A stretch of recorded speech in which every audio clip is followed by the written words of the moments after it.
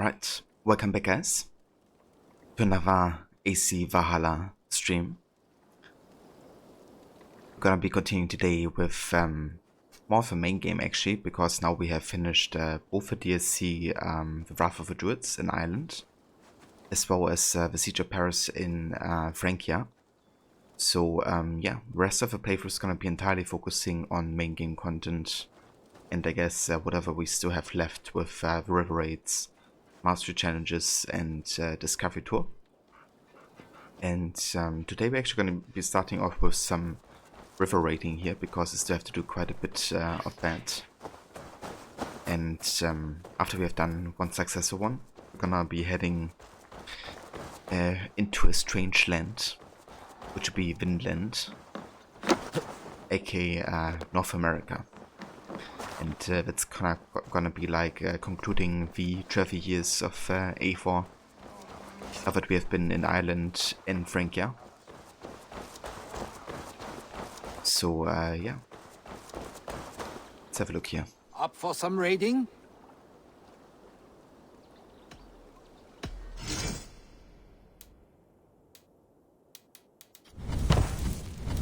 Okay, let's change the cell.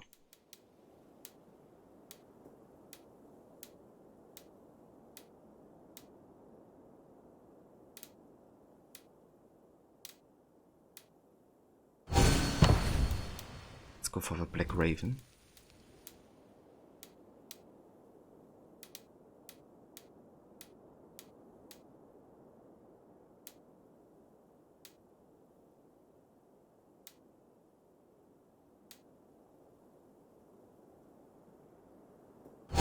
And the Na Bouquet Shields.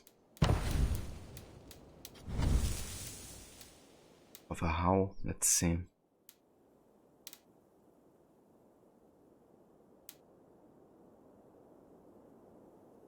I kinda like this one actually. Let's go for that. Oh, it doesn't really fit with the cell too much.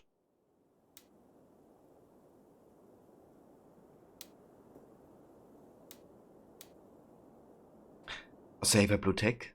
Welcome in, dude. Good day to you.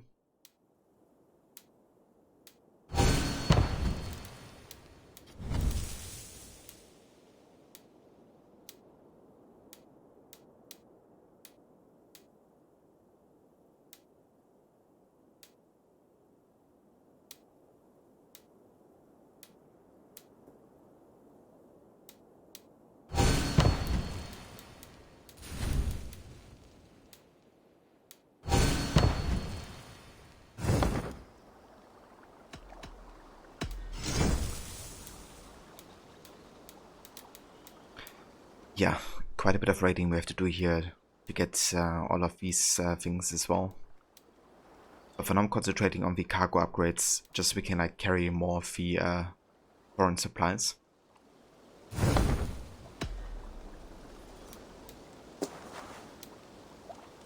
No croak for me?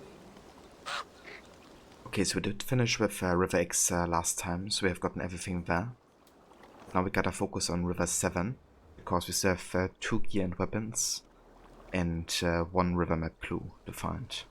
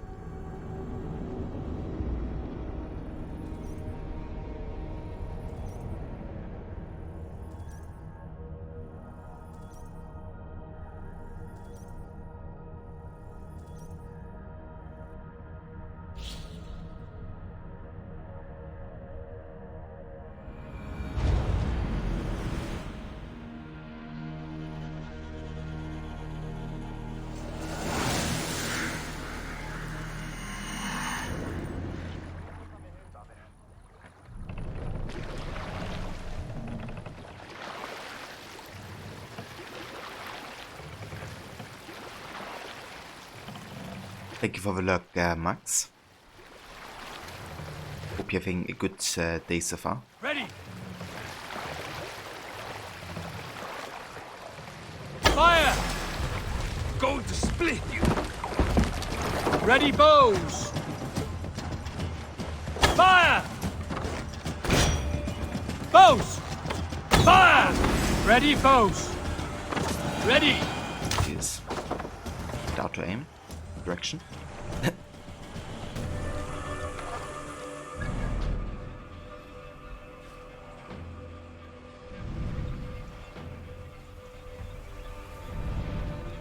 Okay, so you can pretty much ignore these other locations here, for most part at least. I wanna go is up here. Still gonna radio vote just in case there's some supplies or like rations or something.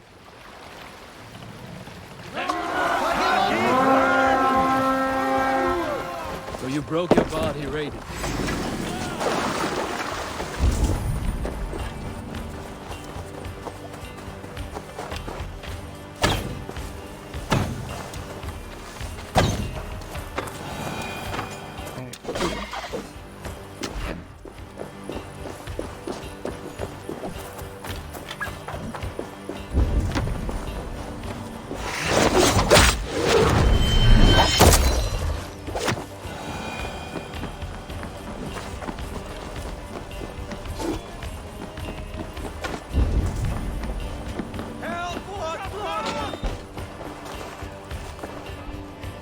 Hey! Can't do this alone!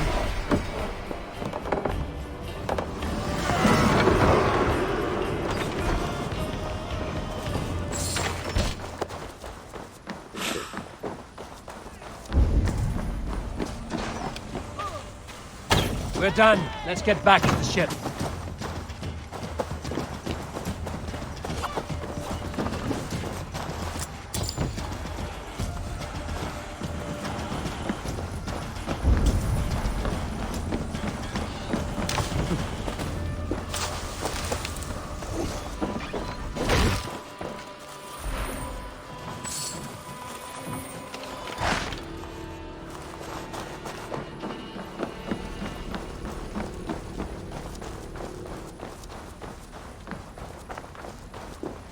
So you broke your body rate, and now teach and lead others. Why not retire to a farm with your riches? A farm? That sounds terribly boring compared to teaching. Sail out! What's the use of living a life if you haven't left a legacy? The lives we live are but a spindly thread. We strengthen our bonds, and we build something greater than ourselves. Also, I enjoy seeing this crew tumble off the ship and be just as good as I ever was. Proud of them.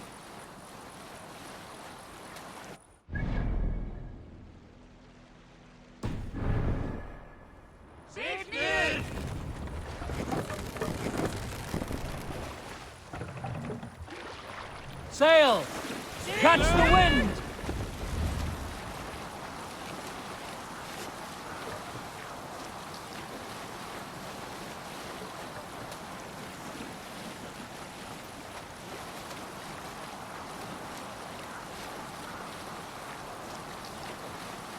Sail down! Segler!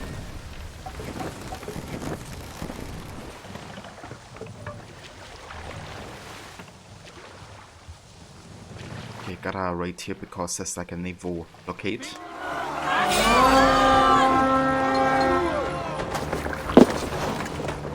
We fight! Damn you, rat!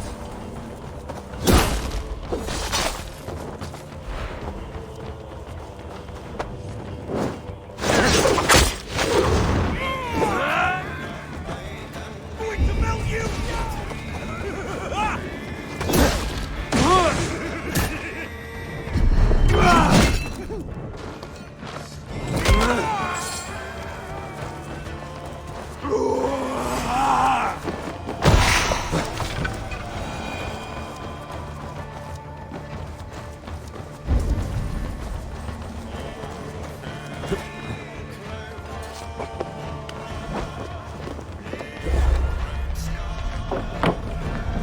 we're done here.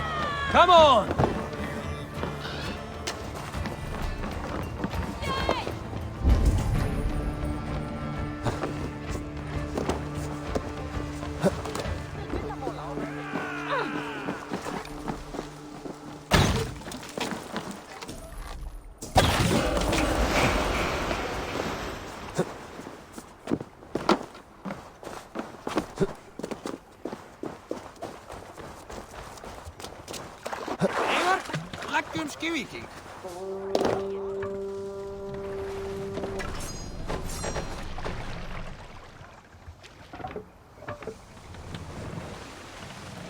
Run up the sails!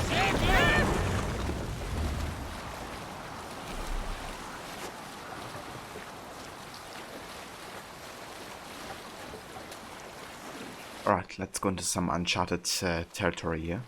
Have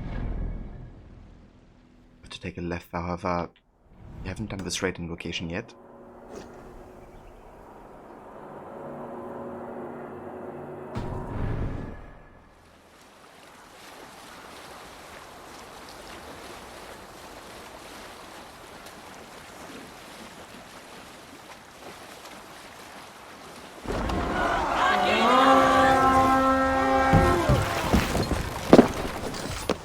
To battle!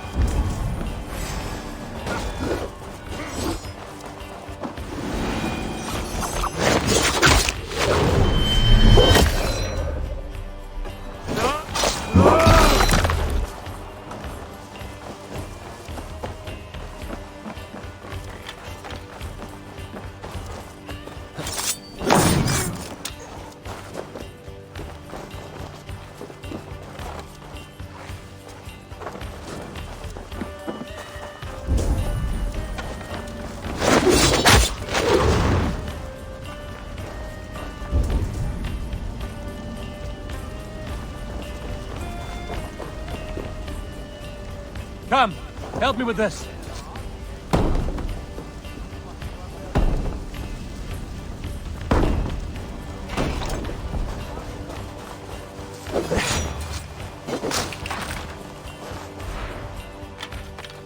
Give me a hand!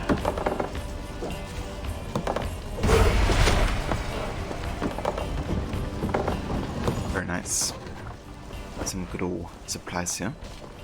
All right, we have what we came for. Let's go.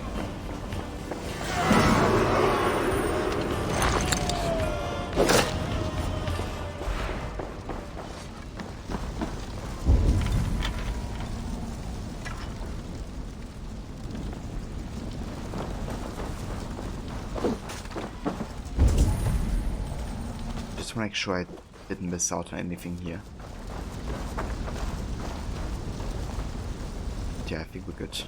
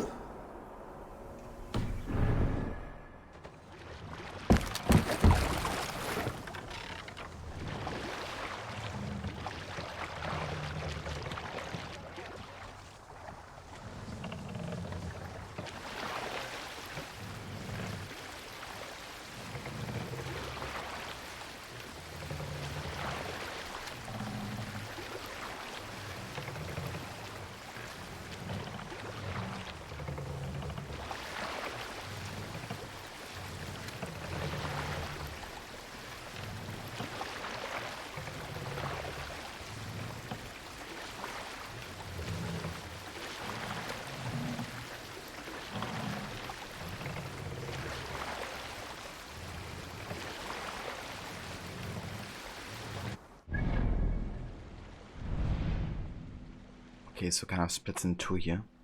Never mind, that's also a location I haven't done yet, so we gotta head back here as well. Kinda missed that. More sail!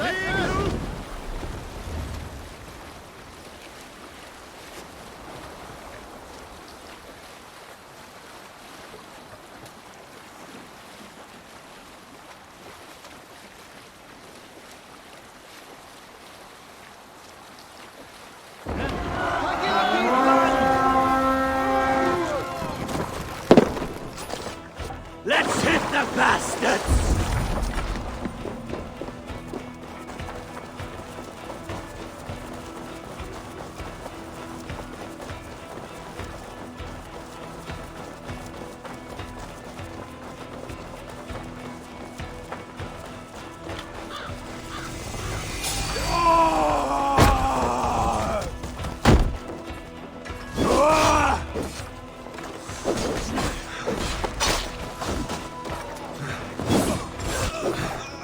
Righteous!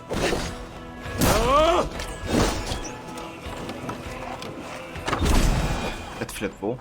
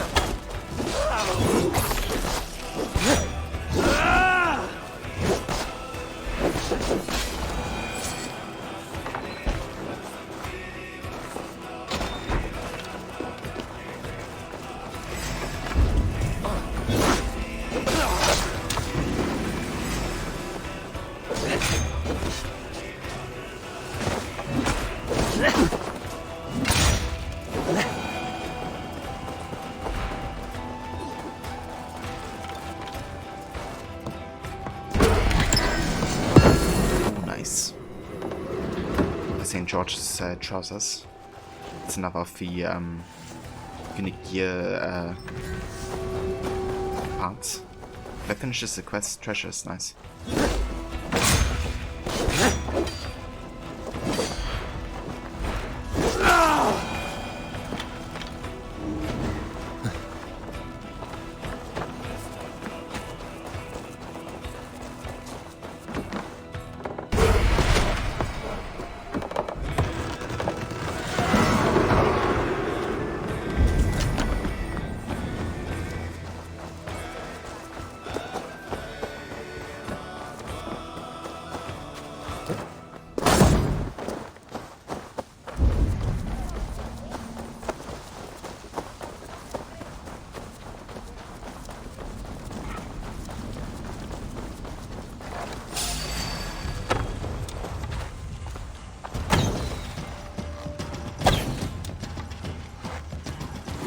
Like trying to hit me from up there.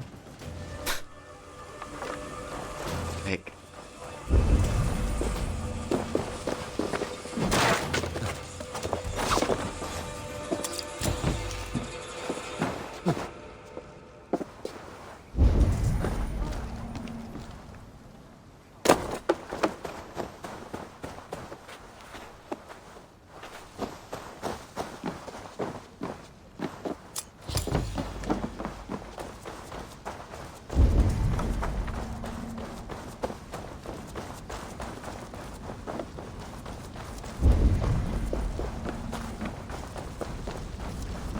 Let's check everything again, just in case I missed something.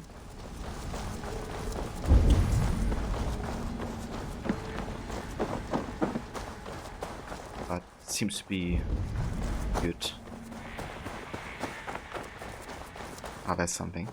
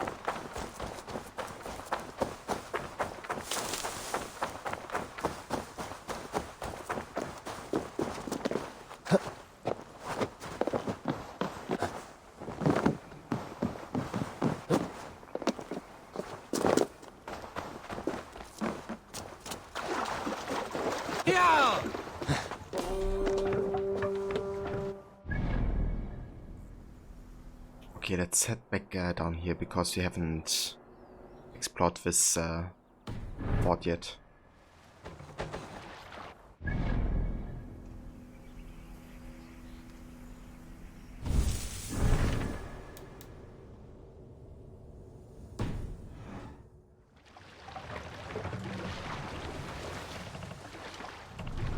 Let the sail out!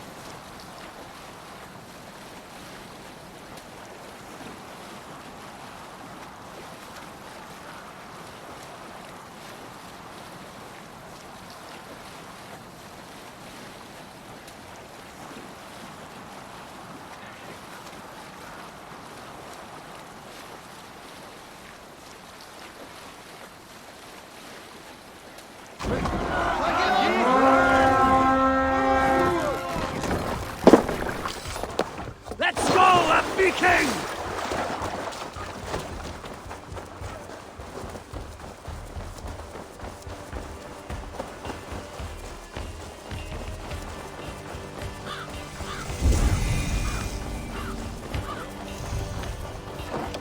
Max!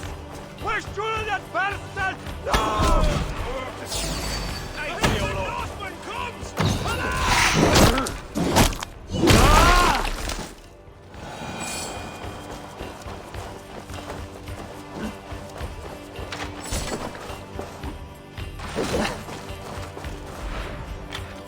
Help me out here!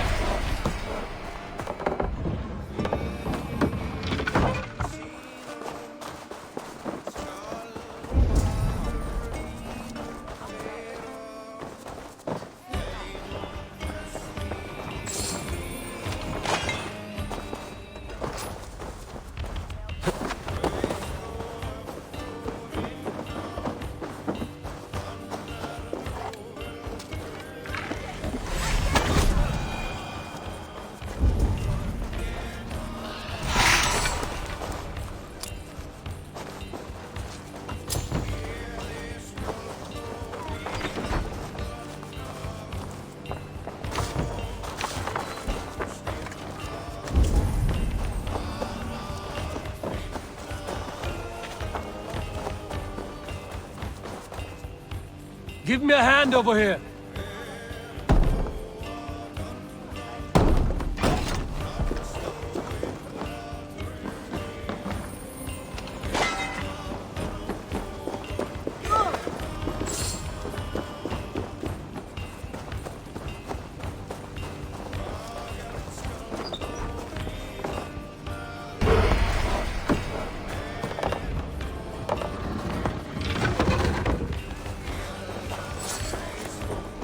good haul. Let's go.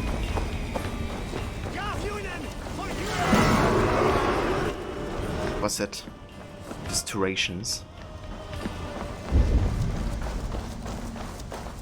Not worth it. At least now we know that this location is useless.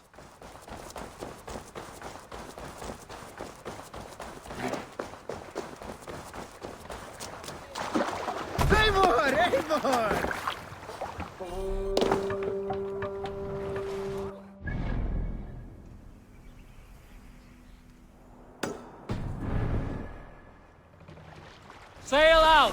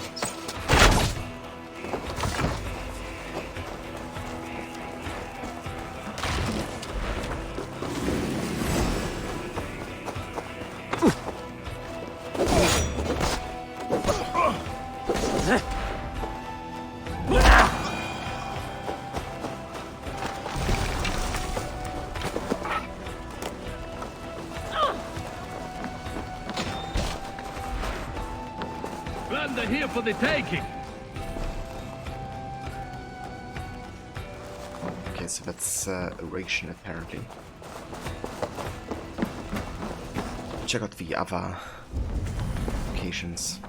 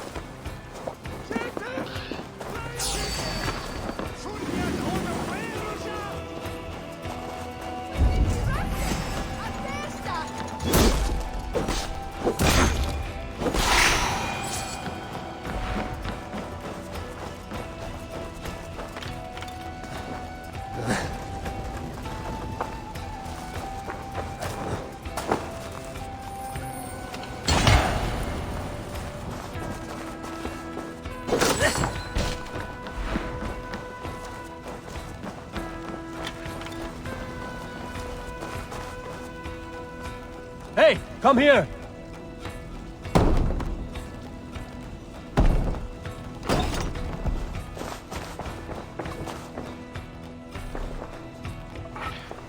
So again we have 2 rations here. It's a bit anticlimactic.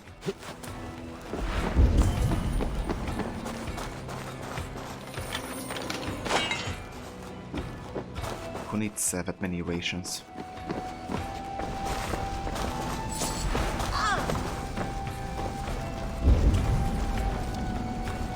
keys with this one. There's actually another key.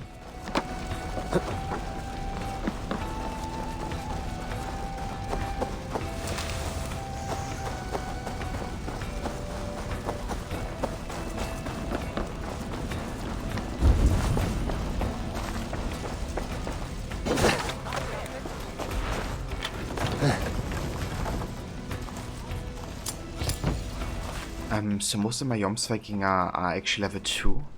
I think I have one level 3. But yeah, apart from that one, all of us are level 2 right now.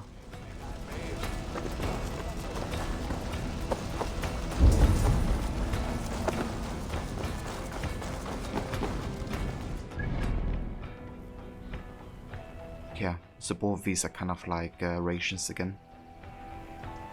Let's set up there next.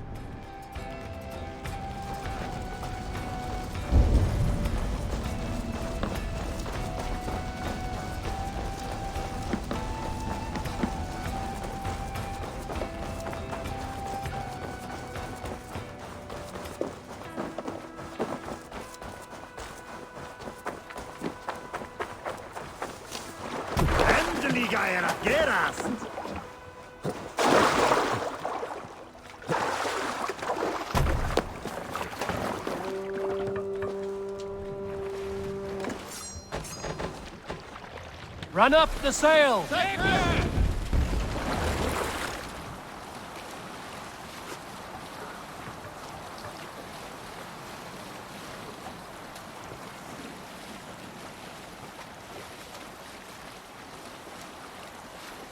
Bring the sail in! Take it easy!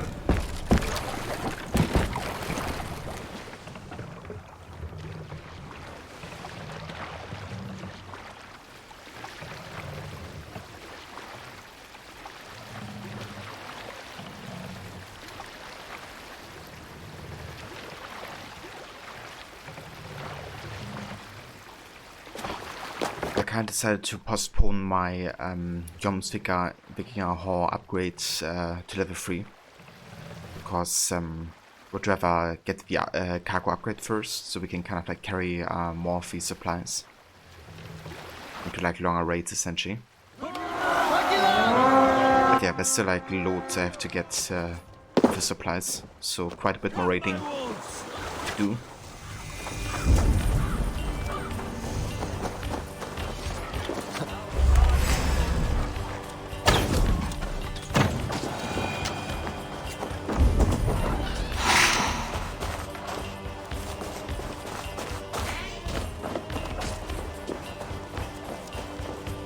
It's picking gear! Okay, that's an aberration. That's everything here.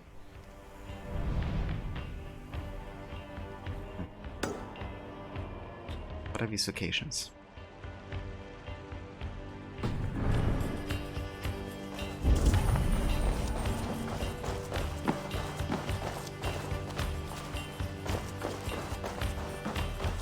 Where are the supplies? Välkommen after, Styrman. Like we found double as many ration chests as supply chests so far. More sail!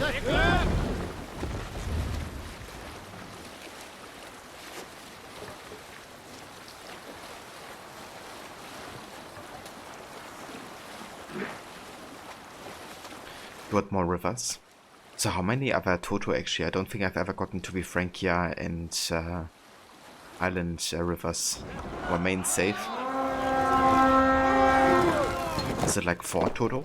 Or are there more? We feed the raven this day!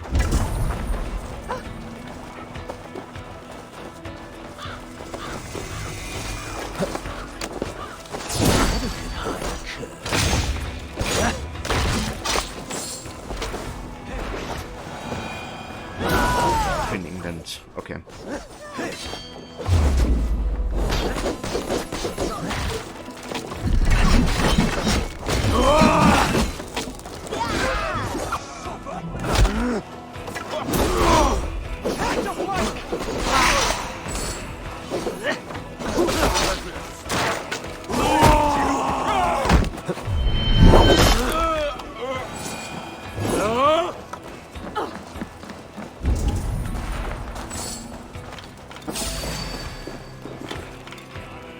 Hey, come here a moment.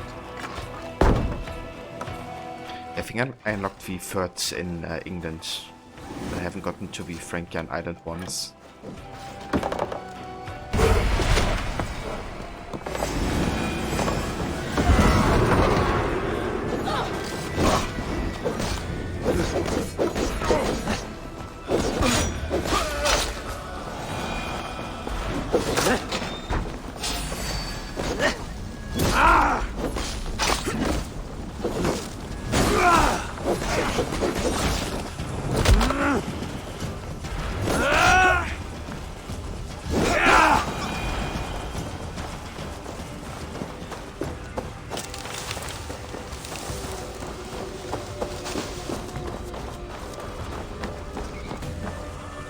Give me a hand with this.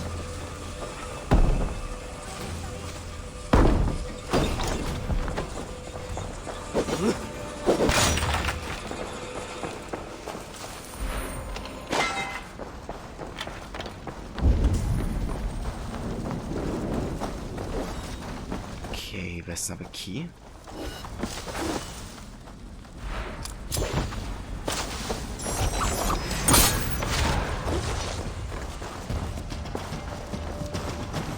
That's it! Back to the ship!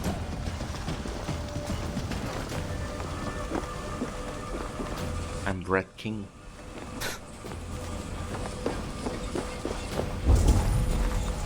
The dread ability is so overpowered. I'll wait to use it on like a boss or something. Yeah, I'm not sure actually. I haven't done them myself, but I did read somewhere that they added river raids for these regions, or had like planned it or something. But I'm not sure. I never advanced far enough in the whole quest line of the river raids. I never gotten to that point, I don't think.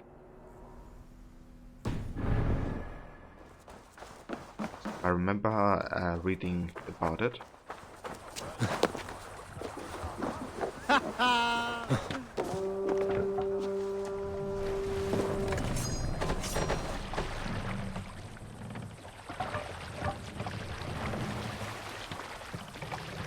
Sail! Catch the wind! Reef sail! Can't I follow the river? Never mind.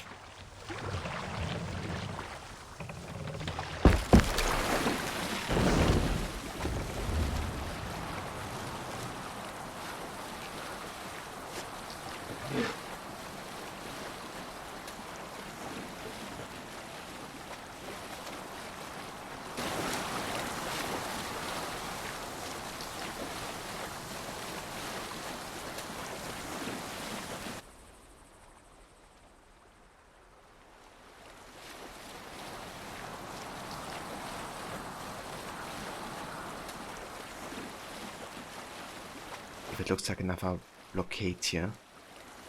Something. Sail down! Boom! Fire!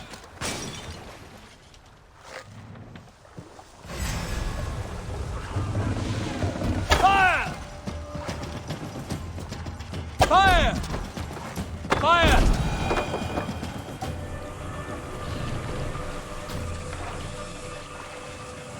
Let the sail out!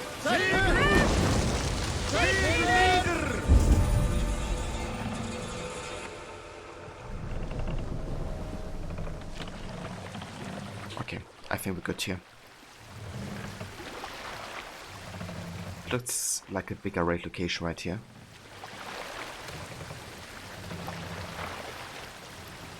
Oh, not that big, but big enough.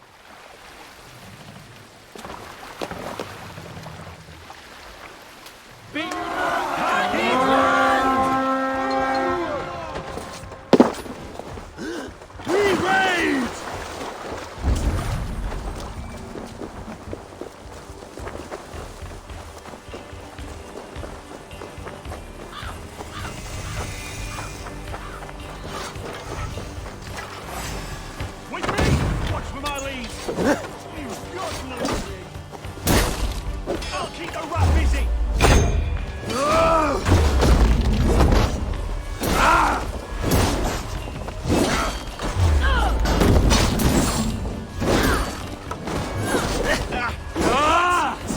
Die!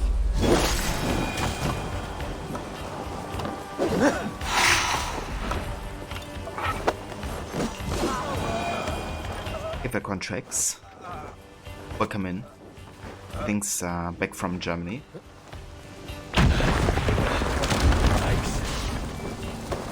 Yeah, big yikes. Ah! Shit! Shit! Didn't work. Ah! Go up! Damn you! Thanks, Dick.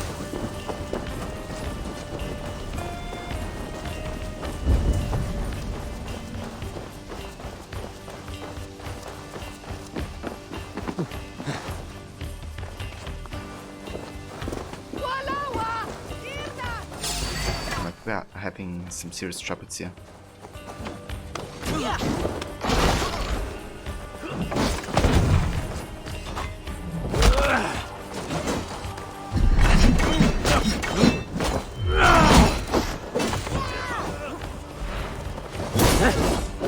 Keep the pressure on!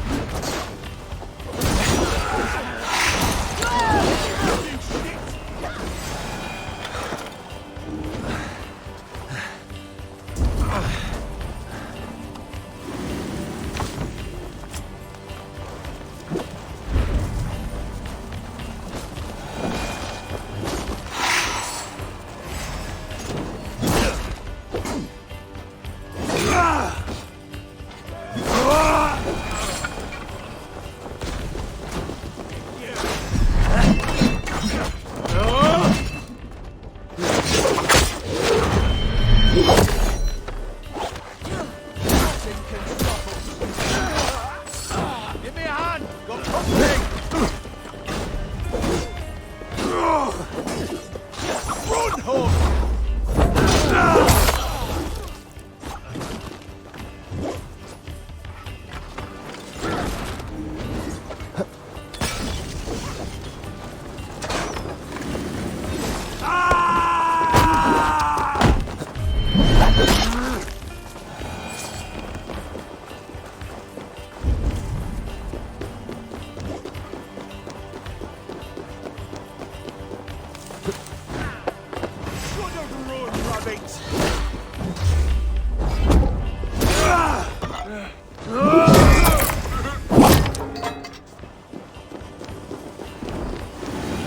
Damn, all my Jomsvikings are having similar trouble here. Gotta revive another one. But it's definitely the biggest occasion yet in this river, I think.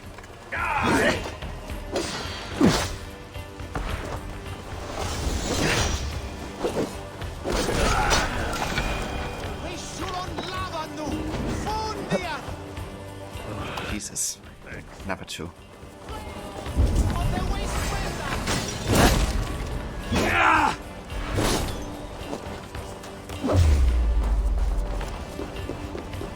May all the saints die!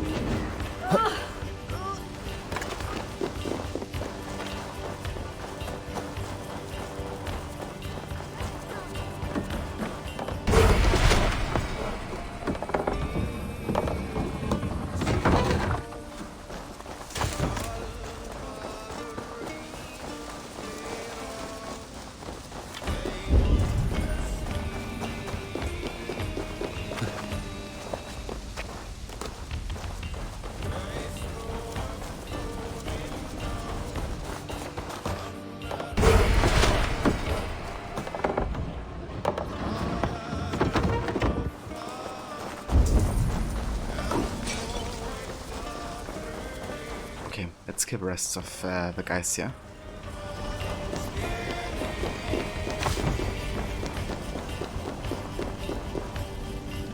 Help me out here!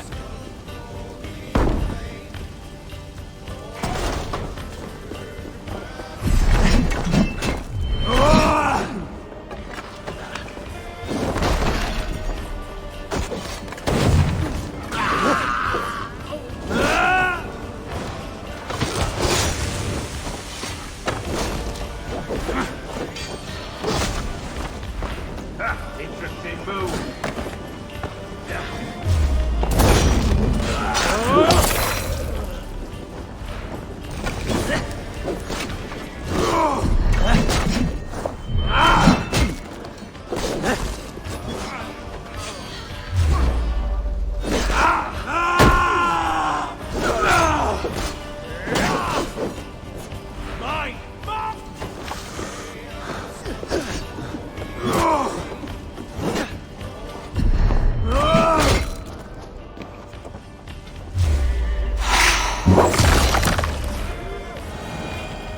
Jesus Christ, how many people did almost die here?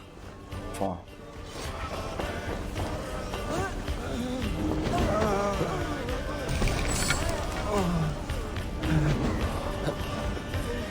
You get quite a lot of rations from fuck, I'm actually out of rations. Oh, never mind.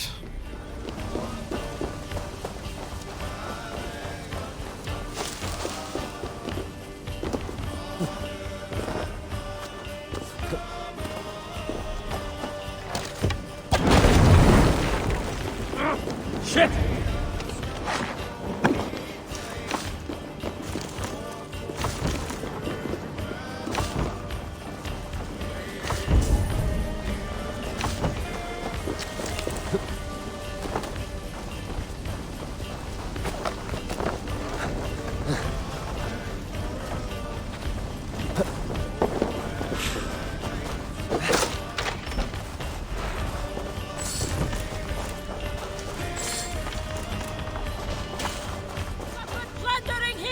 Give me a hand!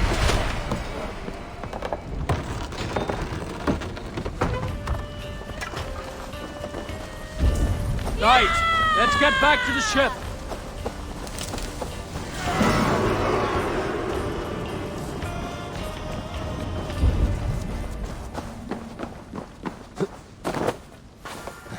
I think this treasure could be maybe important. It's kinda marked like that.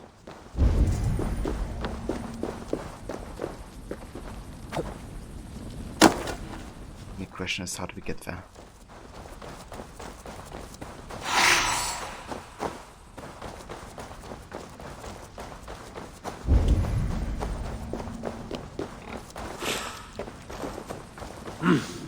I feel great.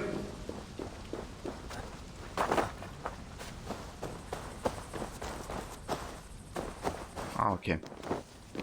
I see. Okay, that wasn't anything special. Just another treasure.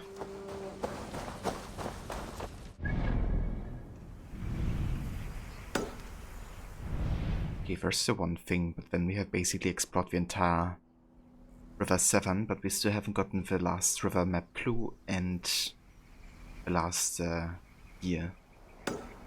We're gonna have another look down there just in case there's the location. But yeah, we have explored everything else at this point.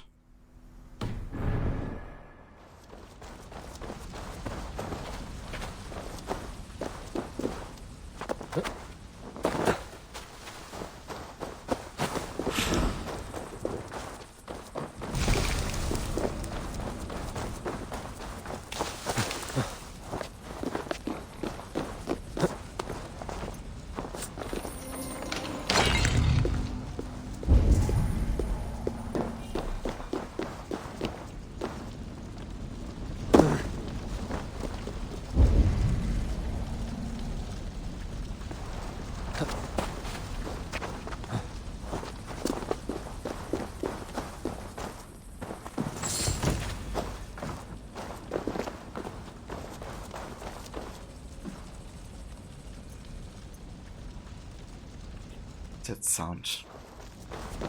Like there's An unlockable nearby.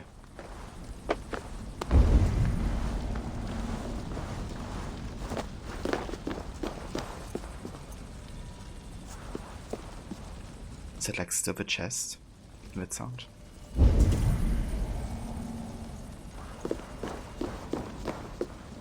Kinda seems like.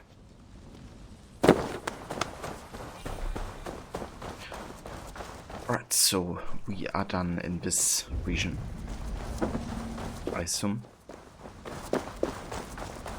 Check out the last unfogged area and see if there's a location. If not, we just have to keep coming back to River 7 until we have gotten the last gear and map clue. Might even look it up, like where we can find them. I do think they actually randomly kind of like coordinated, I guess, for each river raid, but there's only a few locations where they can technically spawn.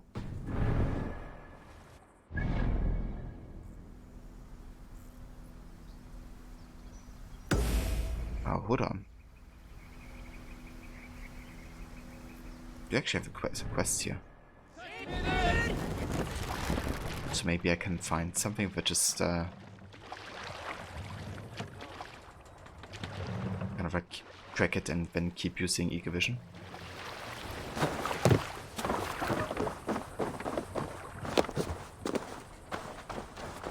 Clue's always in a monastery. Yeah, seems like these bigger locations, I guess. That's good to know that they're like exactly located in a monastery. There must be here then.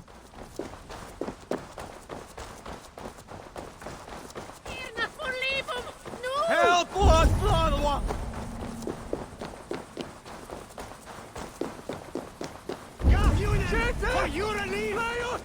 Yeah, that's something.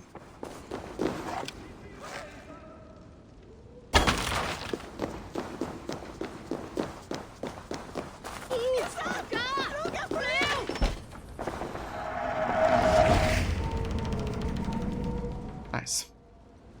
That's all the clues. So now we're only missing the last of opportunity.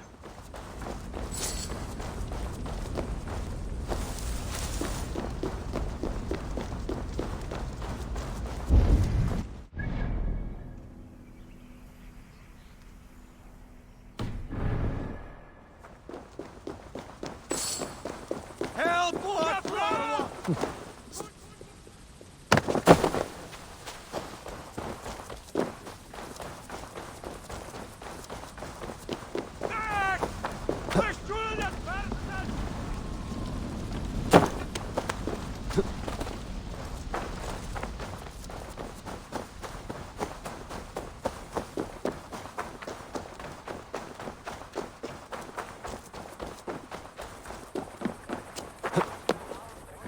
Might actually look up what's have unfogged the last region here, where the last gear piece could be. Because now we have like visited most of the locations in the northern kind of like part of River 7. More sail! So finding the last one should be fairly easy.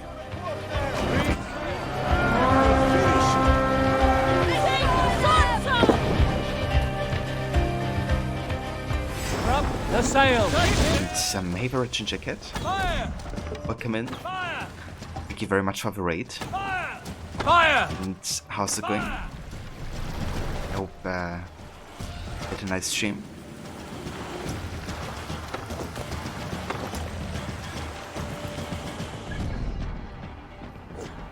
Okay, so nothing, yeah.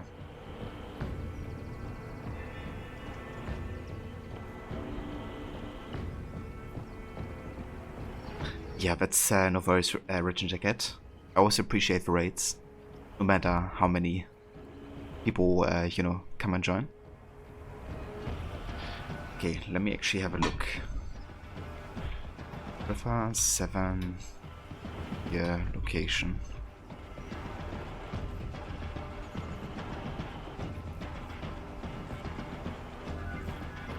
Okay, so the Lowlands Camp, Island Camp, Western, Eastern Fortification, and the small camps.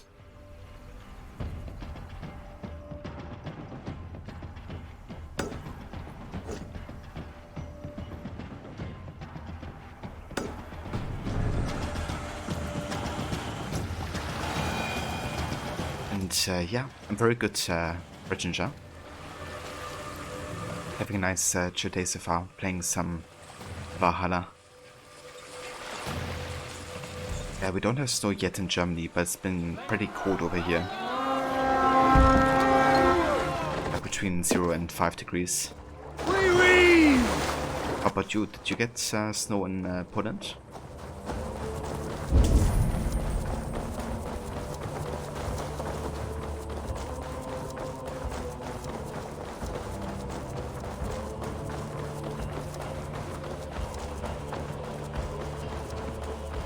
I wonder if there's still like anything to loot since kind of like checking the region.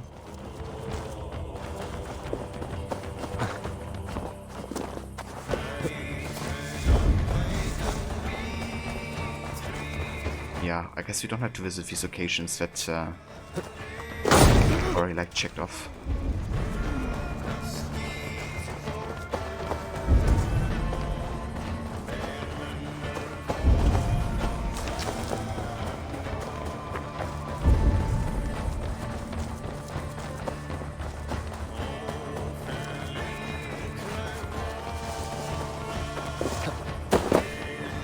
Okay, that's epic. Nothing in Belgium. Hopefully we get some snow for like Christmas or something. I wouldn't mind that at all. It's raining for a few days, but the rest of Poland has snow. Have you recruited the cat yet? I have actually, yeah. Yeah, we have a raiding cat. It's not on this boat though, because this is kind of like a separate gaming mode in Valhalla, called River Raids. But on my main long ship, I do have the cat with me at all times.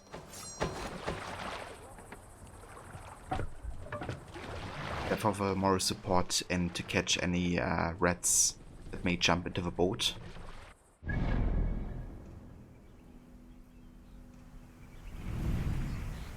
Okay, so don't have anything there. Was 7 Outposts part of the possible locations? Doesn't seem like.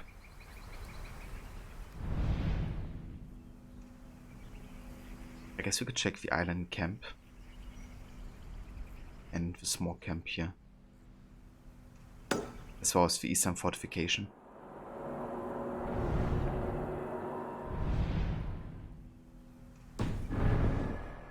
Run up the sail! Yeah, can't miss out on the, cat raider. Those are the most deadly ones.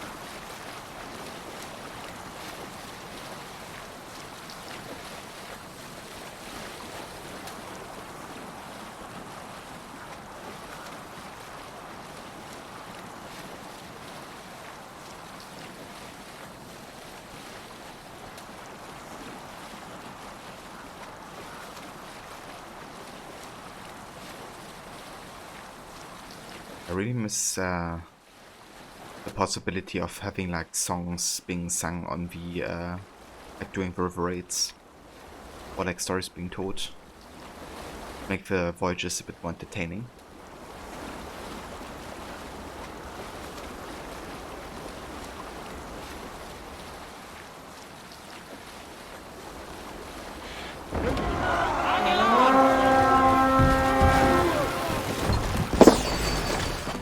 We raid!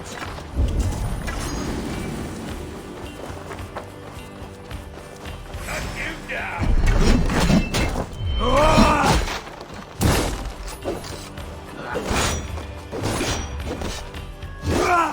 Take it!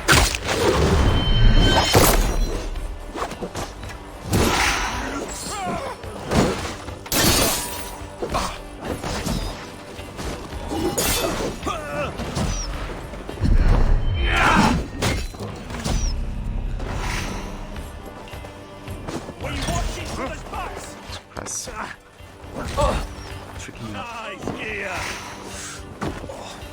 Ballista. It's like ending me.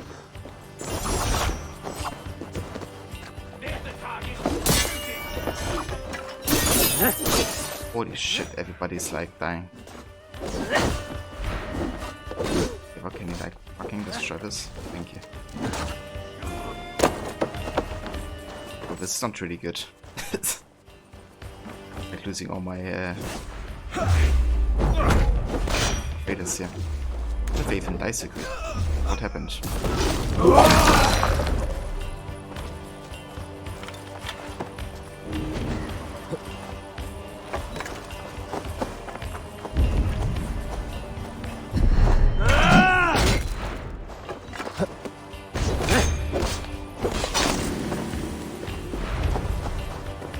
Great.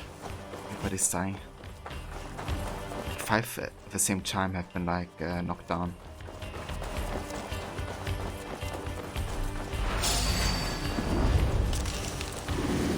Creations like really bad.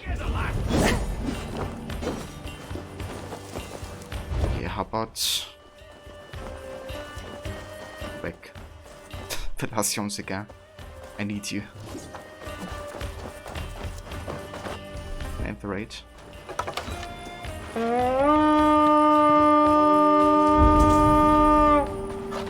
Okay, so the last one should be safe, hopefully. Because yeah, that's not good at all. I'm just gonna fight these myself. Because I still need one to open the chest.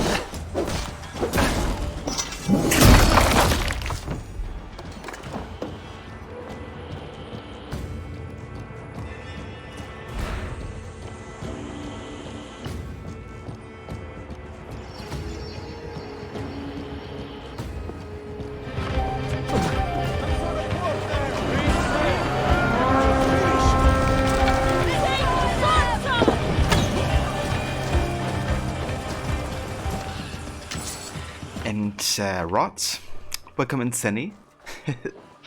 Thank you so much for the raid, dude. And welcome in everybody from Rod's stream. We had a good time today watching some Revelations. That amazing game. Hey Rod, welcome in, dude. How was the rest of your stream today? With the quick run playthrough of Revelations. We're currently doing some river raiding. I'm almost done with the 2 major rivers of England here. But yeah, I just had like 6 of my crew dying at the same time. Had no way of reviving them, so I'm basically only on one remaining crew member at this point. What the fuck? Ava was like, let's go for a swim.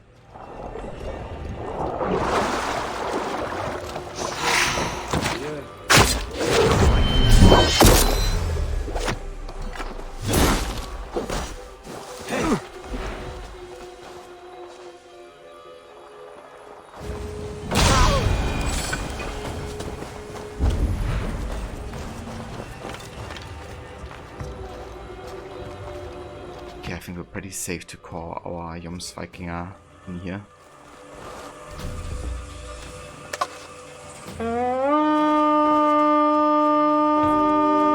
The last one. We definitely have to keep alive. It shouldn't be too difficult now because Give me a hand with this. we do have enough rations. Rich pickings here. Okay, is it just foreign supplies? Good to know. Let's go to the other location here. But no worries, how goes Valhalla? Absolutely amazing. It was great. You're up to Cappadocia now, and then on Saturday you finish the game and then watch Embers, then do the Valhalla stream. Very nice, dude. That's good progress. But yeah, already to Cappadocia. That's really good progression there. For the first part of a quick playthrough. But yeah, Valhalla goes pretty good. Quite happy that we're making nice progress with the riff rates here because of how grindy it can, you know, be at times. But yeah, we're getting there. Slowly but surely. It's also foreign supplies apparently.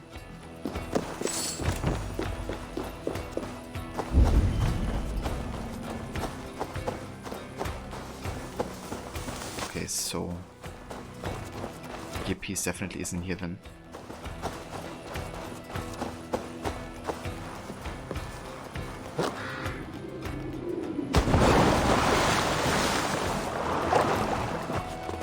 Okay, I think I'm actually gonna head back to the to Ravensthorpe because of like one remaining radar. I mean, we could check the other locations real quick. Maybe I just do that just in case one of them is the last gear piece, but I will basically go into the region myself and try to kill all the soldiers before I call my Jomsvikinger. Can't raise the sail. Set the sail out.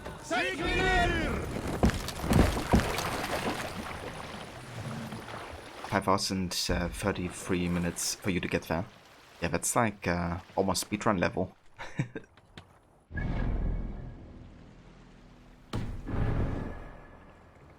Quite fast. I guess you also warmed up to the game now that you have done like 2 other playthroughs before. Sail out.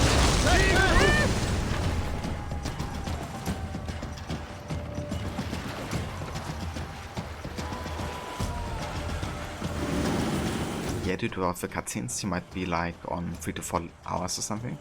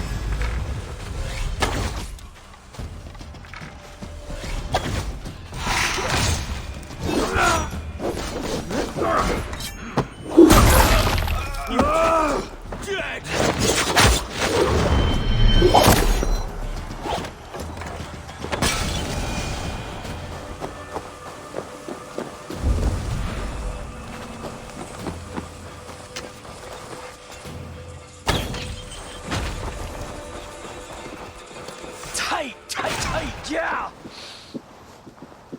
13 months, eh? That's like over a year.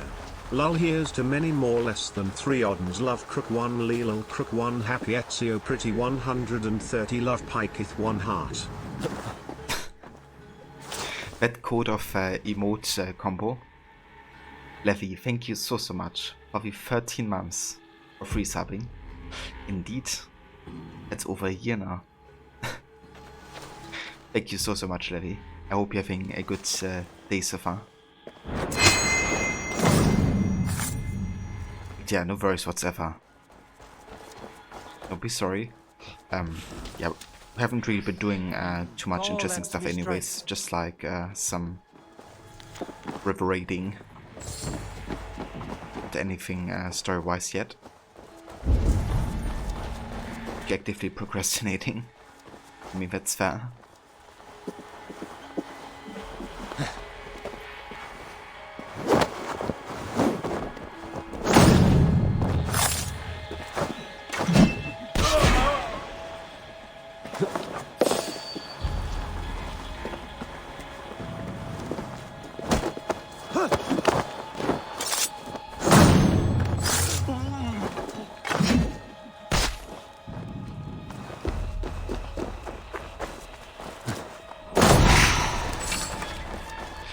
And no worries, Rod. Take your time, dude.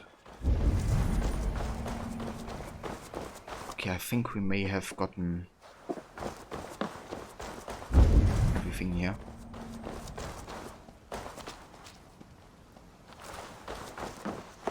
Or at least every enemy.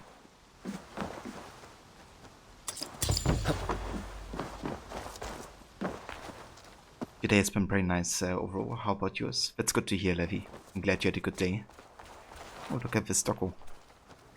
Wanna get petted? But yeah, I also had a very nice chill day so far. Didn't do too much as well. Some Valhalla is always good times.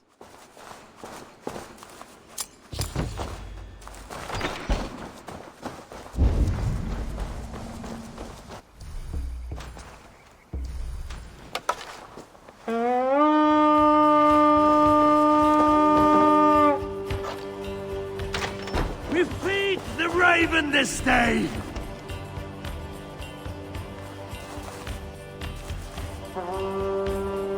Okay, so we have foreign supplies here. I think that's the only... Oh, there's another wealth opportunity, but that's only like a small chest, I think. Yeah, no worries, Levy. Hope you enjoy the lurk. Enjoy the procrastinating.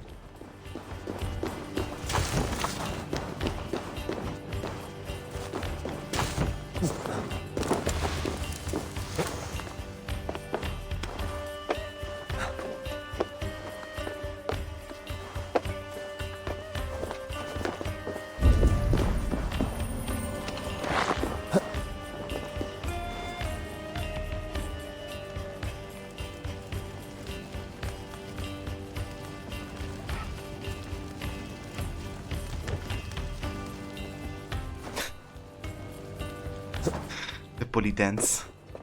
Very fitting to his music, actually. Can't lie. Okay, so it doesn't seem to be here.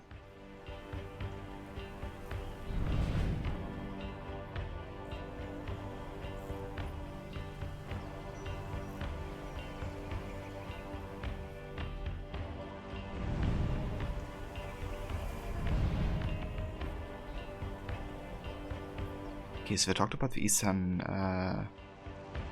fortification, but where's the western then?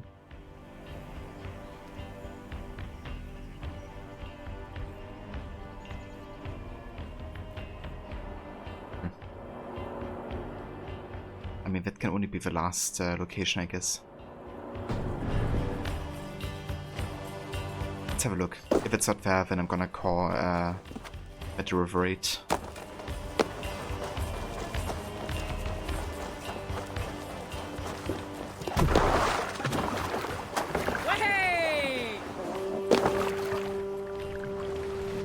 can't raise... Run up the sails!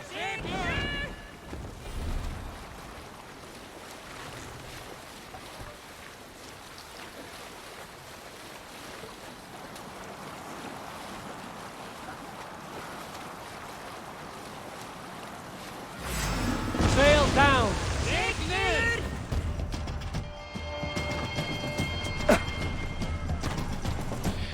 Also, while we're at it, I wanna give a shout out here to Rod, actually, for anybody that didn't just come with Raid earlier. Rod is also a really big fan of Assassin's Creed. Currently also playing through Valhalla on the weekends. But he's also currently doing kind of like a celebration stream of Revelations for the 10 years of that game. So first he's been doing a playthrough going really in depth with like 100%. Then he did a second playthrough focusing on the music a lot and really like taking in the soundtrack and stuff. And now he's on his third and last playthrough where he's just like getting through the game kind of like in a quick way, you know, not doing like all the content but rather just focusing on the main story and stuff. So yeah, if you're a fan of AC, definitely check out that channel. That's the worst whatsoever, dude. More than happy to. Hey Vermola, good morning. You love it when you come back and you see 2 tabs become 1. Yeah, dude, I have it happening quite a lot as well. Given how many people, you know, rate each other that I'm kind of like following or lurking on.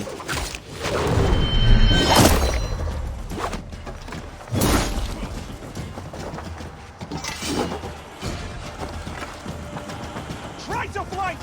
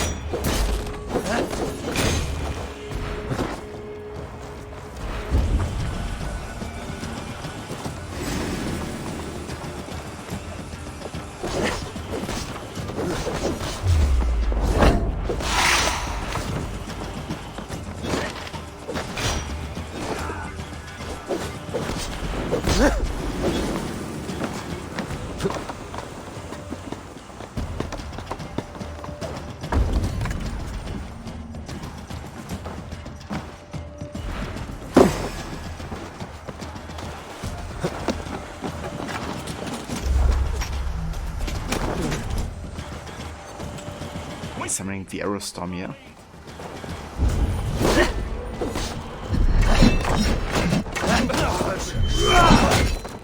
Your luck!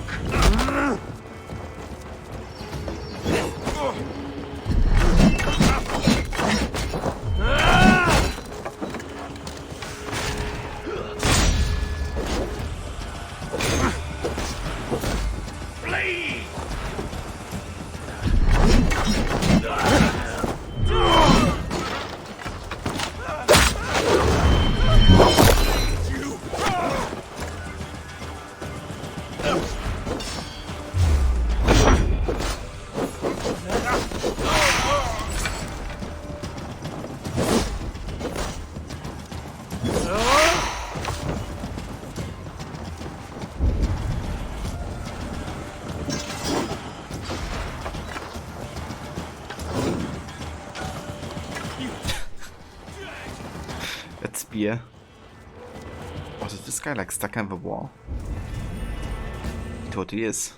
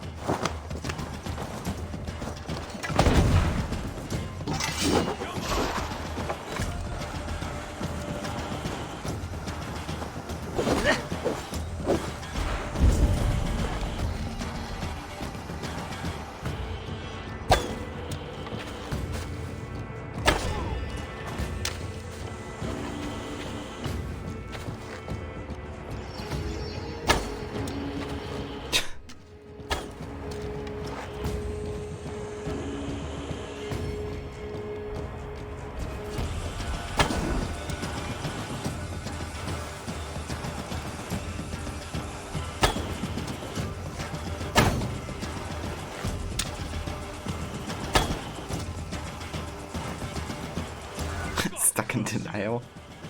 It really is, dude. Okay, one more.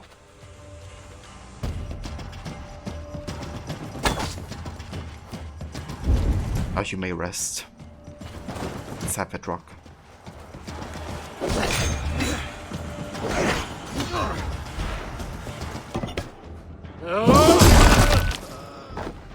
Guess what to accept, he can't get out of there. Yeah. I'll keep you busy! Supper!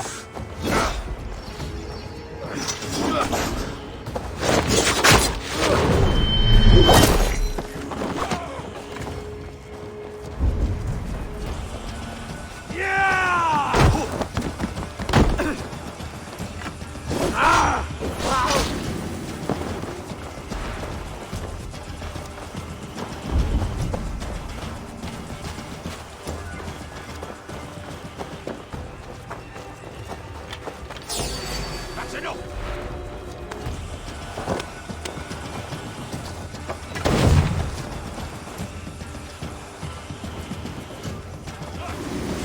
Die! We bring Christmas!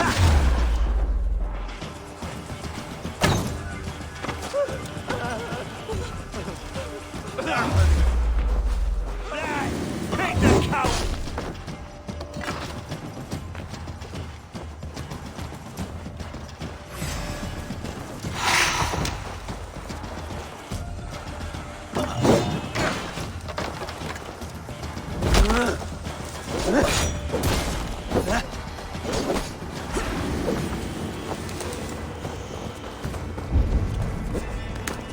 Okay, who's left?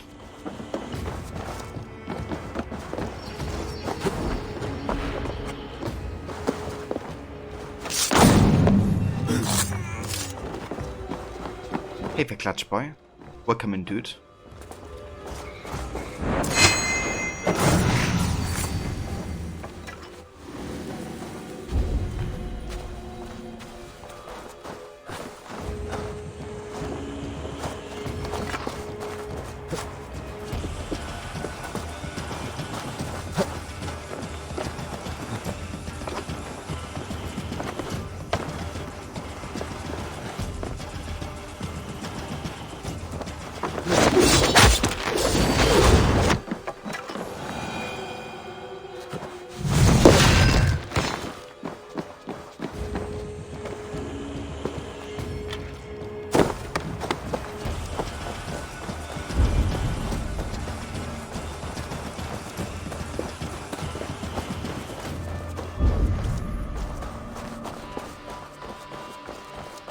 Okay, we have a few more targets over there, but I think those are the last ones.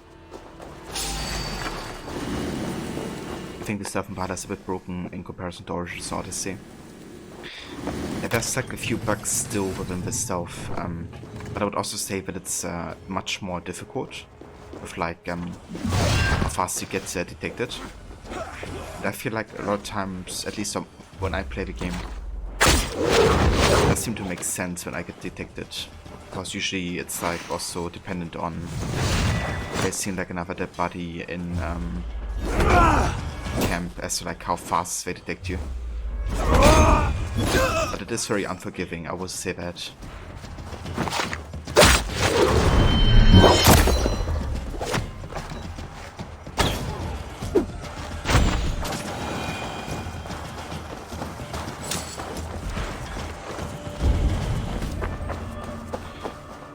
Yeah, I agree actually, Bluetech. I do think it's more realistic. It's not like, you know, without issues, but I think it's definitely more realistic.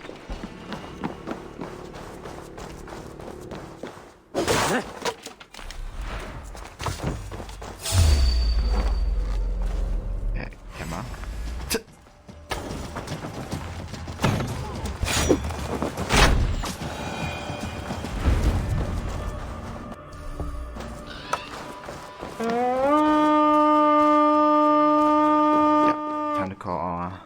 Faking here. Come, my wolves!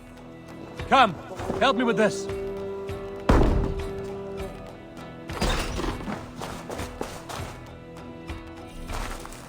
Okay, it's a foreign supply.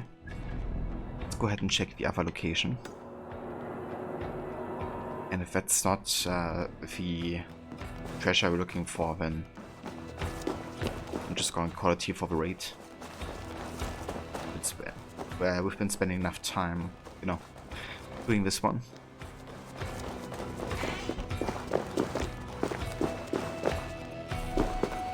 Yeah, more foreign supplies. Never mind then.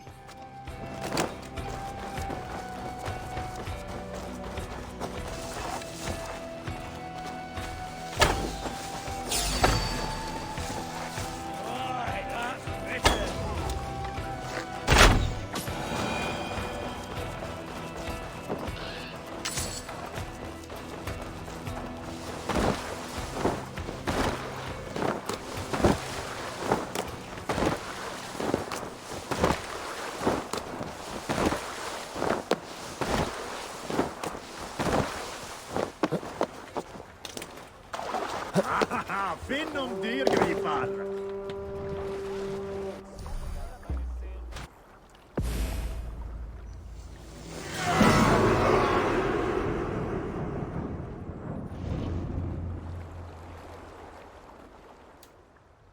Fallen Jomsvikings 7. Yeah. But one monastery really killed a lot of them. Like for some reason, like something must have happened, like an explosion or something that killed like 5 at the same time. But it's fine.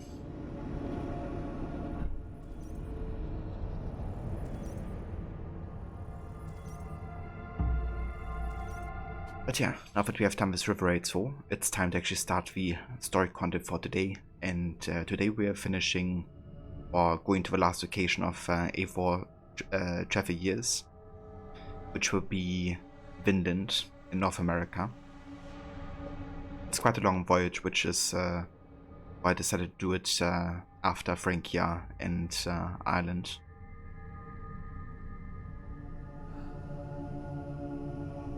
But yeah, that's where we headed next.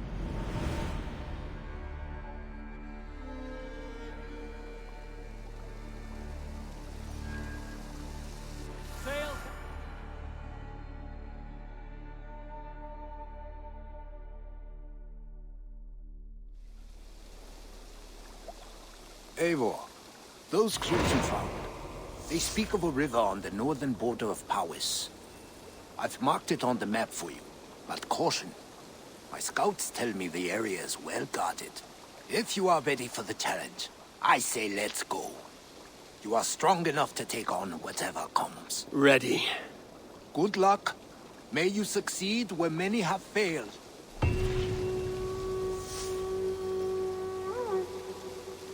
Very nice. Up for some raiding? Nice, we can upgrade the cargo storage to 400 foreign supplies. I'll not do that. The plan is to get it to like max, so we can just maximize our cargo, you know, take with each of the raids.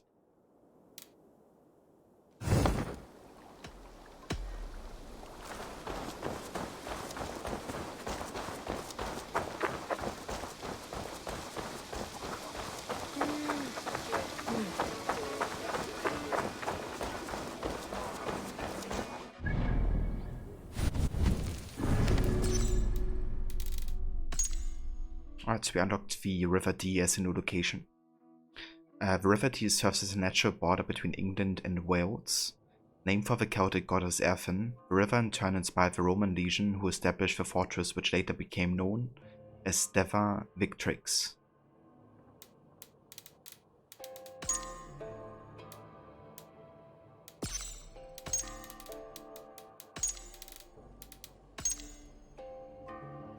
Champions of the River. The Jomsvikings have long shared tales of champions who dwell near the rivers. Some say they are mere mercenaries, hired to guard the shores against raiders and other waterborne threats. Others claim they are eternal warriors bound to and aided by the weapon of power they are sworn to protect. In any case, rich plunder awaits those bold enough to breach their defenses.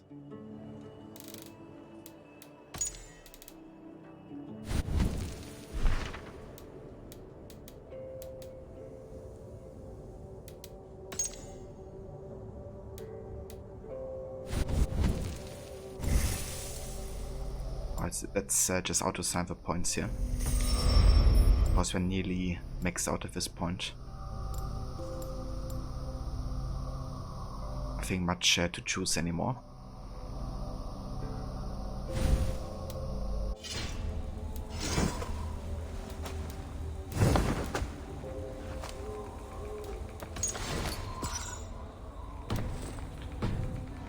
Yeah, I think we're ready to talk to Renvivo and then start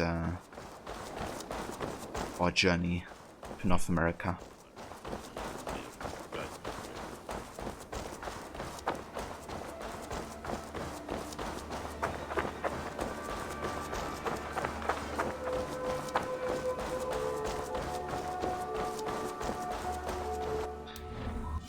I think I'm gonna change my loadout a little bit though. I think I go for Varan's X and then cap it with a hammer maybe? Maybe the Yukon Vazara. And we give this, let's see, critical knockdown, then stun.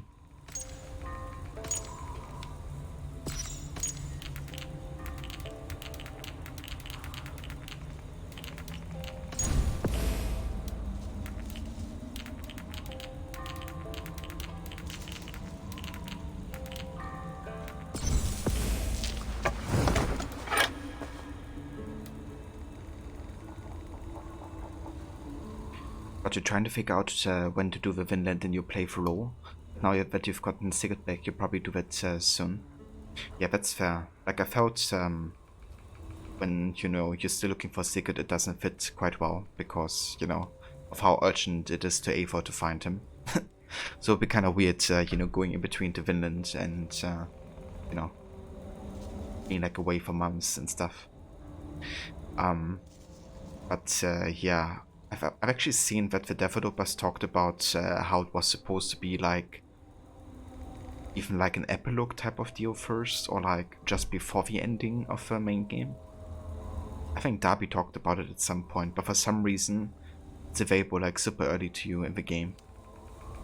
And the suggested power level is like maybe, I don't know, 90 or something. So quite low. But yeah, somebody like from the dev team talked about how it's actually supposed to be like late game story. But yeah, I just decided to kind of couple it with my DLC, you know, playthrough, and just call it like the travel years of Eivor, and you know, do it kind of like that, with like a bit of a pause from the main game, and travel across the world really. But yeah. Okay, so it's in the hundreds. I wasn't quite sure, but it's definitely not like, you know, a late game suggested level or something.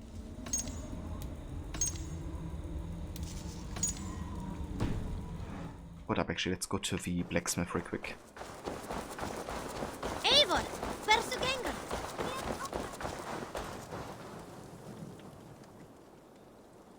What have you got for me today?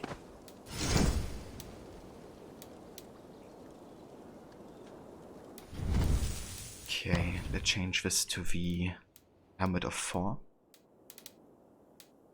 There we go.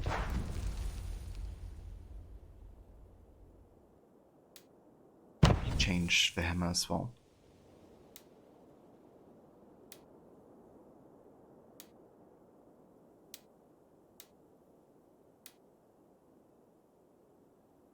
I mean, it looks right. I'm just gonna keep it. That be all? I have to go. See you soon. So long. Oh, that's right. You put off seeing Sigurd when he leaves Ravensthorpe to do some arcs related to the Order of the Ancients. And that felt like a good spot to do some of those. Then once Sigurd was taken, if I tried to just focus on arcs related to that. You still need to get Valka set up actually too. Ah, okay, so you haven't done the Asgard storyline as well. It's crazy how much there is to do in Valhalla, right? Like at this point I'm 150 hours or so into my playthrough. And I still have probably another 50 hours left or so. I mean, obviously doing completionist, you know, and really taking your time, it really does add those hours, but yeah. Another thing I haven't done in a while is actually go out of the animals and spend some time modern day. I think there's still some stuff I need to read up on. But I think I do that after we've been in Vinland.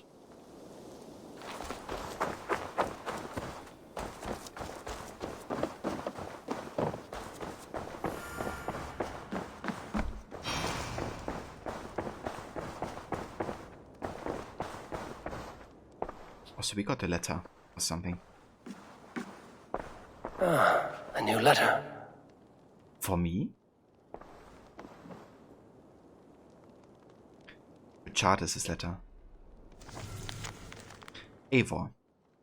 I'm writing this as the little bear recites the names of past kings to me. He's growing up quickly and is going to make a good and noble king. Charles sends greetings, though he is still very weak. I want to thank you again for the mercy you have showed him. He kept your every word to me when it was not easy to do so. Wood was a good man, if overly proud. I would not have blamed you for taking his part. Yet you held to your word and spared Charles, and I am eternally grateful. You see, Eivor, God did use you, as I knew he would. It was strange and messy, but isn't it always? My own trial taught me much as well. I will never again doubt God. How could I? He saved us all that day. I'm very glad you were brought to us. You have proven yourself to be honorable and true. I'm proud to call you my friend. I must go now. Bernard has finished his recitations, and I promised him a visit to the winery. I must watch him carefully, however. He cannot be allowed to gain his father's love of drink or yours. A good king must be sober. I look forward to you visiting us soon, if God wills. You will forever be welcome in our home, and are always in my prayers. Richardus. But a letter? For me? Can't wait to hear that again, dude. Always enjoy playing through Syndicate.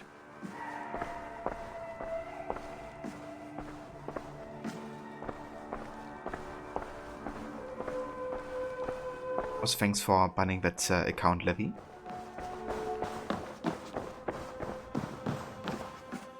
Good to see you, darling.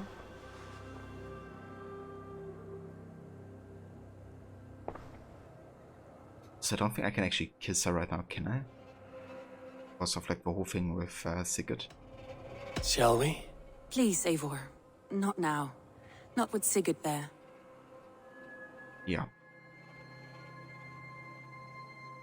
Ubisoft Quebec's best AC game. I would agree, like 100%. Like best AC experience as well if you consider the DLCs and stuff they have done. But yeah, it was much closer to, you know, the idea of an AC game. I want to see the Alliance map.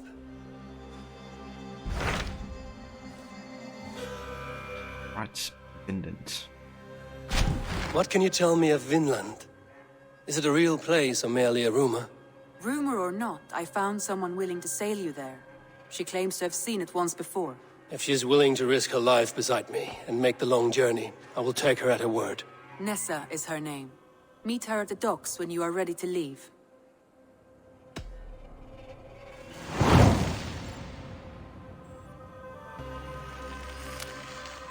I will go now, and end the life of Goran Kjotvisson where the Valkyries cannot find him.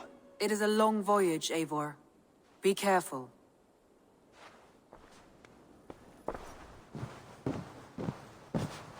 If I hope.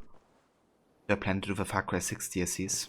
I haven't really gotten to the other Far Cry games yet, except for Primo.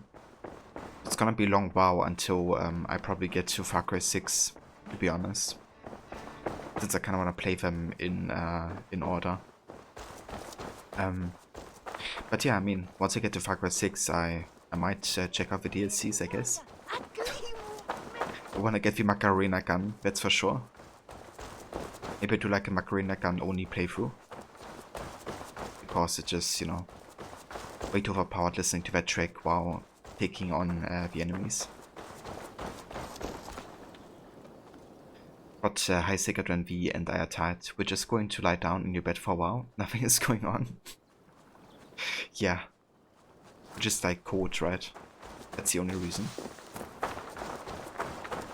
While you were away, your Jomsvikingar helped to serve other Jarls. Here is the tribute they earned. All right. Bring out my lieutenant.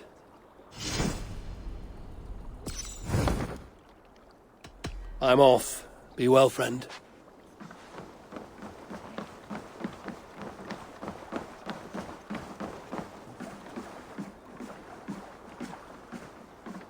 Good day to you, stranger.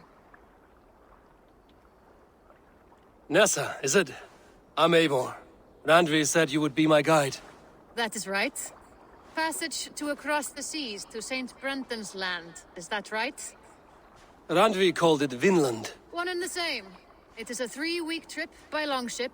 Arduous, dull, possibly fatal. Should we survive, you will be compensated. Eivor, before you go, you must be dressed as a thrall when you arrive. To be seen as you are would raise suspicions. Gorm runs this new camp, and it is a good bet all but a few will be loyal to him. Good thinking. Only taking care of our prize Strenger. First things first, Eivor. My ship, my rules. Second, you follow the rules. Third, if you listen to my rules, you live. Understood. Good. Let me know when you're ready and we'll get going. That's a lot of rules. I thought there's only one rule. Okay, so basically lose all of our equipment here once we go to Vinland. It's kind of like a fresh start in a small but new region. Say the word, and we are off. Yeah, that looked like. If I wasn't too amused. I will leave my gear behind and dress the part. To Vinland we go. Hop in. We'll leave now.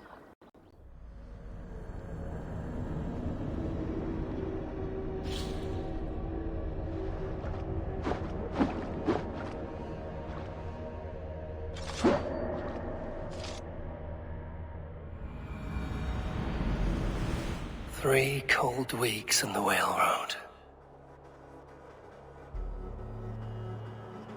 Past mountains of ice and kingdoms of stone. Saga lands.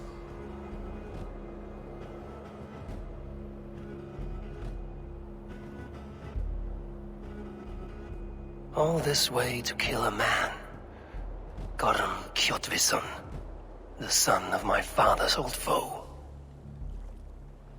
What dark work does the Order have so far across the open sea?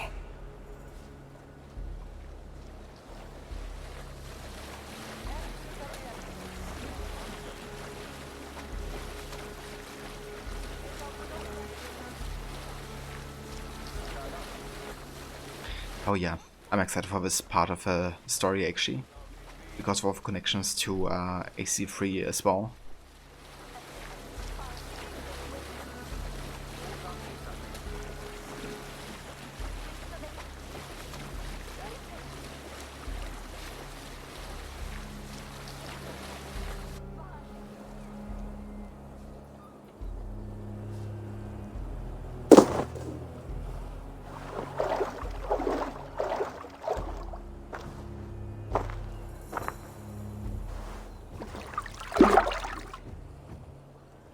Someone in charge. I had better step with care. No friends here.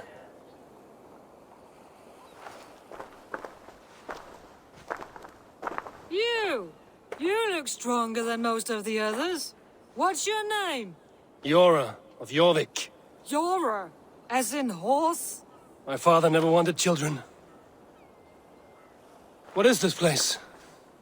Newhaven, a wild place found on no map. Are we settling here? That is not our plan. Too many wild folk in the woods. They threaten us? You ask too many questions, horse. Your task is to keep your mouth shut and do as I tell you. Now, unload that ship and then I'll have you carry those carrots. Hildy! Hildy! We can't find Olaf. Loki says, not again. We cannot send supplies to Gorm without his guidance. Ugh. Haul what supplies we have to the nearest camps then. Gorm's men will do the rest. Let me go. I can carry whatever supplies Gorm needs. That's Olaf's job, horse, not yours. You stick to this port and keep your head down. Ask around about Olaf. Someone must know where he has run off to.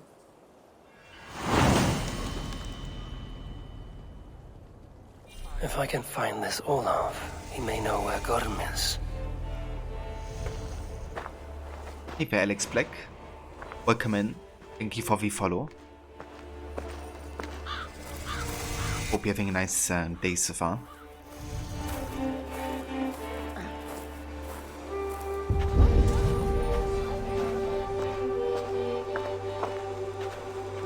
Grab a shovel from Gorm's storehouse. No, it is a rotten place, that storehouse. Have you seen it?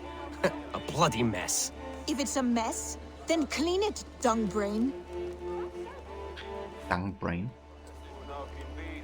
He beat Olaf bad. Thrashed him and locked him away in the storehouse. You know why? Because Olafur stole from Gorm and got caught. You're not stealing, are you? No, no. Good. Now less whining, more working. Gorm's storehouse. A good place to start.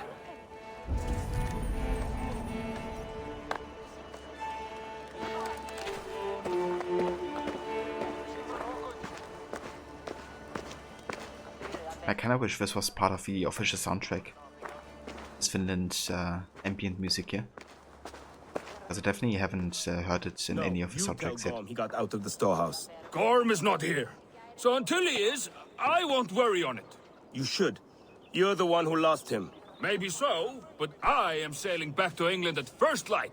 May Loki eat this place. Where is Gorm at, anyway? We have supplies waiting for him. Only Olaf would know. But he had a kind of accident. Olaf the Unlucky. The fool earned his nickname.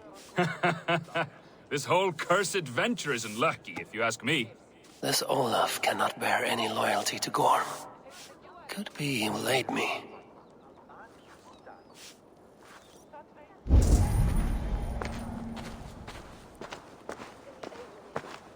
Alright, let's have a look at the other rumors here.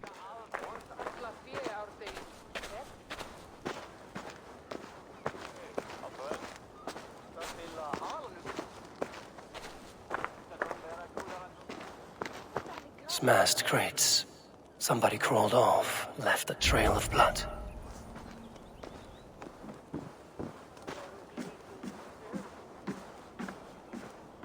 Finding Olaf may be the key to finding Gorm. At least a helpful ally. Sister, wish you were here because I am in big trouble. Tom found out about my trading venture and now he wants to nail my head to a post. I need to get out.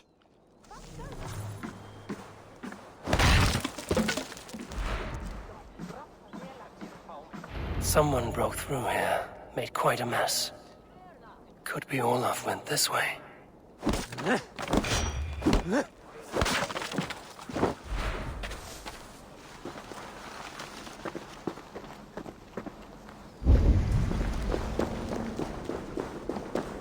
Footprints. Might be Olaf's.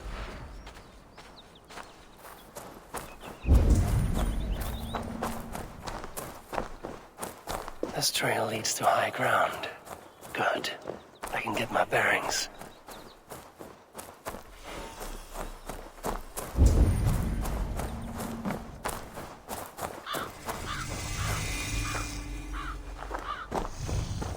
I like how the names here actually in the Kanekahaka language.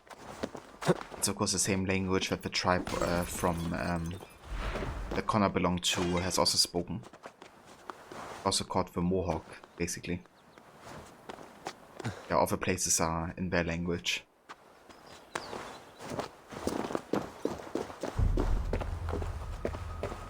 Hey there, Coco. Welcome in. How's it going? Never have I seen such a place. Quiet, and not a stone building in sight.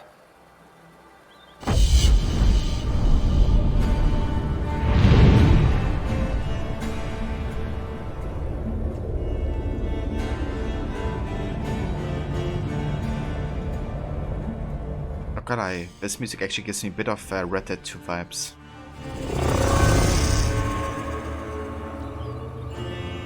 Like kind of like a mix between Red Dead 2 and Valhalla soundtrack. Wonder if that's on purpose, you know, given that we're basically in America now.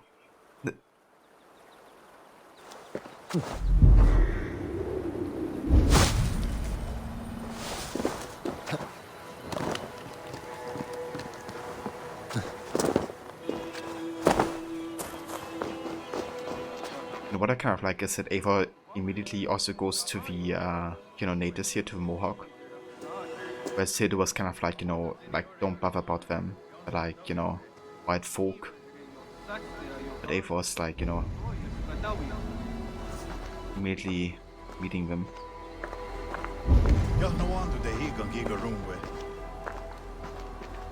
Hey Veroni, welcome in, dude. Indeed, yeah. We're currently villain in Valhalla. And the music just now, for a viewpoint, reminded me a bit of like some of Red Dead 2 soundtrack.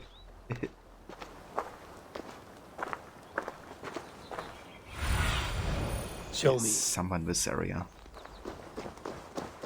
Oh, what? Nia want haje. Oya rungwe yahga ante hanagare. Unkwanatagun stress. There's actually a video. Carry themselves like leaders. It is worth a try. Oh, that soundtrack also. That's actually AC Black Flag soundtrack here right now.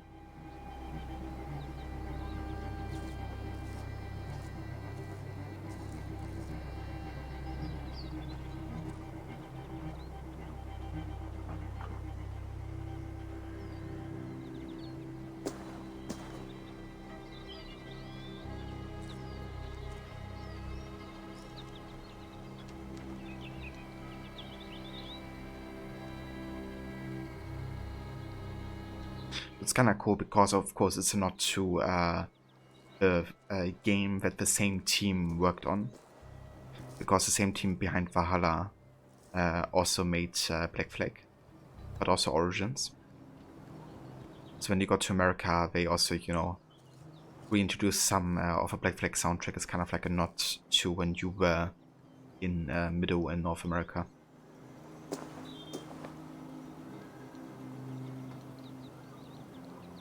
Ron, you've been lurking while doing the work. You just had to come in on the Red Dead 2 reference.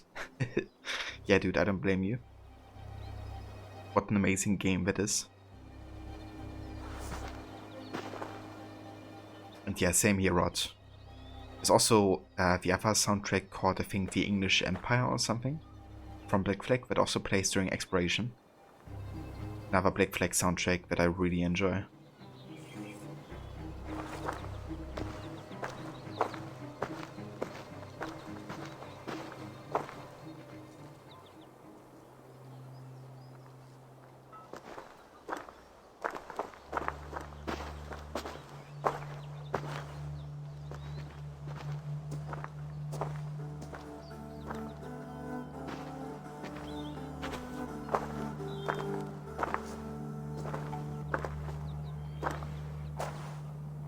Hail, friends. Do we understand one another? Oya ganyatara ke heronu. Joknahoda tigade igarungwe. Do any of you speak Norse or Saxon? Zatsadegwat gigarungwe, yate tsidewayanderi.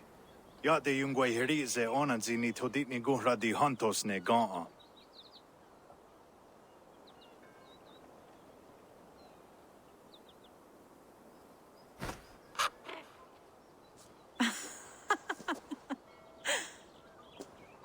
Giga ozidaa.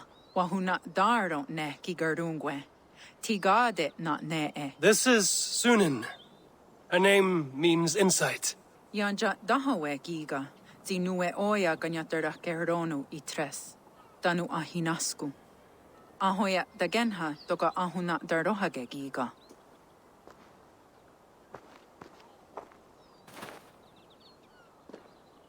Sunan, you made us some friends. These huts and clans. Am I in Midgard still? Probably, thought, why is this raven having some, like a skull? Visible skull. But Cassandra is the only woman in the entire AC universe that has that style of hair done like that. No other woman in the entirety of history of that universe of a series has that. Yeah, and, if somebody else has it, then it must be Cassandra or like somebody related to Cassandra. It's like based on the genes, really, and the DNA. Nobody else can wear a hair like that. It's like stamped inside the DNA. Waterfalls are places of power in the old sagas. It's the same with, being blonde. Like, if you're blonde, then you have to be related to Edward Kinway. There is a language I know well, but the words are mind-sick. Especially if you have traveled to England. The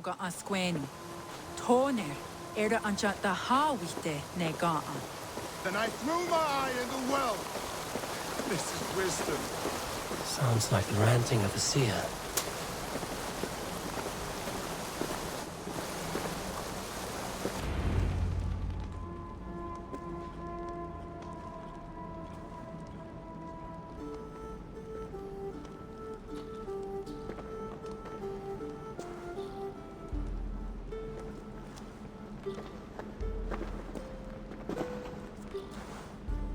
Who are you?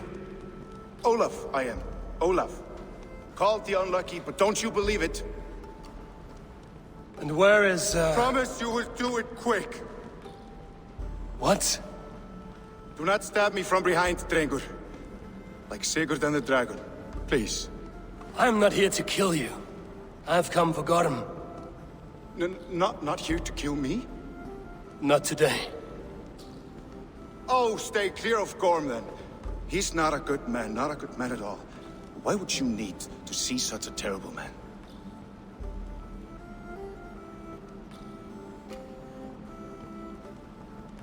I mean, we kind of want him to align with us, right? And by saying that we are opposed to Gorm, we might earn an ally in Olaf.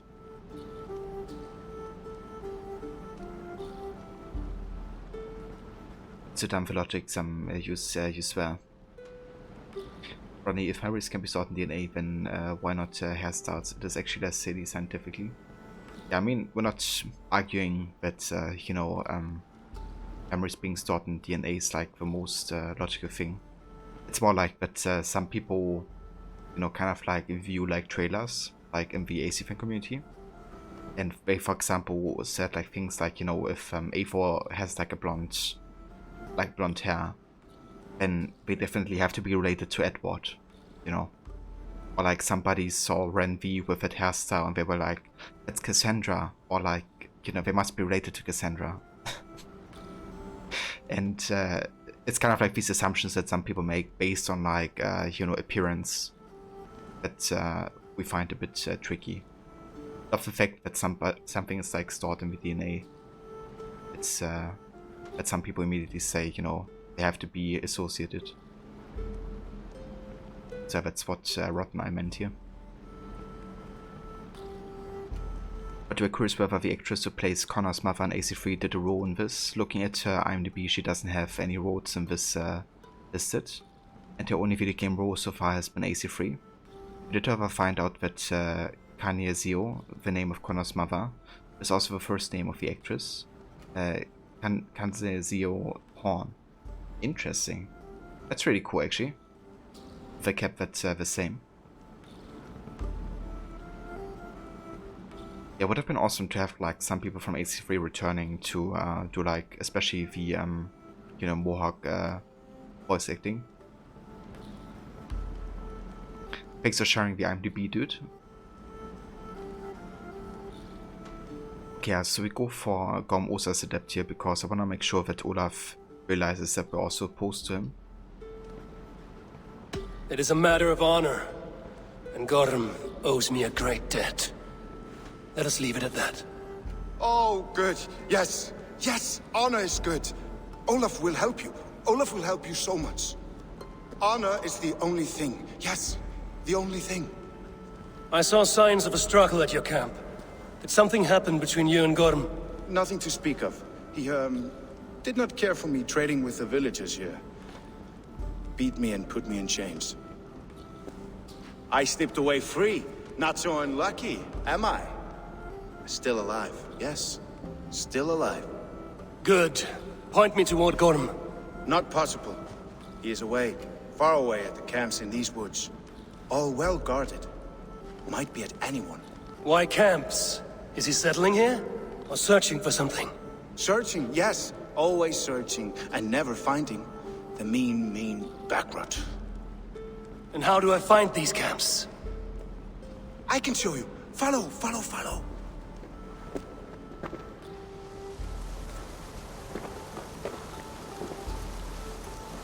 Olav, would you tell me something? Anything Olavur can tell, Olavur will tell my new and big friend. Why would Gorm cross the sea to this nameless wilderness? It seems a great risk for so little. Gorm carries with him a crystal that talks. It tells him where to go and what to do. A talking crystal. It is truth.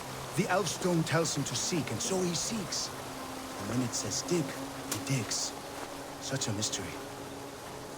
What is he digging for? That is a mystery he will not tell.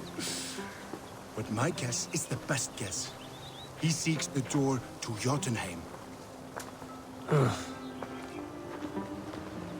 Like, that's kind of cool actually if I talk about Jotunheim, because I haven't done that yet.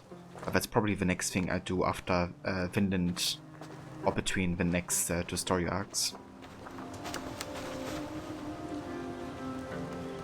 Do you know who is talking to him?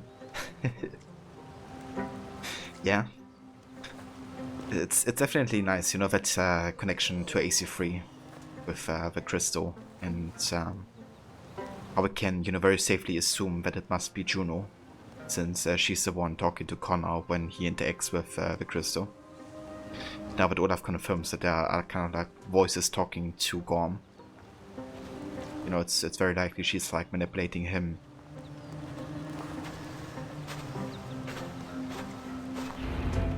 Look! Out across the river. One of Gorm's camps. All look like that. All of them. They are well guarded, you say? Oh yes. By fierce men. Warriors who attack any stranger on sight. Anyone. And they are all well armed. Not like you. As well equipped as a stable hand. It does not take much to kill a man. But sharp steel helps. Oh yes. You're not wrong. I could use better weapons. Olavur will help. Gather ore and hides to barter for war gear. Ore and heights? I can find out there? Yes. Yes! Some in the woods, much more at Gorm's camps. Then traded all with the people here. Easy as a smile. Yes. Yes. I do not understand their language. Can you translate for me? No need, no. We talk with signs. Just walk up to a trader and start trading. Take this. Some goods to get you started. Thank you for this, Olaf. And until I say otherwise, speak nothing of this to anyone. Might be a good idea to trade, now that I'm here.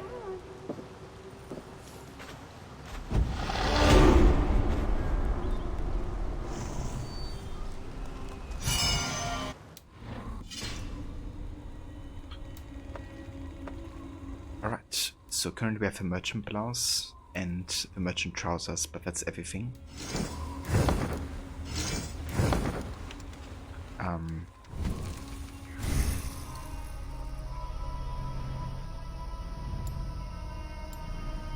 Okay, let's auto-sign these points again.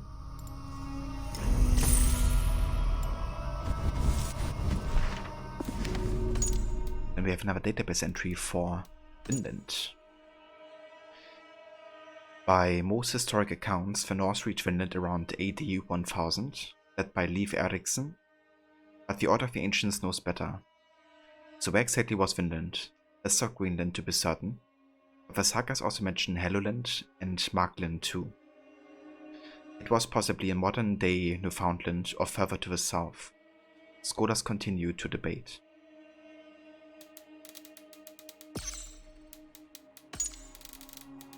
And we have another faction, the Rotinon Hessiani, also called the People of a Longhouse. There were 30 folk who tolerated the Vikings, up to a point anyway. Long established in North America, the ways would remain long after the Viking ways had come and gone.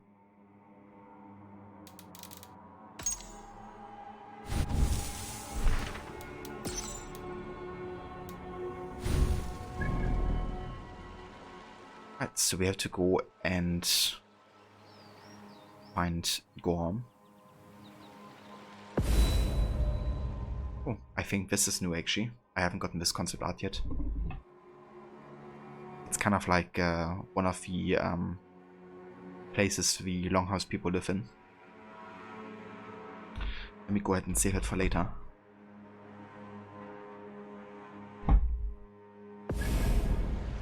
Always looking for new concept art. Okay, I think we're just gonna go and explore a little bit. Let's go over here. Also check out these two mysteries.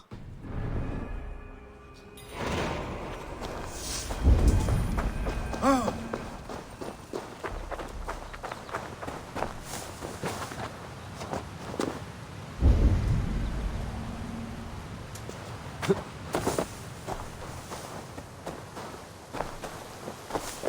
Kind of like actually we're like stripped of our entire equipment.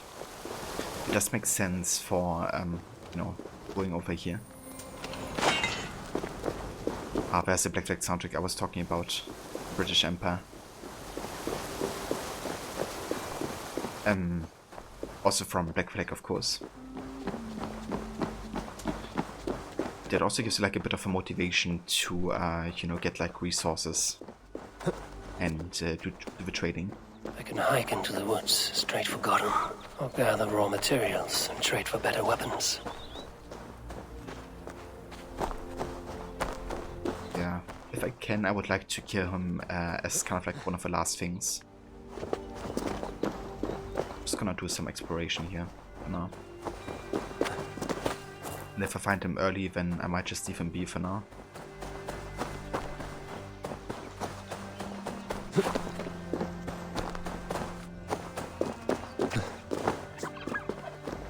And that soundtrack.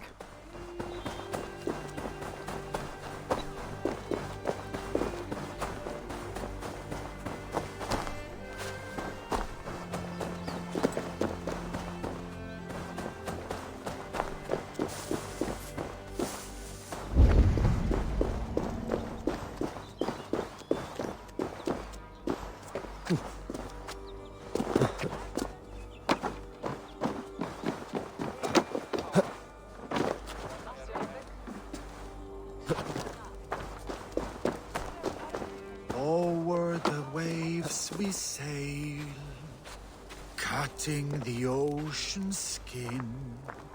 And when the dawn arrives, the time for hunt begins. They are making me wait quite a while. Gotham is in these woods somewhere. Quite a number you've taken. It was not me alone. My friends and I won them. We call ourselves the Toothbreakers. Sadly, we were separated by a beast of a kind we have never seen. In one fell swoop, it tore our group apart. We are supposed to meet here to hunt that creature before returning home. And so, I wait. Wait in safety, then. Safe travels, and watch the woods. Okay. So looking for a beast here.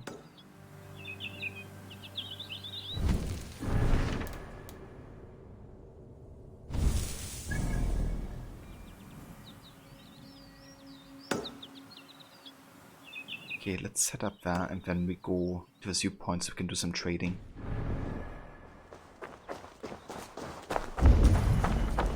Has anyone seen a hunter? He is tall, his hair is like mine, and he uses a bow. He was last seen hunting near the woods to the west. He should be back by now. Okay, that's actually where we're headed.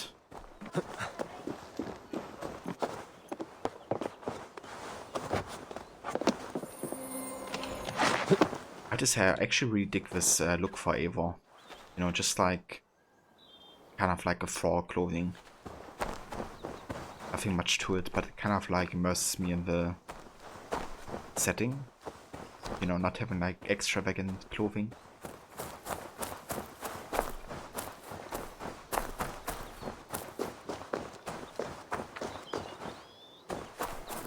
Things that I also really like, you know, regular armors and clothing for Eivor. I'll find you, Gotham. No matter how long it takes.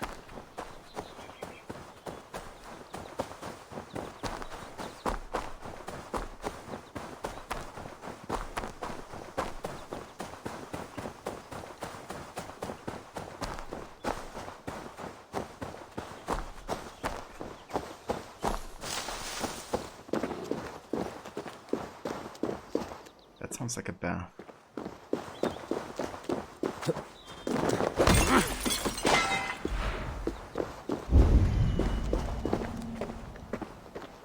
A lonely end. Luck skipped his turn. Take you back to Newhaven. A tall ask for a corpse. Bloody diary. So ends the adventure of Eric the Bold. At my post, now lost in these endless woods. Tumbled off a cliff, broke my leg. Night comes at the wolf's bow. How? Won't be long.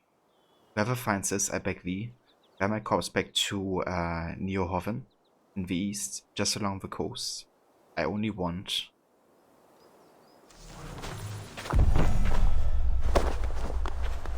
You have some weight on you. Okay. Gotta find a way out of here. Like this. Okay, I'm actually gonna bring him back to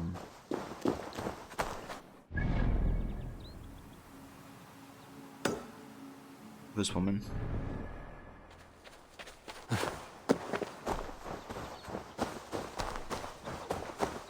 We really like the villain missions as well. Chances start over. Yeah, exactly, dude.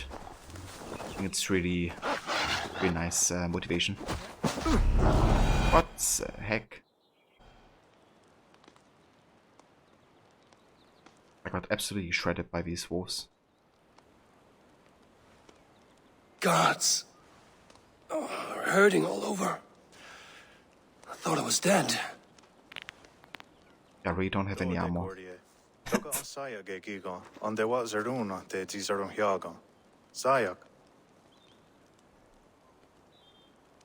You want me to eat these?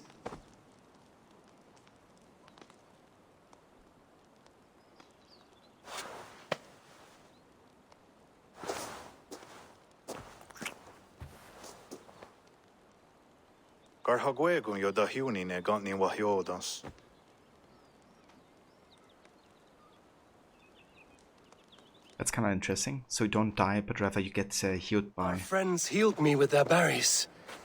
I'm grateful. Yes, yes. And elderberries have a good taste, too. And good for you. I feel much better. Do these elderberries grow wild around here? Yes, yes. All through the land. Here and there. Where are you hiding, Gotham? The type of berry can be found in native villages and forests. Eating them regenerates your health.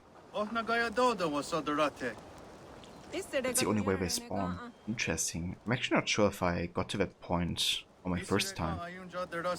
I'm pretty sure I might did because of like how easy you can die without any weapons and stuff. But yeah. Watch out for if you eat too many elderberries, you will really smell badly. Okay, noted. Not gonna eat too many of them. Olaf, tell me about your falling out with Gorm. He caught me stealing from his locked chests. I wish to trade with the villagers here. Then he gave you a good thrashing, did he? Yes, yes. Now I stay in my safe place.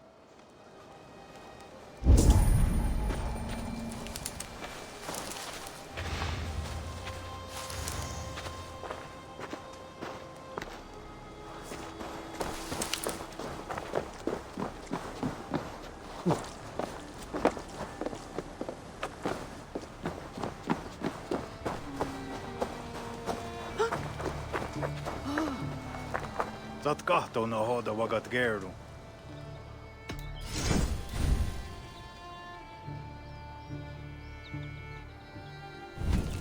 I waksu tiga.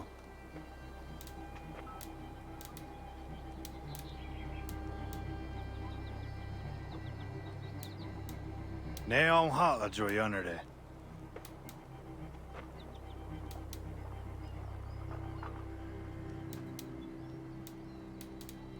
O tena go desa duhun zoni?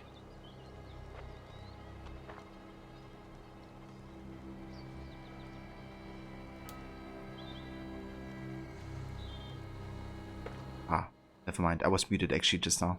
Sorry. But I was just saying how I don't think we can actually get all of the gear here.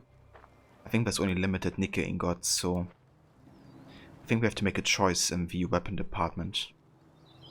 I'll probably go for the spear.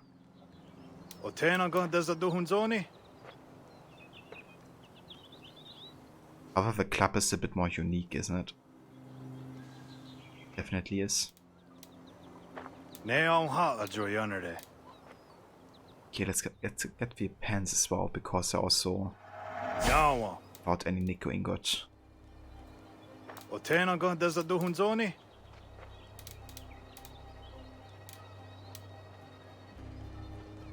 Okay, let's get the club, I think.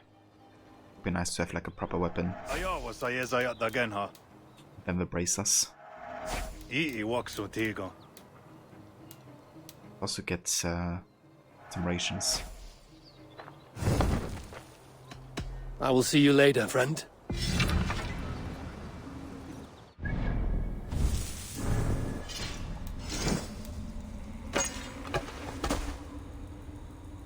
Increase attack after combo finisher. Makes you replace that in the first hand. And then we equip the bracers. And pants. Nice. Did I actually get the blade back now? I think I did.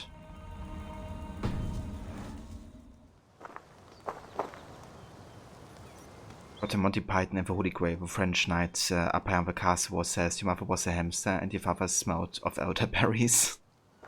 I actually remember that exchange. It's so damn funny, dude.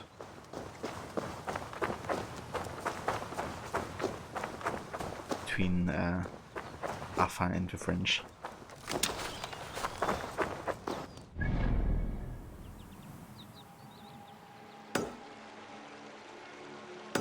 Okay, let's go ahead and try to get this guy back to his wife again. If he's still there.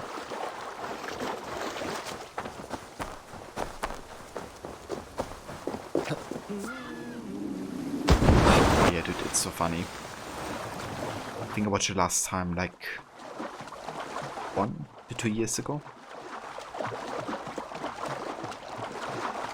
Still a classic, that's for sure.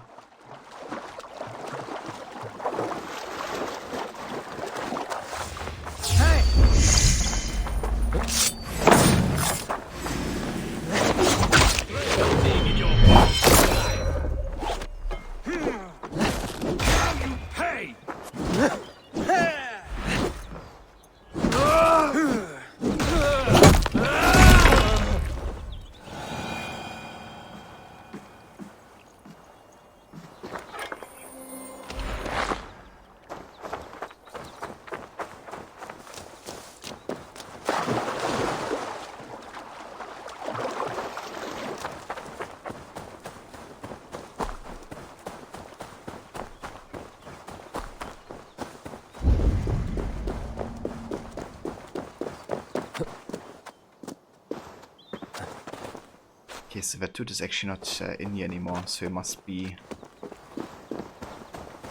somewhere this direction. Yeah, I went over here.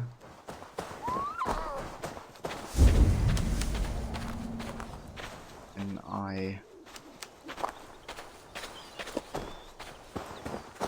there he is.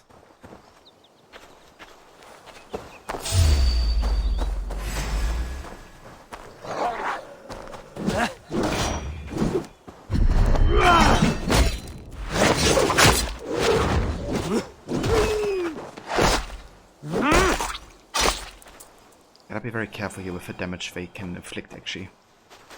With like enemy auto level on and highest difficulty without any much equipment, you can die like so freaking fast. Almost there.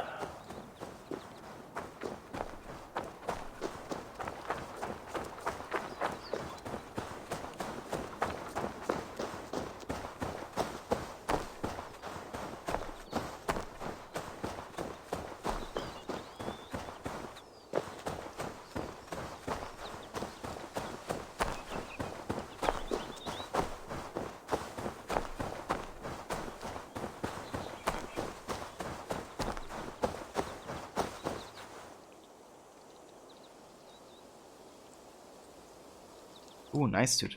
Are these some new modes for your channel, Mona?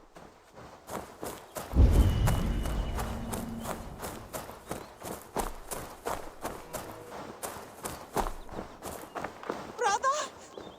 Brother! Brother! You should have listened to me. You have always been too selfish, reckless. Even Mother said so. Blame not the adventurer. For the pull of Bloodsong can tempt even the gods. Where do I go now? Without you to guide me? What should I do? Lost. I am lost.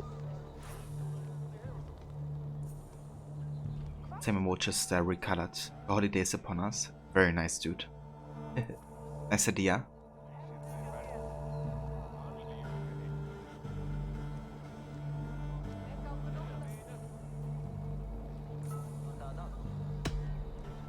His path is in front of you, child. He would want you to follow it, to do what he can no longer do. His bow.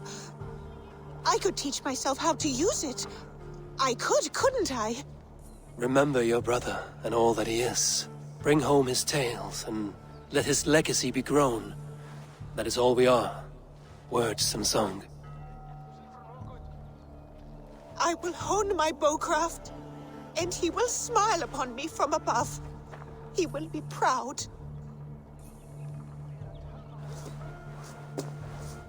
Thank you for bringing him back. Thank you.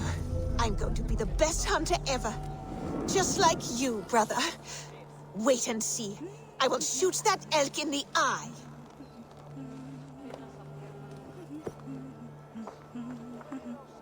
Yeah, just do it. Make your dreams come true.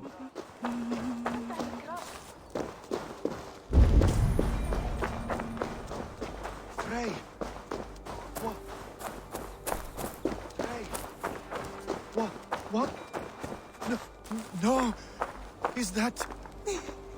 He is in the halls now. I am sorry, Frey. He died by prey, but he will rest a hunter. O'er the waves we sail, cutting the ocean skin. And when the dawn arrives, the time for hunt begins. They are making me wait quite a while.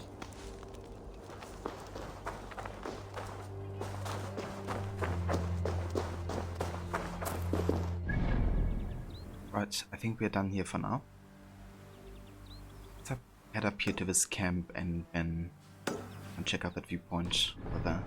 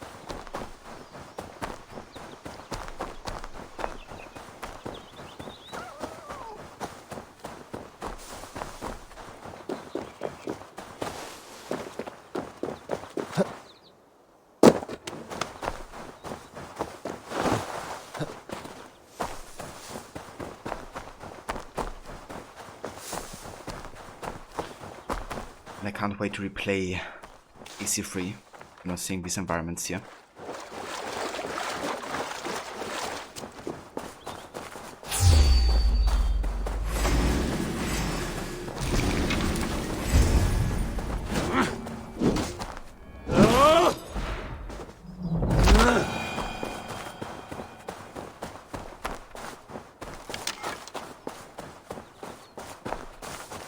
One of Gorham's camps. I might learn where he's hiding. Or find some resources at the least.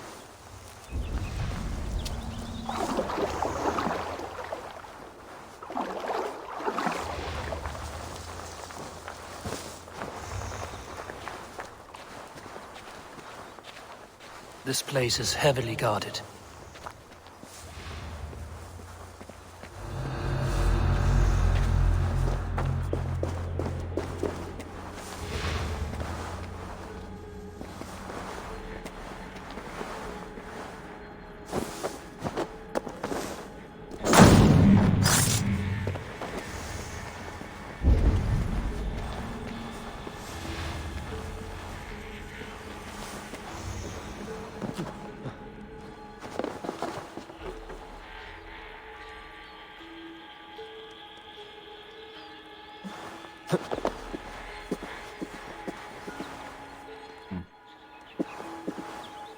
God leads us to strange new adventures. Wonder if that other guy goes away anytime. Painted northern Skrylings. Their iron doesn't impress. No, One of the guys over here.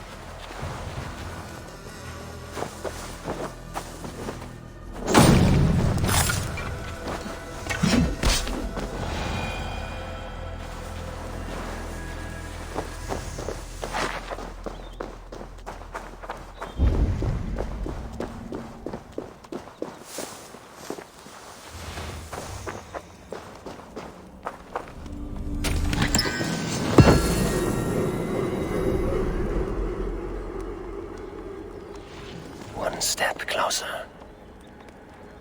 Muddy note. Heading to other camp, remember the code. Steinhus, Brohamar, Hilvalfgrov, Nafjot, Bomb. Steinhus, Brohamar, Valgrov, and Nafjot. Okay. Those are tongue breakers, series, or tongue twisters. So hey there, Furist. Welcome in. Thank you for the host. How's it going?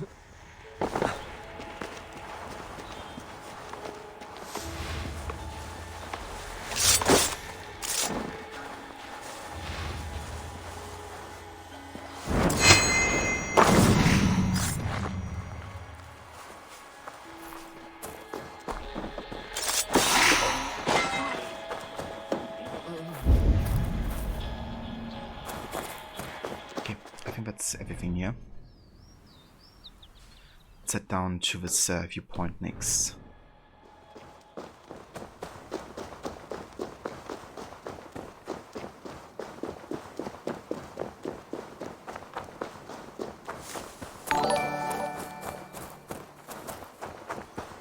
Thank you for the host as well, Mona. Appreciate it, dude.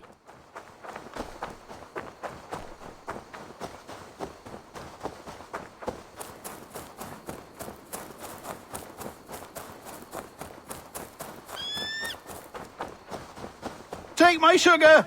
Take anything you like! Thank you, Ferris. I'm glad you're enjoying it. And really hope you have a good night and a good rest as well. Also, Ava, I'm in the bear suit. Welcome in, mate. Take my sugar. Anything you like. Also going, dude.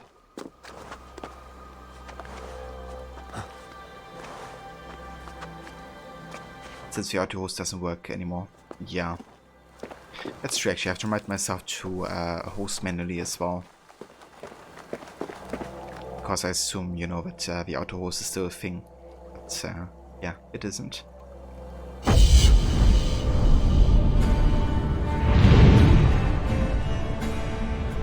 Yeah, we're currently in Vinland. I'm the Besut. Made our way there now that we have finished both the DLCs. So that look. What do you rather?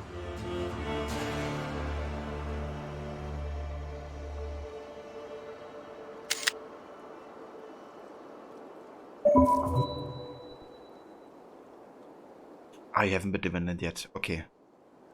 Oh, beware of spoilers then.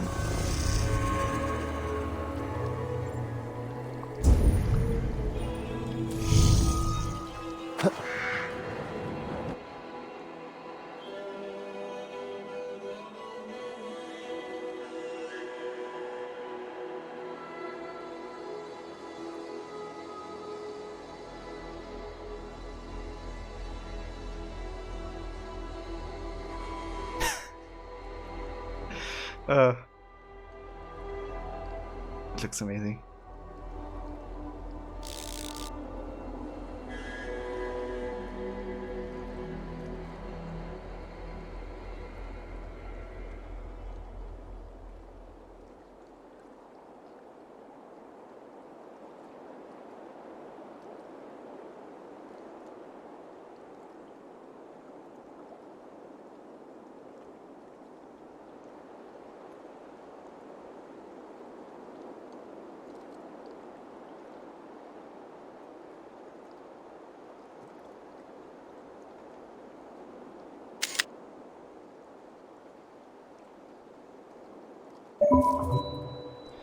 You're immune to spoilers. That's true.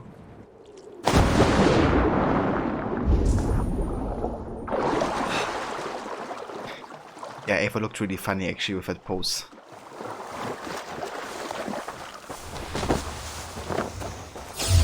I should be cautious around here. I should be cautious. It's detected immediately. Holy shit, that damage. Nice.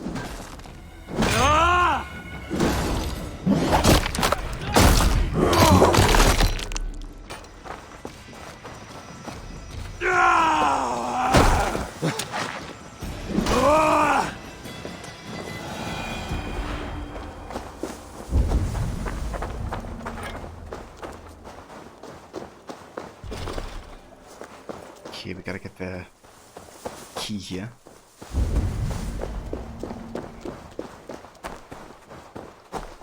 Let's get it.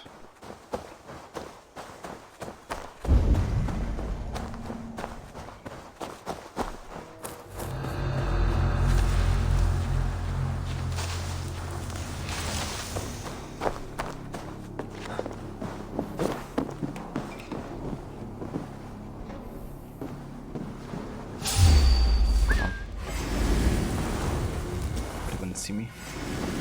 Never mind.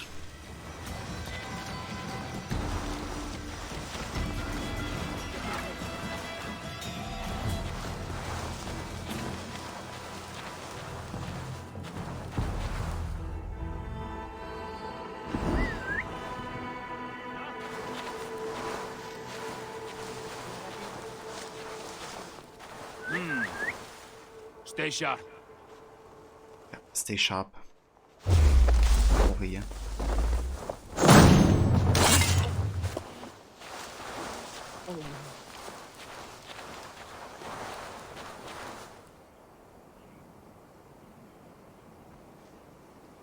Eyes open, just in case.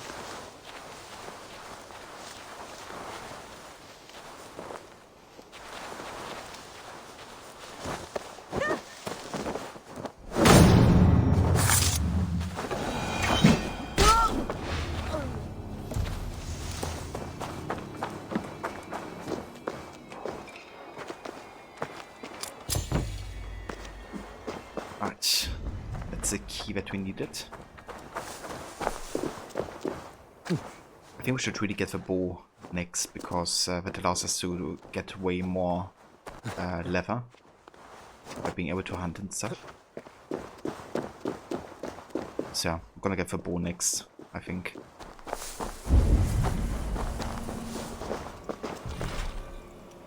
Ah, okay, I need another key. Never mind. Be my eyes, Sunan. Where's the other key?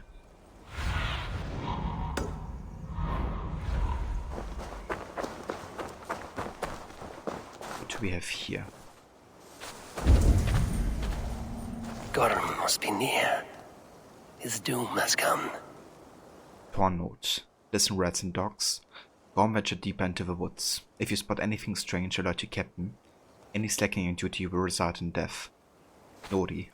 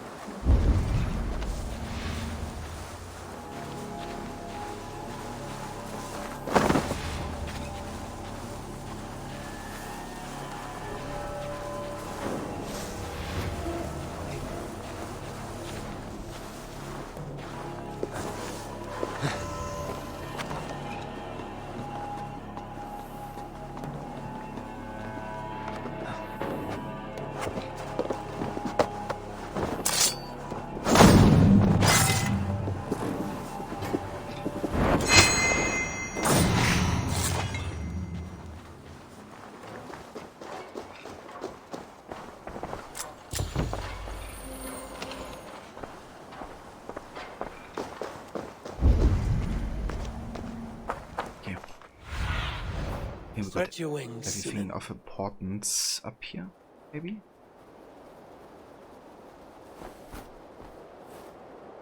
Yeah, I think so. Let's get this chest.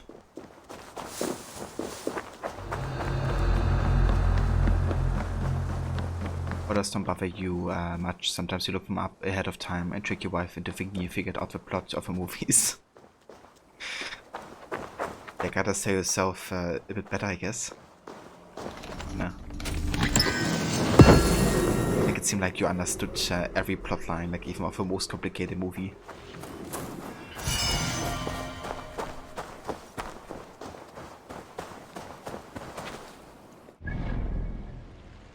To quote Danny Wallace, easy to trick wives, easy. Kind of says it a bit kind of like ironically when he's being interviewed for AC2 actually, because he kind of talks about how he has like an extra room for gaming only. Sometimes his wife would go like past his room at night and watch him play a little bit, and he was actually playing AC1 and she was like, "You're amazing at parkour and stuff." And you know, in reality, it doesn't require all that much to make it look good. You just have to like press forward in high profile, basically, like jump from one to another. So he's like saying to her, you know, yeah, that's like all skill, you know, like the game is super hard and stuff. To kind of like trick her into thinking he's that good. Kind of reminded me of that a little bit, that interview. It's really good actually. If you just search like Danny Wallace interview Assassin's Creed 2, it should pop up quite early. He's of course a voice actor for Sean Hastings in the AC games. Okay, let's get the Onakara bow. So we can hunt a bit easier. And yeah, that's everything we can get currently.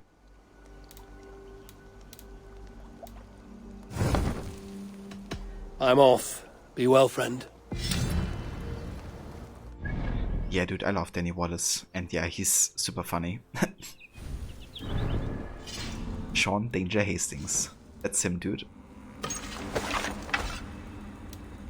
I quite like this bow, actually. Increase range damage when close to full health. That's really good.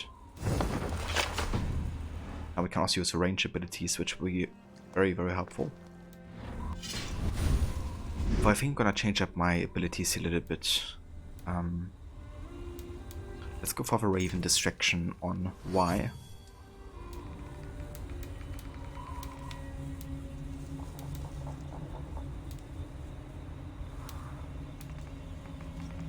And the Fawn of Slumber on A.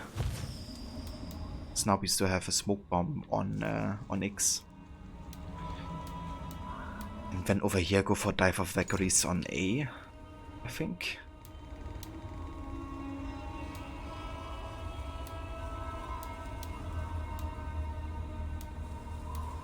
And then Blinding Rush on Y. In case it works. It's a bit buggy sometimes, that ability.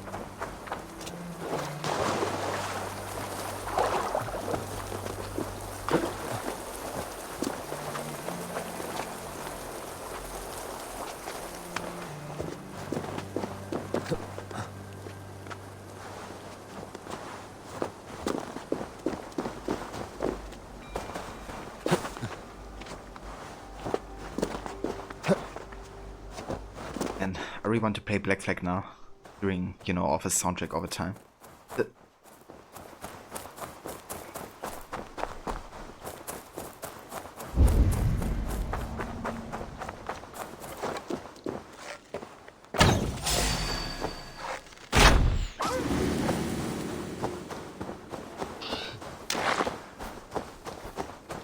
Yeah, I don't blame you, Rod.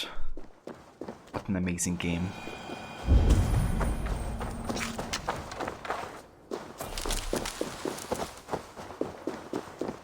But yeah, to be honest, I can't wait to play the entire series again.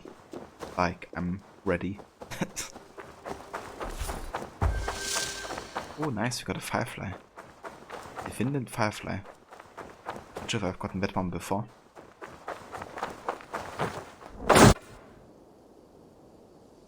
Those legs. I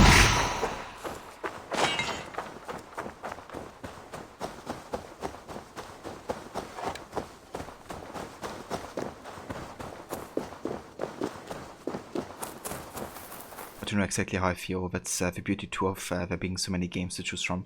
Exactly, dude, yeah. Like, you know, back when Origins was about to be released, you know, you got through the games like really fast. Rather fast, I guess, but it was still like a quite big journey. But now with, like, you know, 3 new games, like, it's almost like double the amount of time you can add on that. So it's like so much time you spend with like each individual game. But also like such a long time to get through them at this point.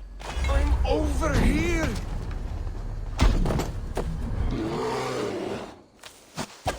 Meet you, weak punch. You found me. but be still. Hands of the ferocious tree shakers. Okay. My wounds hurt deep. Sleep. Carry me to safety, kinsman. I would be indebted.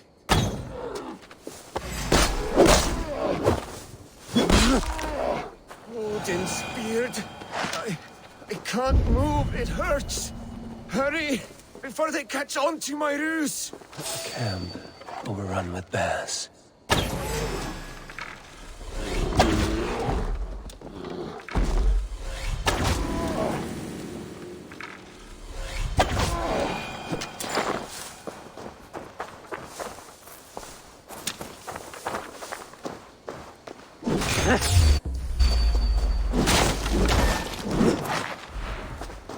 Away with you, snake.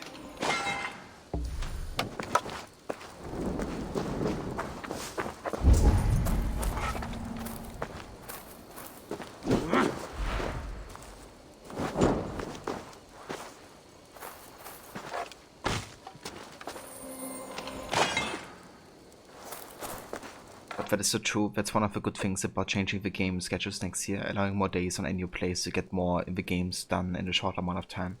Yeah, that's definitely understandable. Like, you know, before Origins released, I was able to go through the series in like 3 to 4 months, you know.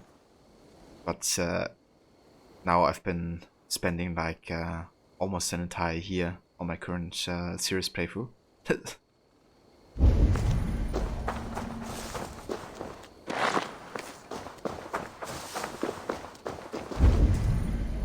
But yeah, it also depends, of course, how much time you really dedicate towards that. Like, before Origins, I was also like dedicating basically my entire schedule towards playing through the series, I guess. At least once I did play the games. Lord Gorm, your idea of training war bears has met a few setbacks, but we will keep at it. Yeah, a few setbacks.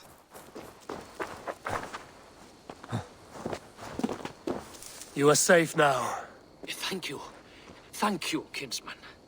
I was so helpless against them. I even tried to use a key I found as a weapon. The brute swallowed it. Now I will never know what that key unlocks. How did you come to be stuck here? My friends, the Toothbreakers, were with me. But we were separated when I went searching for what my key might open. I ended up snooping around that abandoned camp. And that's when they showed up. Bears! So many bears! Oh, I must catch my breath.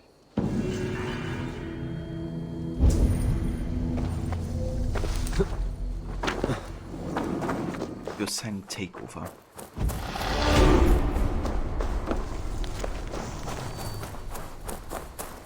Oh, so much to that.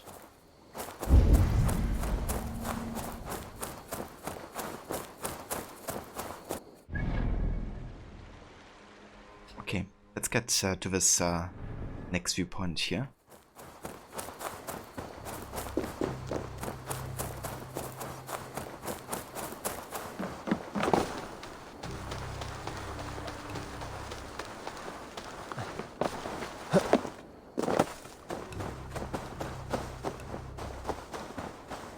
I kind of also like that you don't have a horse available, because again, it makes sense, you know.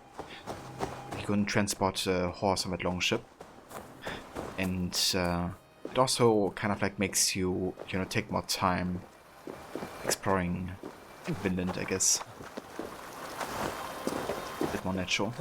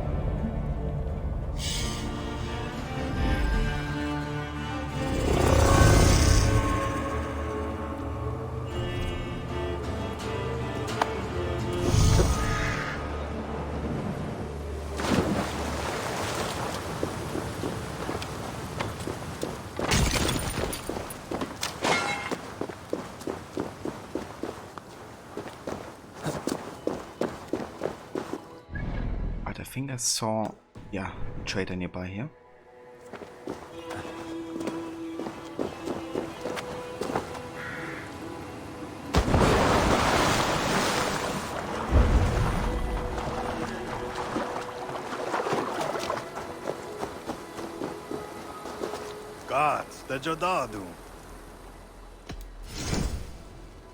Okay, so I have 2 nickel ingot and quite a lot of resources.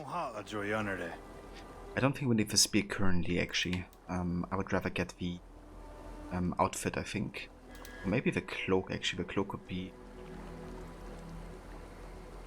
useful to kind of like blend. I'm not sure if there's like any kind of like distrust areas in Vinland. I don't think so. Okay, let's get the Arenharekova outfit for now. This outfit is made with the strongest materials nature could provide. The wilderness is no longer a threat.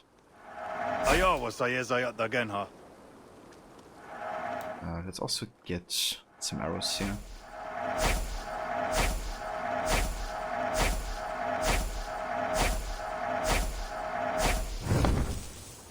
I have to go. See you soon.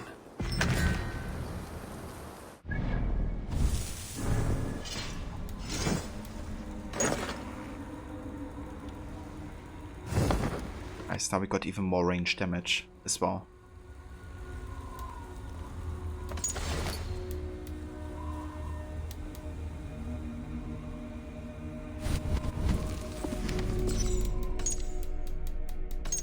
And we got another database entry for the last enemy type, actually. The Wolfstormer. Having formed a bond of respect with his highly dangerous and hungry wolf, the Wolf Master is free to go after you while his pet defends him.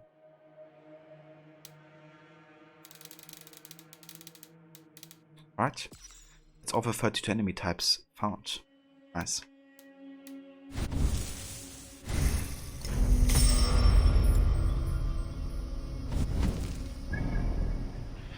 Right, so I'm gonna have a save here actually.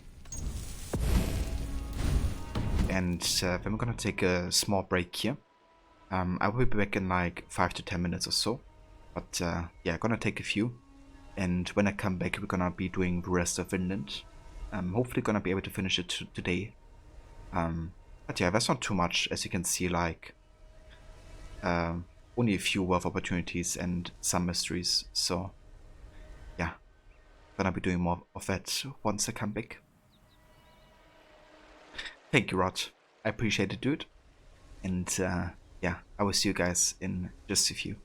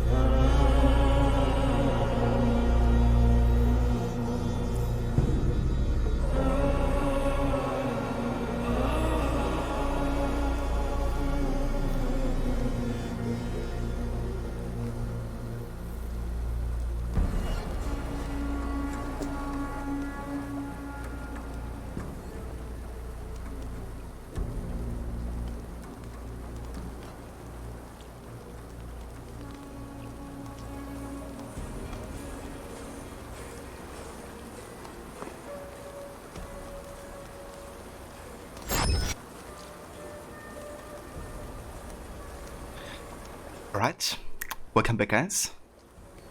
Thank you all for staying tuned. And catch up dude, thank you so much for the raid. With a party of 9. Welcome in everybody from catch up stream, and sorry for the delay there. But yeah, I was busy eating some Oreo cookies and taking a small break. But they were pretty delicious, to say the least. Thank you Levi, welcome back as well. Also, Ava Kylos. Yeah, catch up. I hope you had a great stream today with Red Dead 2. I'm sure you're already in lurk mode because of work and stuff. But yeah, hope you're having a great day and hope the stream went well too. Thank you, Rod. Welcome back as well, dude. Yeah, they were very nice. Actually, been a while since I had Oreos, so always good to have some every now and then. So yeah, we are currently in Vinland, and we're exploring the area to look for Gorm, who we have sworn to assassinate. He's actually the son of the very first target we had in Norway. It's kind of like a very personal quest for Eivor here. But at the same time, we're also meeting the locals, the Mohawk people. So that's also been a very nice kind of like connection to AC3 and the Mohawk you meet there.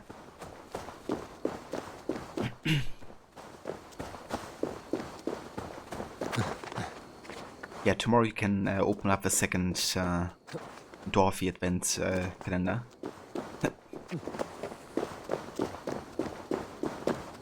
More Oreo. Gonna have Oreo for days.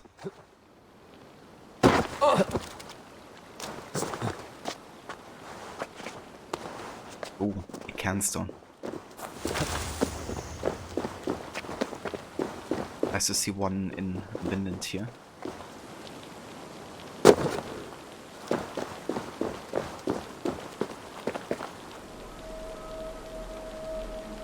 Eivor, I hoped I would find you here. You seem well. Your wounds have healed quickly. I heard my father talking to the others. He said you were his child now, so that makes me your brother. You are welcome to this family. Now we will grow together and feast together and scamper over the snows together. I hope that pleases you. It pleases me. What is it you are building now? 2 homes or a hill in the mountain? This is my father, Varian. And this is Shopvit the Cruel.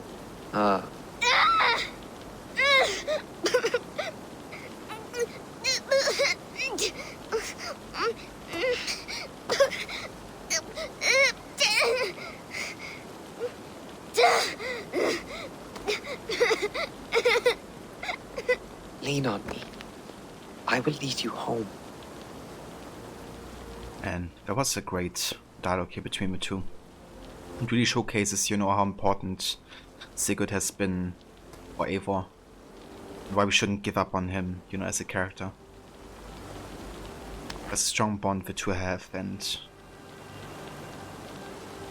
important to embrace that.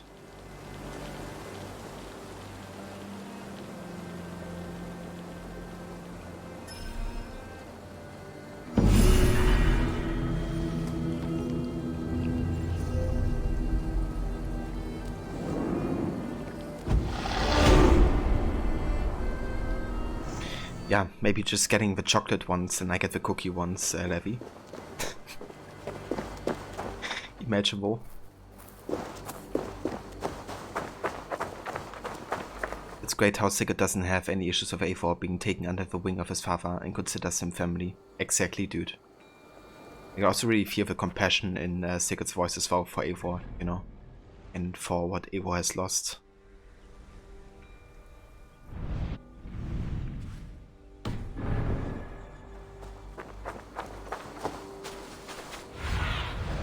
Have a look, Sunan.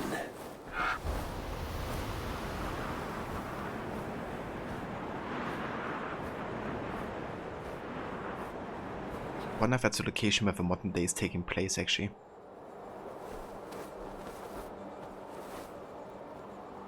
I'm not sure.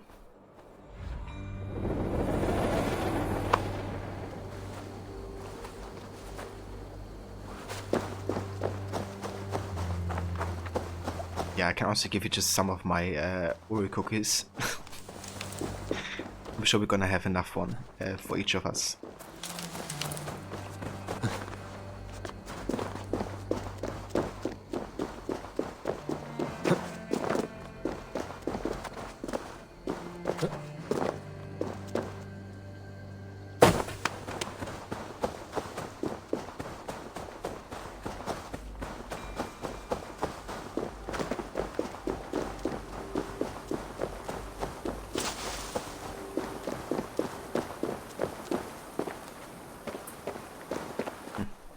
Can I jump into the water there?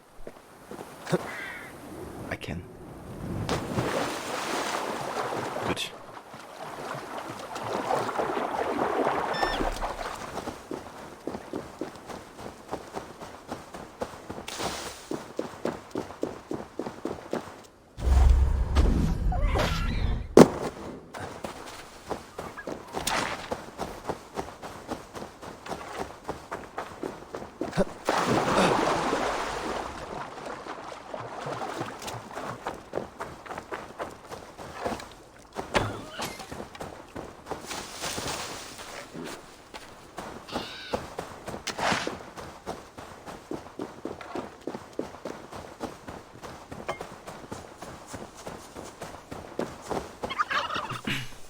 You give up on work? Do you mean for today?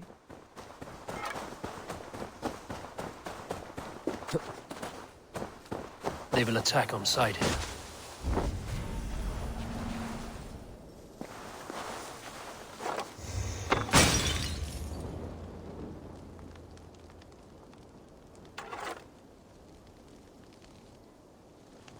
Keep a blade free, just in case.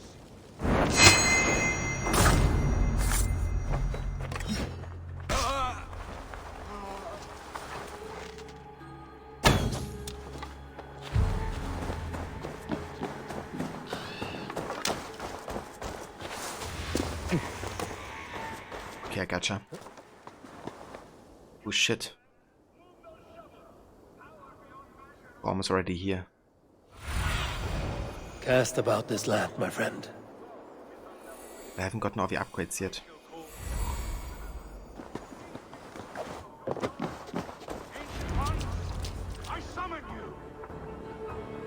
I mean, since we're here, I might as well do it already. In time, what once was, shall be, again. What does that gibberish mean? Oh, Gorm, you idiot.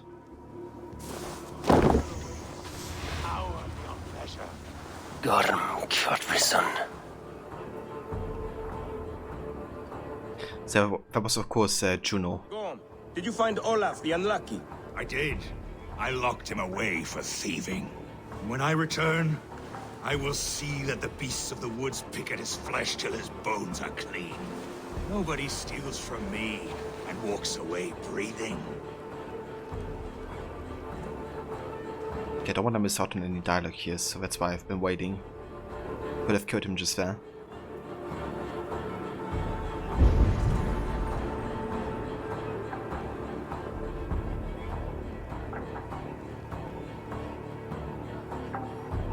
But yeah, Ava's behaving pretty good. And having a good time.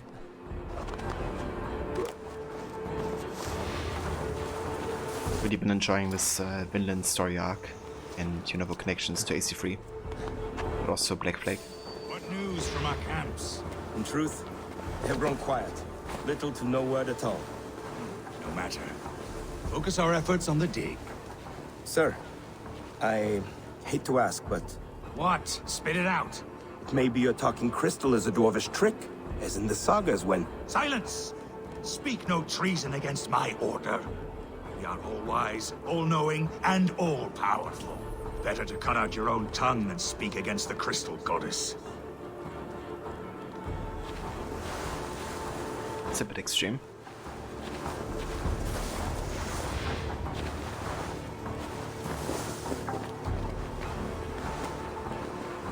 Okay, I'm still gonna wait until he doesn't say anything anymore. Just wanna see if there's more dialogue.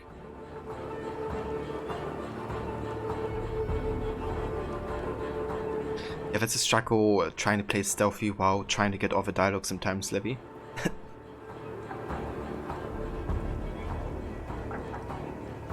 Run into the risk of getting exposed, but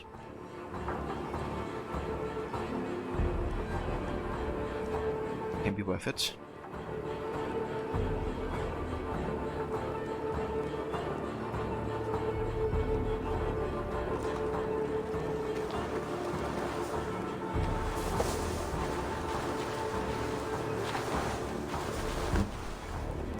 Getting up there without getting detected, that would be tricky. Okay, he's still walking. So maybe he's still saying more then.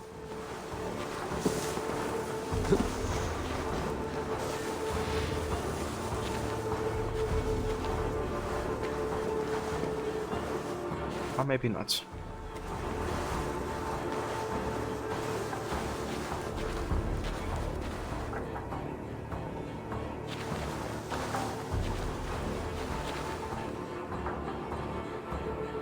Wonder if I can go up here and then assassinate him once he goes away.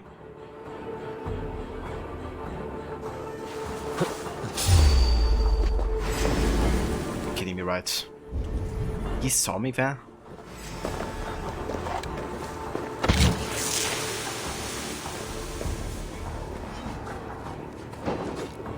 Oh.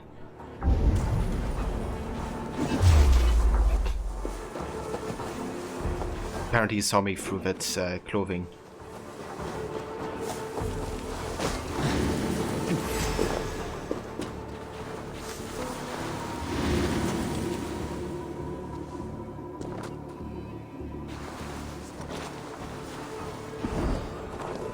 Gorm, did you find Olaf the Unlucky?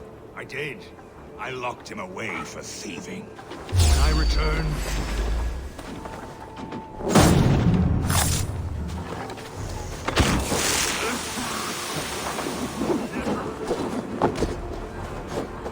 but you gotta laugh when, you know, no plan just fails because they can magically see through walls all of a sudden.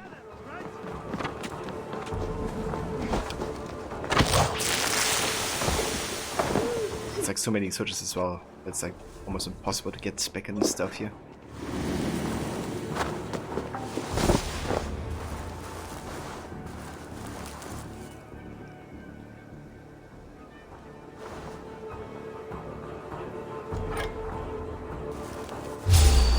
Ah, drop. Here, you coward!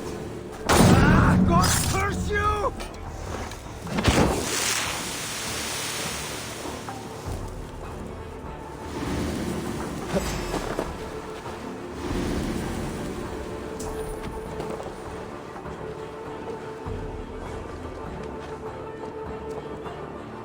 Be ready.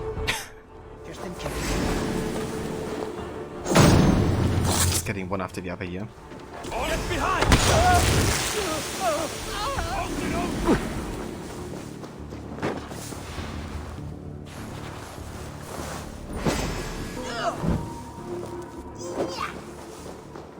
Oh boy. I hate this so much right now. Like, been stealth the entire way and then I just get detected for bullshit, you know, the entire campus after me.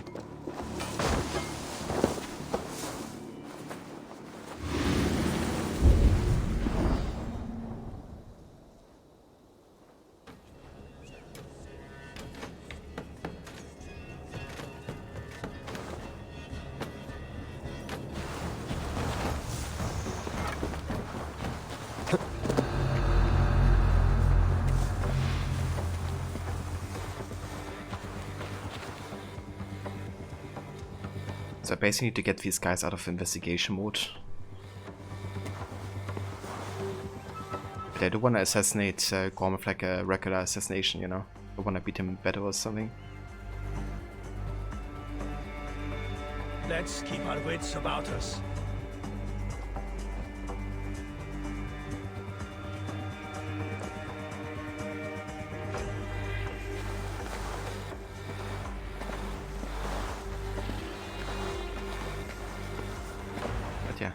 Still searching. So just revealing myself here would mean everybody is on to me again.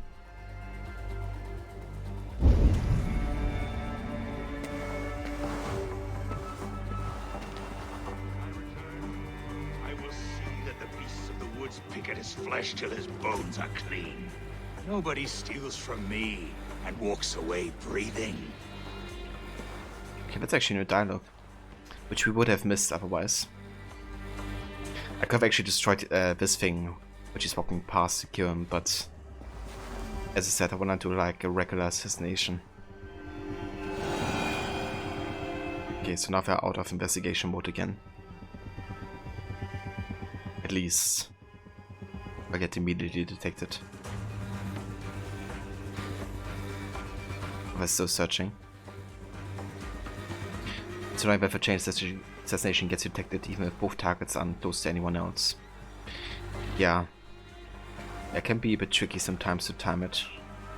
Like overall I think it's quite reliable, but what really grinds my gears is when you know, you get detected like I have been. Like literally walking up you know, something that's completely locked away from sight of a target. Like, there was no way he could have seen me there. Yeah, it's what it is.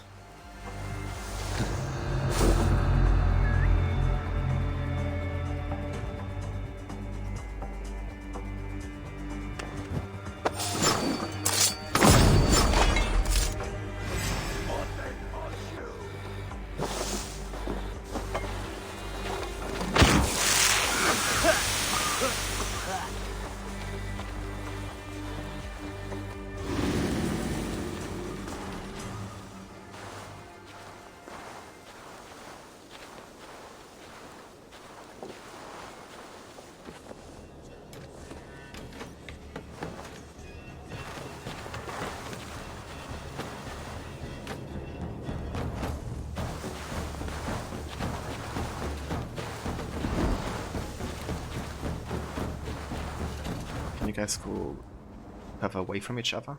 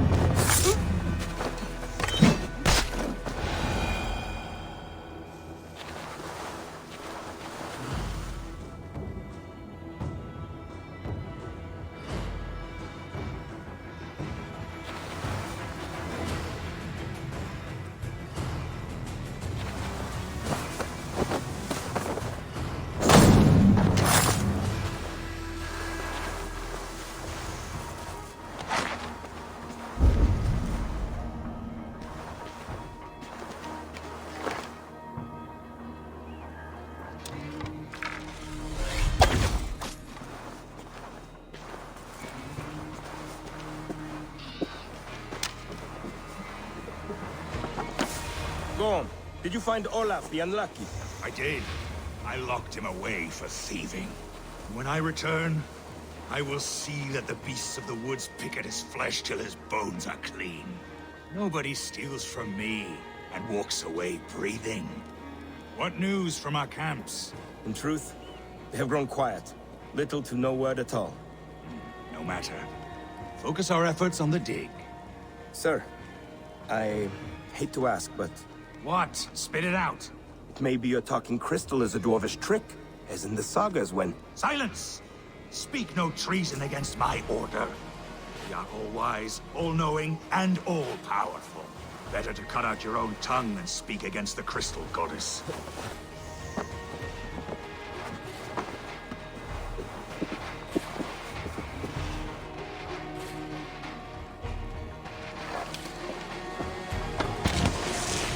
Oh, fucking hell. There was a fire source nearby. Just wanted to create a smoke bomb effect. That's something I really wish they would enable you to do. That is kind of like choosing between the different levels of the skills. because this on level 2 always will bring fire to the clouds if it's like anywhere near fire.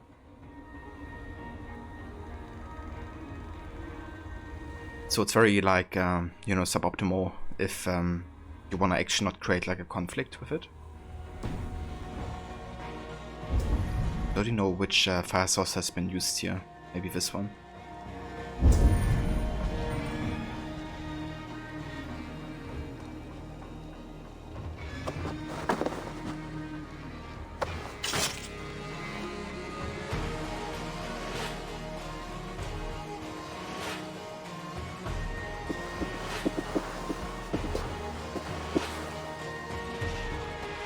Jesus Christ. It's going grand.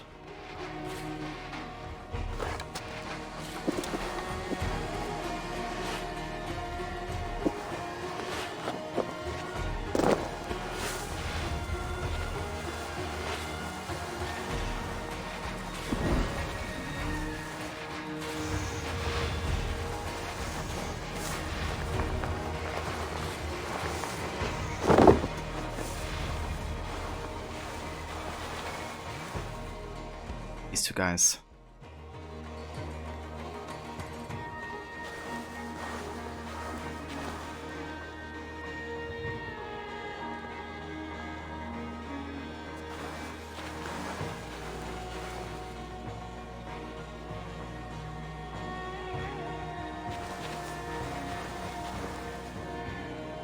The guy could stop looking into my direction.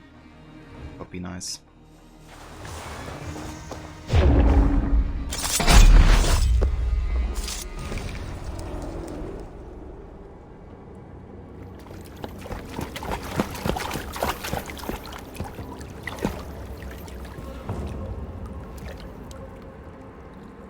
Wait. Wait. This is not the Hall of 500 Doors. This is not the Rock of the Fallen. Where are the women on the winged horses?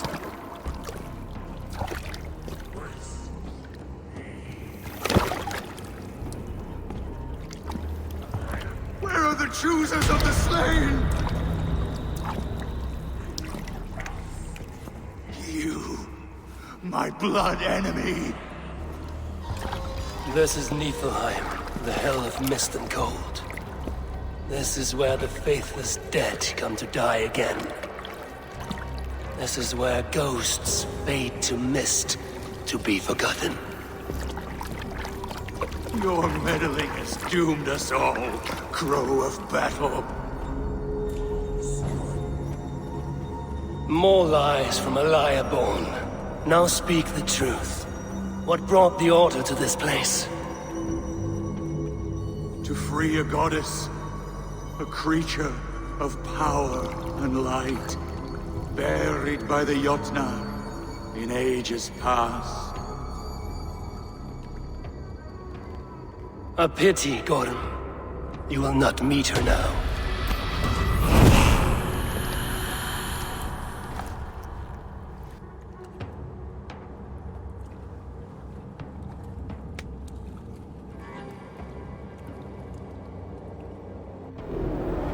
Gorm's crystal eye. It hums with a strange feeling. Unearthly. What was Gorm digging for? Something deep inside this cave? Olaf should know his tormentor is dead. I owe him that much. Such a place of beauty. Ah!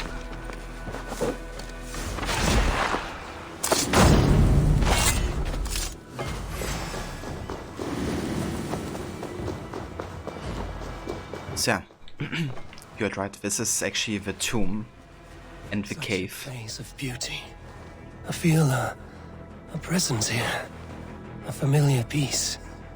This is exactly where AC3 actually starts.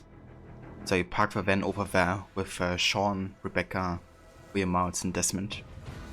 And they all walk through here, inside this cave, to open the tomb. And yeah, we're also gonna go there. Have a Crystal Sky, of course, doesn't allow entrance. It's the Apple of Eden combined with Desmond that does. Yeah, there we are. Looking familiar if you have played AC3.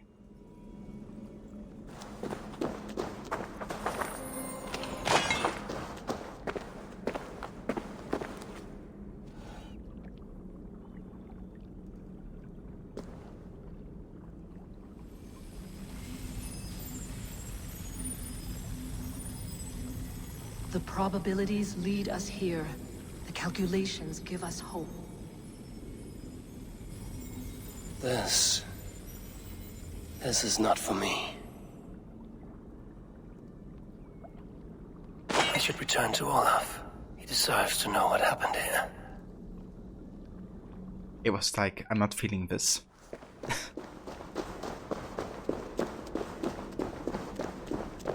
But yeah, obviously that the door didn't open and Ava not really understanding what the voices even, you know, meant here. Like Juno's voice. Waiting to decide that, you know, he's the one to open this door. Actually, much better than accepting that than Haven. Because Haven was like, you know, I'm the chosen one. I have to open this.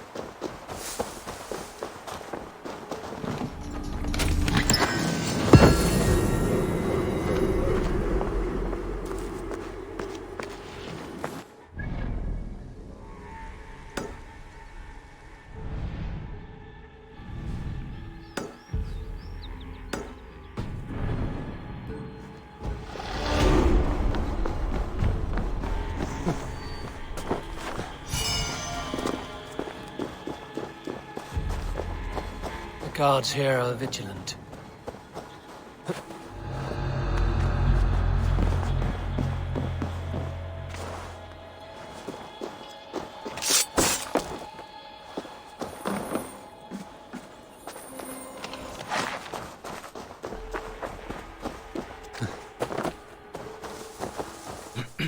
Right, let's get out of here.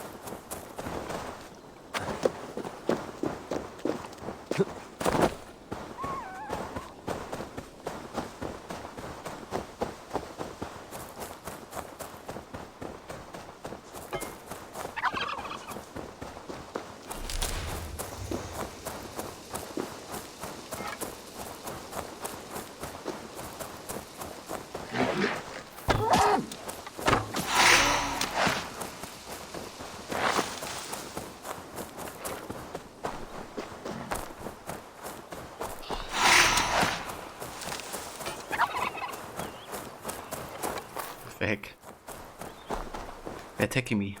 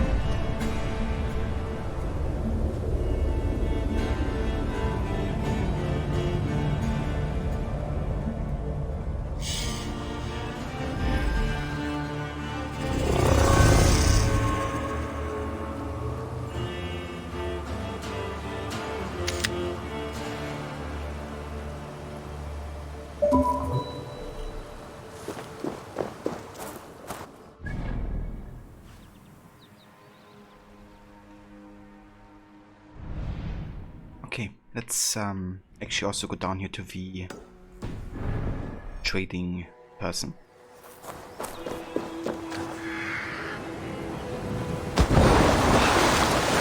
First I'm gonna check out this mystery over here.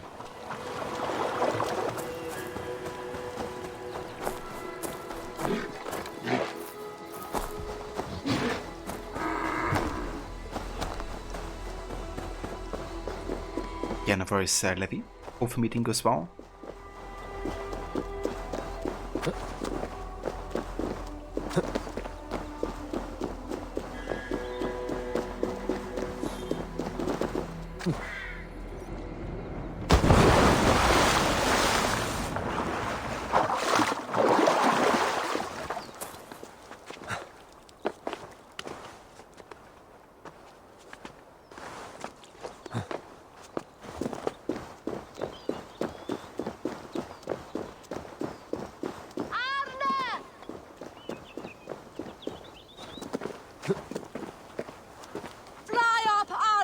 You can do it, pet! Come on! Dropped something? Good old Arne, my beloved pet, fell down. Well, flew his way down below. Now the poor thing is stuck. I cannot seem to encourage my Arne to fly back up. Looks like we still have a long way to go.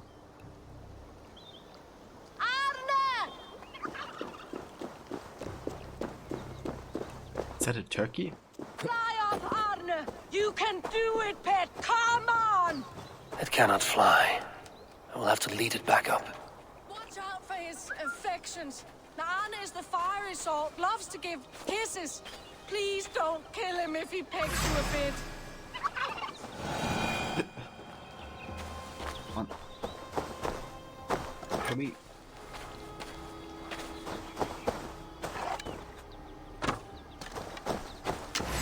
Stop pecking, Arne! Come here. Come on.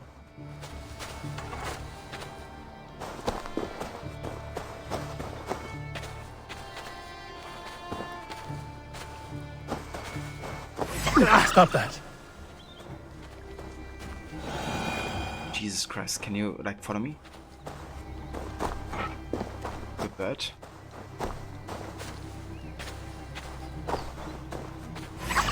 By Odin, this bird is as foul as they come.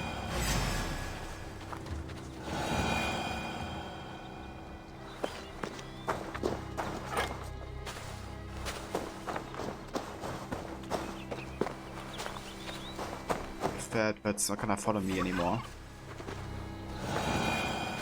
I'm gonna just kill it.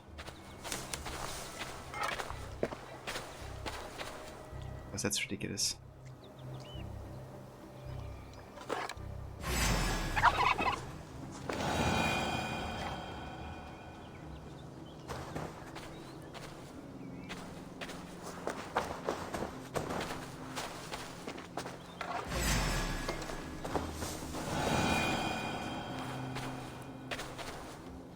I guess it just kind of like attacks in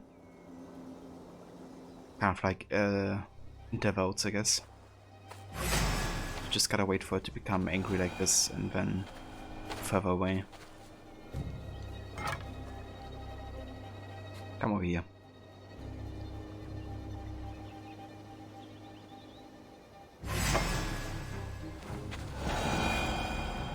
Jesus, that's annoying. How do they program this? Also, if I Harbinger, that will make a fine dinner. Yeah, no kidding. I think it's Thanksgiving time.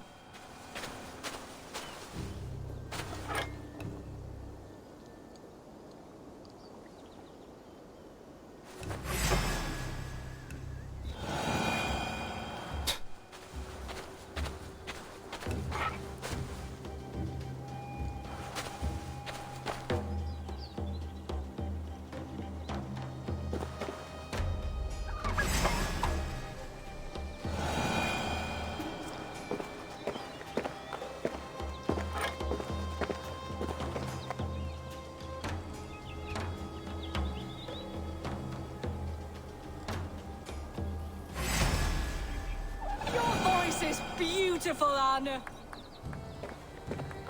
It's not. Thank you for bringing Arne back into my arms. I would like to repay your kindness. I have what is left of Arne's family. Unfortunately, they didn't survive their training quite as well. Try it. They're quite delicious.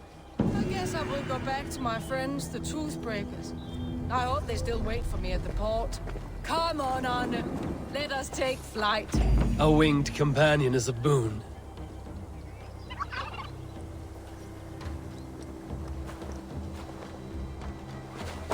Stupid bird.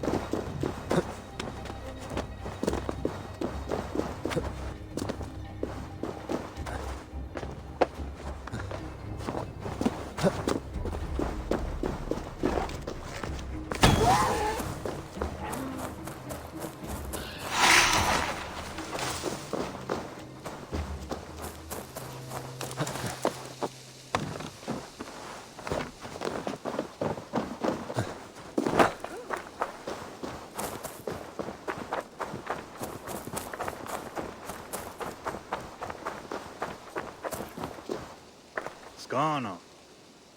Skana. Yama.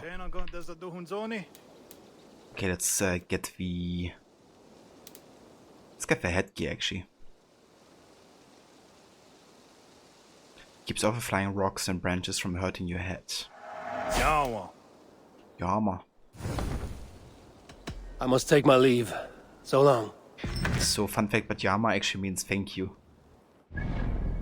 And that's because Connor always says that when he's like kind of like skinning an animal. He's like saying thanks to nature for providing, I guess.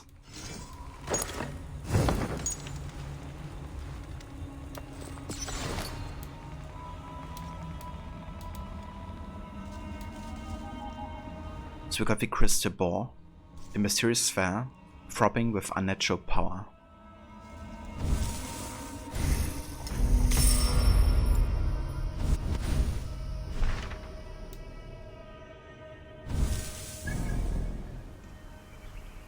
Alright, so we still have 2 other opportunities left. I assume the other one is right next to this viewpoint. And 3 mysteries. Okay, let's go over here first. That mystery.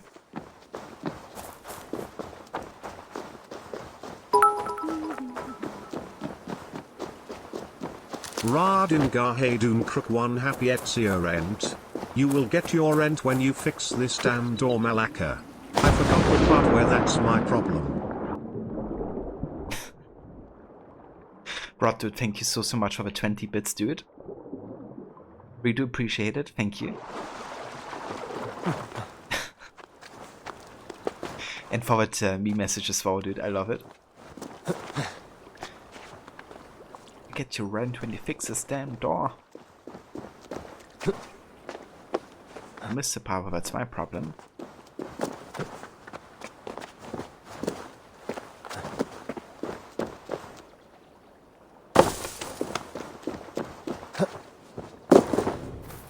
Oh. Look at this one. Time to end this chaos beast. Oyan Donné.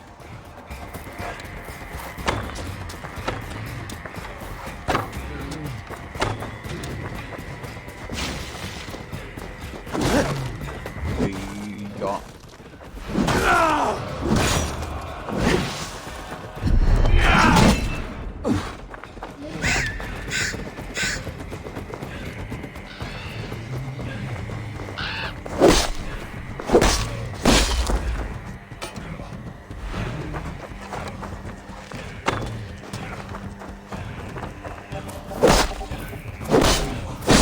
shag a deer to spawn this thing. Oh. That was quite quick.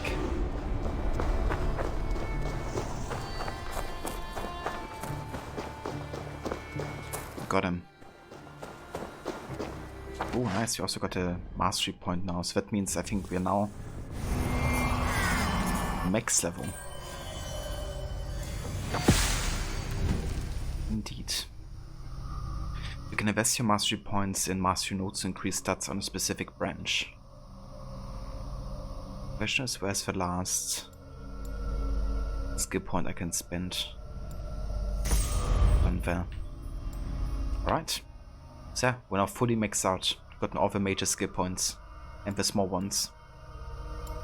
So now we unlocked the mastery. So we have like range damage, range resistance and health for the wolf. And for Raven we have assassination damage, evasion and health. And for Bear we have melee damage, melee resistance and health. So I'm gonna keep this pretty equal, I think. Maybe with more points into wolf than Bear and then Raven. Reason being that we don't really need that much assassination damage. Half range damage is always good, just to make sure that those, you know, headshots actually one hit kill. At melee damage, of course, to kind of like make combat a bit quicker. But assassination shouldn't be an issue because we have the advanced assassination, so the only advantage here is evasion, which is nice. But we don't necessarily need it quite as much as ranged or melee damage. So let's get Wolf Mastery first.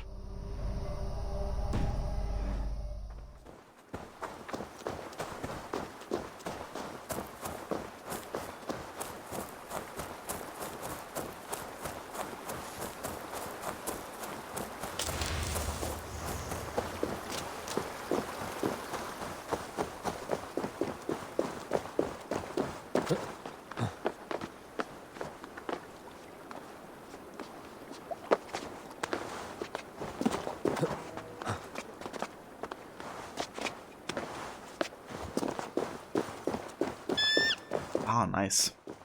It's another stone circle from Brendan of Clonfert. He's actually supposed to have traveled to North America, in AC lore at least. So that's why you can hear his story over here as well, I reckon. At least he should be the one to have written this, maybe?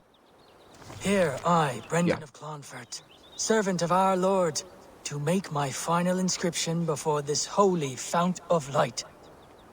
My journey is ended. For 2 and some years have I heeded the inner voice of my Lord, and followed it to this place, to receive his word. I have seen the gate with its ancient markings. I have heard the voice of his angel, calling me beloved. Yet, the way did not open. His voice yet calls to me still, in blissful forms, torturous to me. Yet the way remains closed. My way forward is uncertain. So, it's really interesting because it kind of implies that the Brendan of Clonfert is maybe a sage of Aita. You know, because he has heard the voice of both Juno and Aita. Aita telling him what to do, and then, you know, once he gets to hear Juno's voice because of her presence in the temple here, and her being, you know, kind of like locked inside, you know, he kind of like wanted to reconnect with her, but couldn't, of course, because he had no idea of how to open the way. You know, how to open the tomb, essentially.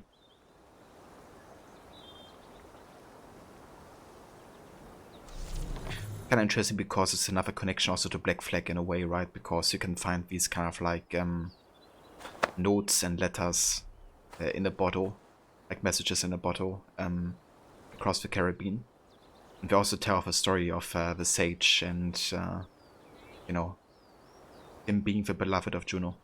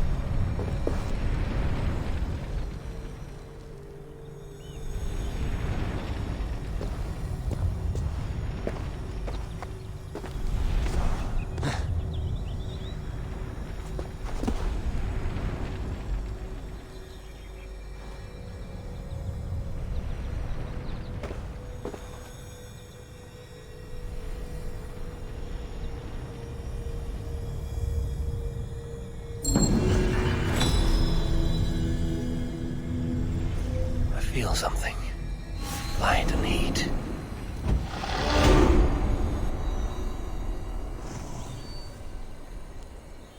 But then that's how you connect things together properly with the lore. Exactly, dude. Like, Valhalla really doesn't get enough credit for, you know, how well they treat the lore of the series. It was heartbreaking to see the low ranking and standing Valhalla gets for so many people.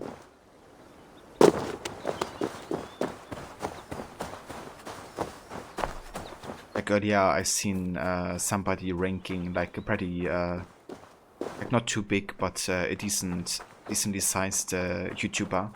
It also does a lot of AC videos. And ranking like the entire series, and he put Valhalla at last actually. Not for petty reasons necessarily, but it was also very subjective, I guess, that the game just didn't click for him. But it's still kind of like, you know, heartbreaking seeing like Broken Odyssey being put over Valhalla. But I guess it also depends, I guess, what's important for you personally, right? Like, for me the lore is super important, so there's no way I could put Valhalla last.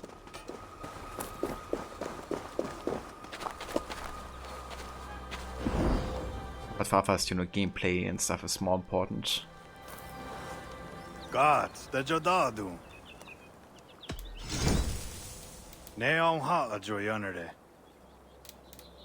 Okay, still missing Haben Ingot. I must be on my way now. Goodbye.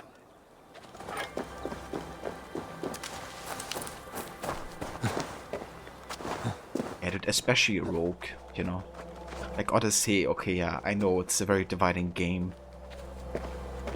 But, yeah,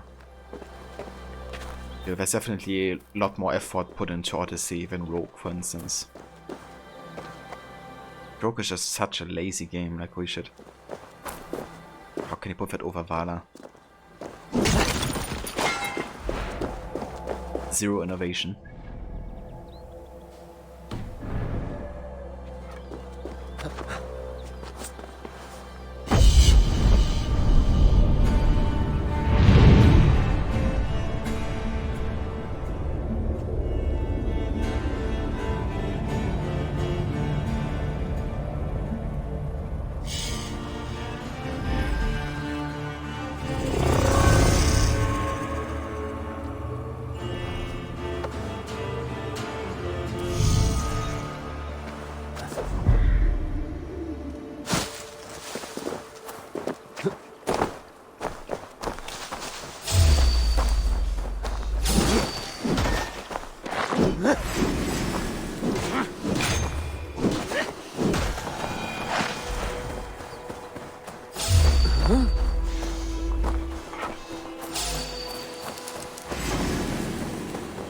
It's a lot of snakes here.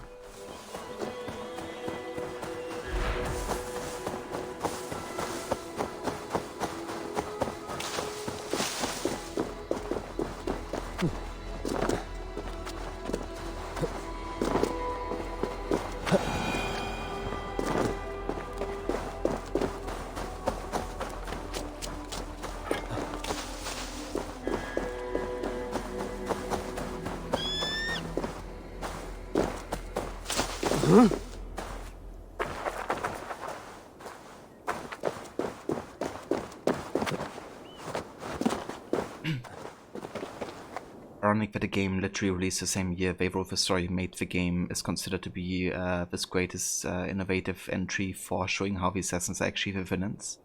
Yet the writing is completely lazy and idiot, plot with Shay acting like a whiny jerk because of lazy writing. Yeah, they just really didn't have enough time to properly tell the story. And then, with the short amount of time they had, you know, they didn't succeed whatsoever. Really a shame. You know, because it had potential. Like, just they had to stay, like, you know, they had to stay with the grey moralities on both the Templar and Assassin side. Because that's what made it interesting, you know. But, yeah, it didn't do a good job, you know, at kind of like establishing a reason for why Shay would actually decide to join the Templars. Just made it way too easy by saying, oh yeah, the villains now want, the assassins now want to destroy cities, which isn't even the case, you know. Also that reason in general, like, sure, let me just destroy a city.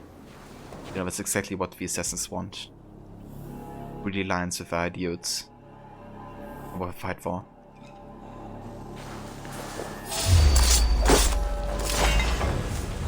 Shave it, eat it, even thinking, you know, that's the case.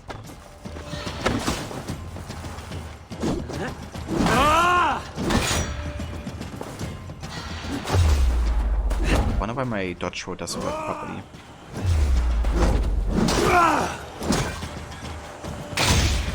I can very rarely get it to work anymore. Even if I dodge like inside the enemy here, right?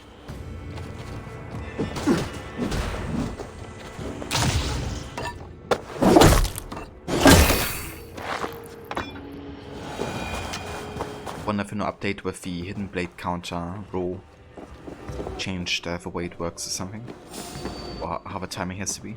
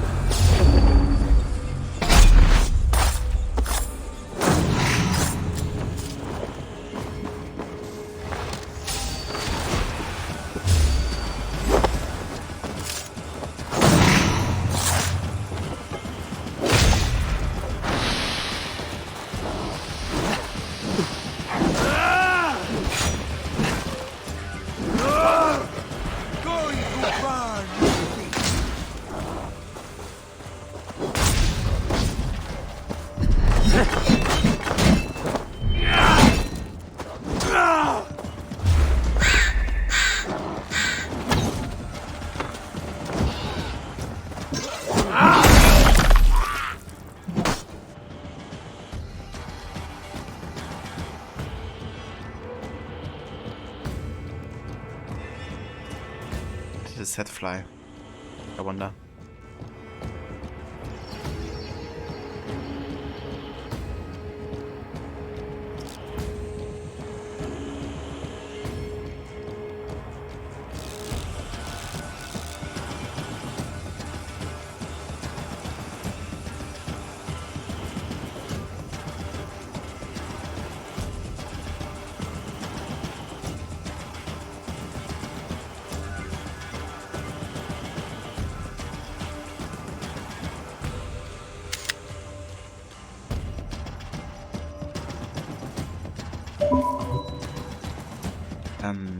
You can make any good side of a story into the bad side with lazy writing, but writing is that complex with a lot of thought put into it can make certain things, the good side, to be negative. Yeah. It's really weird that so many people, you know, praise Rogue for writing. I think really much more addressing the you know, idea behind writing rather than writing itself, or just to pay enough attention to it.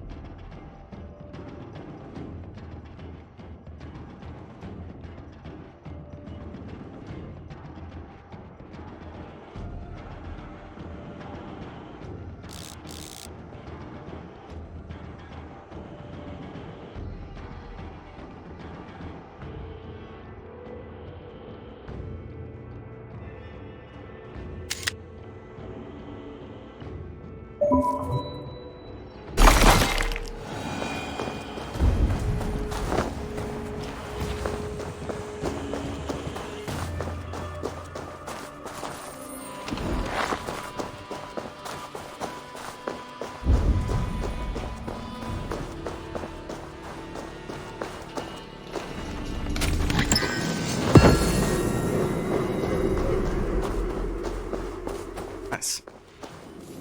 So that's the last carbon ingot here, I think. Alright.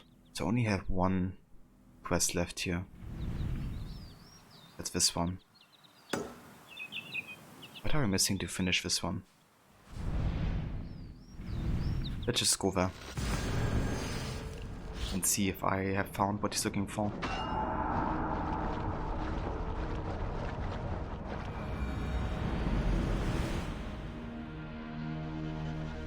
Yeah, exactly.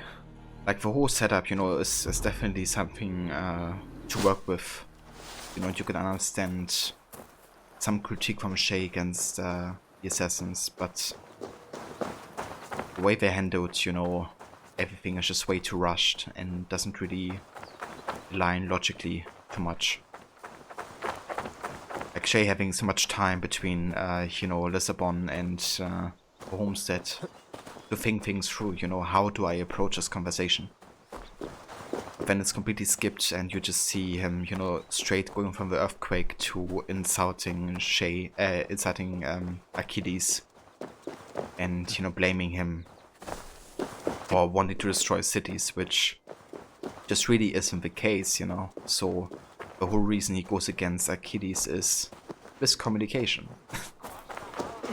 Because they definitely align in their goal. The waves we sail, cutting the ocean's skin.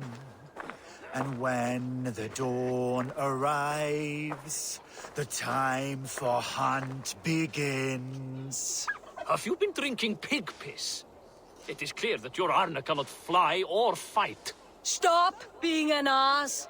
By Odin, you lot have gone mad since I've been away.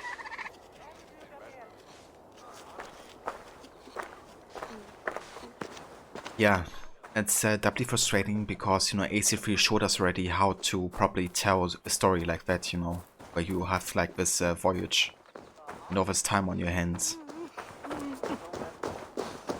Like, it really showcases the passage of time, like, you know, even in a much, like, a really short amount of time still. But you can really see where so much work for so little reward. Like how much Haven has been, like, you know, thinking about doing all the time, like weeks and months of traveling. So, what is the plan? To charge in head first, attack by surprise. That worked out well for us the last time. No, we should be more careful this time. We track it, then we corner it. But yeah, like AC3's, you know, introduction is already a better showcase of, you know, playing as a Templar than the entirety of Rogue, in my opinion.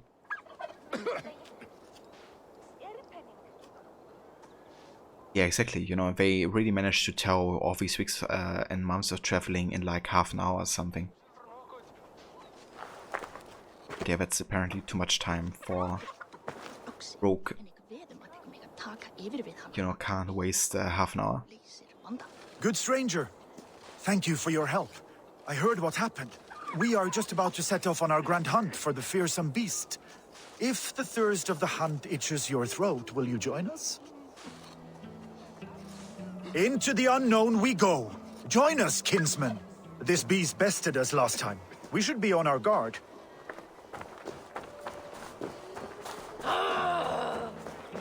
Hey! Please, can we get along? Your horseplay will be our death. So, what brings you here, kinsman? Was it the pull of the wilderness? The thrill of the hunt? You could say that. Then you will not be disappointed. However, be warned. This beast is quick to bite and fearless. Tracks. There is no mistaking it. It came from the same creature that attacked us. Yeah, exactly. You know, when Rogue came out, I was really wondering, like, why didn't we just get Haven as a protagonist, you know? Like, he's well established. It's literally called the Kenway Saga. So why not play, you know, as Connor, Edward, and then as Haven? Like, you know, and have like an entire game dedicated to Haven. But no. You have to have a character that was never talked about before. Like, clearly your Achilles would have mentioned Shay or something about it in AC3. But no. It doesn't. And you know, why Shay also isn't like one of the targets in AC3 as well. It just doesn't make any sense.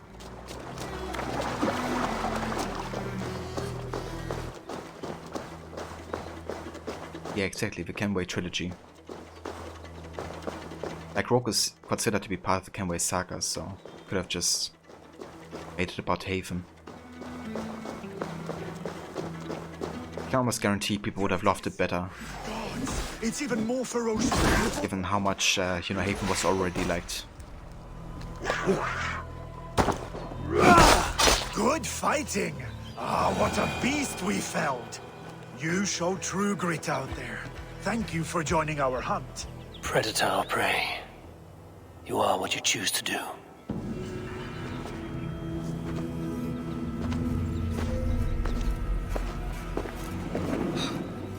That creature was even worse than a bear, truly.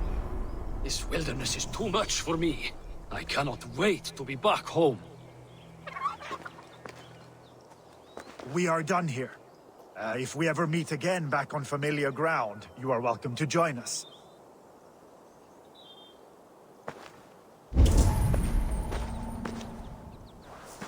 I like how the turkey was also coming with us.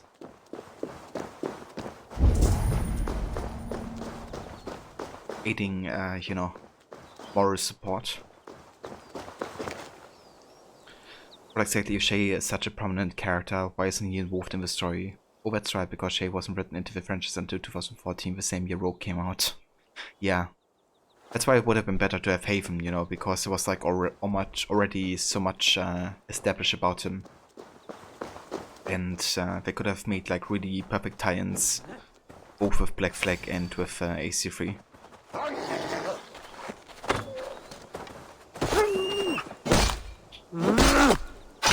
Also, hey there, Jay.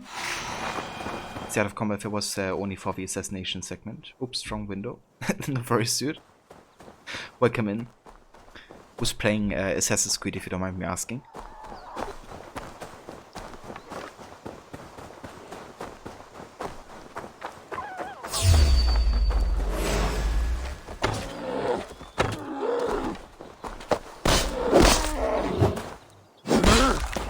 Ah, I gotcha. I reckon Ronnie's playing some more Black Flag today.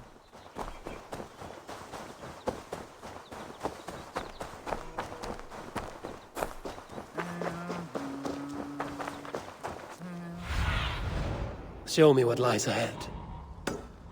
Okay, let's go to a shopkeeper and get the cloak, which will be the last thing we're gonna be able to buy.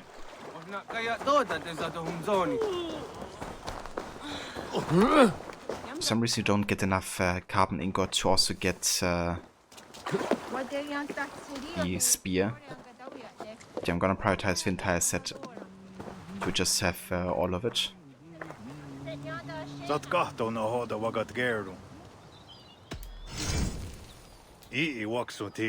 Light and resistant cotton fibers make a perfect cloak that blends with the surroundings. Ah, never mind, we actually have enough. I think they patched it in afterwards, didn't they? So you can also get the unintact spear. Razor sharp rock on a long sturdy shaft, made primarily for hunting. Nice. I have to go. See you soon. Rod, time for you to get your undead rest. Have a great rest of your stream, Sandy, and catch you next time. No worries whatsoever. Rod, you have a good night, dude. Thanks again so much for coming by. And I hope you have a great rest and good night. Thanks also again so much for the raid earlier. And for anybody that hasn't checked out Rod yet, definitely do so if you're a big fan of AC as well. He's a massive one. Currently playing for Valhalla as well as Revelations, celebrating 10 years of the game. But he's also playing all the other like action-adventure and stealth games like Tomb Raider, Batman, Red Dead Redemption, GTA, and loads of others. So if that's something you're interested in, then definitely check out Rod's channel. And yeah, no worries whatsoever, dude. You take care. Do take the Versa back. if you have completed Island in one playthrough, when you start a new one, the trading post will already be upgraded. Oh. I haven't gotten that bug yet, because I did play through Island on my main save, right? And then when I started this one and got to Island, I still, you know, had the trading post like open. I still had to upgrade everything myself. Did that happen to you, Brutek?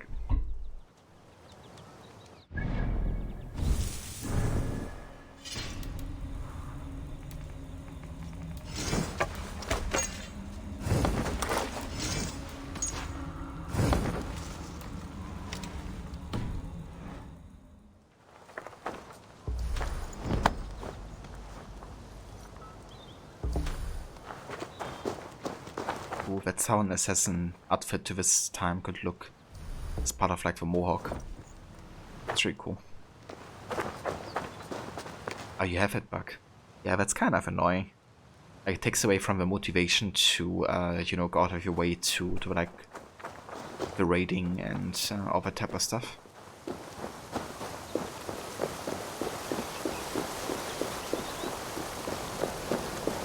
No need to hide now, Olaf. Gorm is dead. Gorm?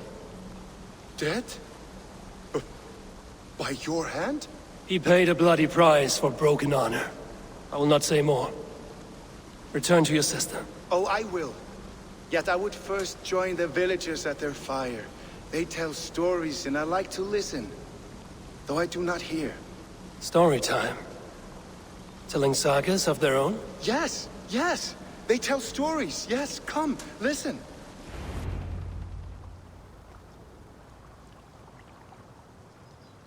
Zokki, Rarondunde, Wasagohorori, Neyotzi Zizu, Waharu, How, Toyedene, Zinuero discardagete, Junkwiro Tawani, Dehni Zaruki, Totni Dagwe, Yatehni Ganare, Ziosumaya, Danu Akwegu, Gasumwa Hunzi, Yotzi Zizu, Yagoda Denekwa Dawagu, Danu Rarondo de, Yasutne Irdade.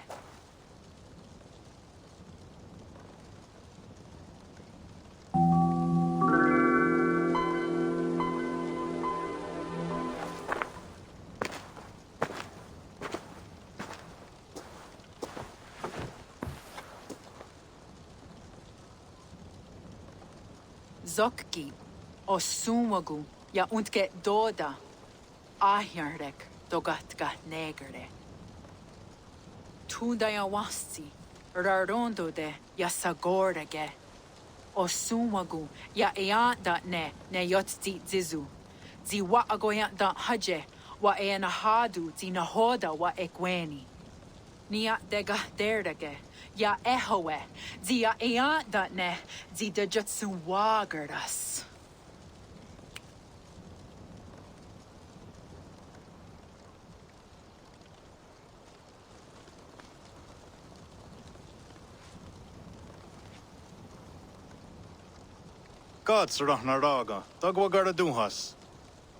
I do not understand.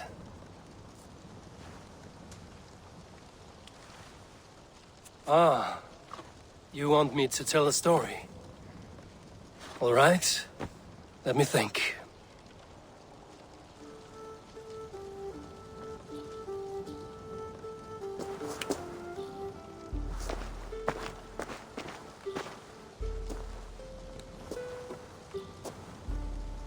A story of betrayal, of selfish malice, and of gods who act as spoiled children. Of all our many gods, it is Odin who is the most revered. He is the All-Father, the High One, the Wise King. But for all his glories, he can also be the most elusive of his kind. Selfish, solitary, stubborn, even cruel. In days long gone, it came to pass that Odin's son, Baldur, died suddenly, felled by his only weakness, mistletoe. Believing his son's death an accident, Odin sent a message to the Jotun Hel, asking her to return his beautiful boy to life. Hel agreed, but on one condition. Only if every living creature in the 9 worlds shed a loving tear for Baldur. At once, Odin sent word to every corner of the world, asking all to weep for his beloved boy. And all did, but one. A Jotun named Thok refused to cry for Baldur. Let Hel keep what she has received, Thok said, with malice. And that was that. Baldur was gone forever, sent on a funeral ship across the sea, buried in Midgard, amid trees and rocks. What Odin did not know is that Thok was none other than the trickster Loki in disguise, a god he knew as a friend. Worse still, it was Loki who led Baldur to his death by a sprig of mistletoe. All these tricks and feints Loki had conceived. Some say it was in Loki's nature to be so cruel. Others argue it was revenge for deeds done by Odin to Loki and his children. There is a third view, that all these acts, kind and cruel, were sown long ago in the pattern of their lives. That we are not the authors of our own destiny, but only its readers. And that we...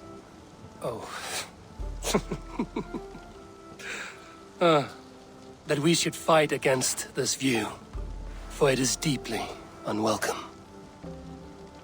Angwa gara duha se ne at nowara rau gara. Nene oh niot ti wata det noyage. Gorum brought this stone across the Whale Road for a strange purpose. I do not know why, but it seems to belong to this land. Yoskats. Gwa. Rasnu sage. What neat daherde. Dagwa weird go? Take it and guard it. It may be that one day you will know its purpose. Thank you. Each of you. For all you have done. Aya wanski. Yeti sot hogungaha. Ayeza haherda da. Ratnardaga.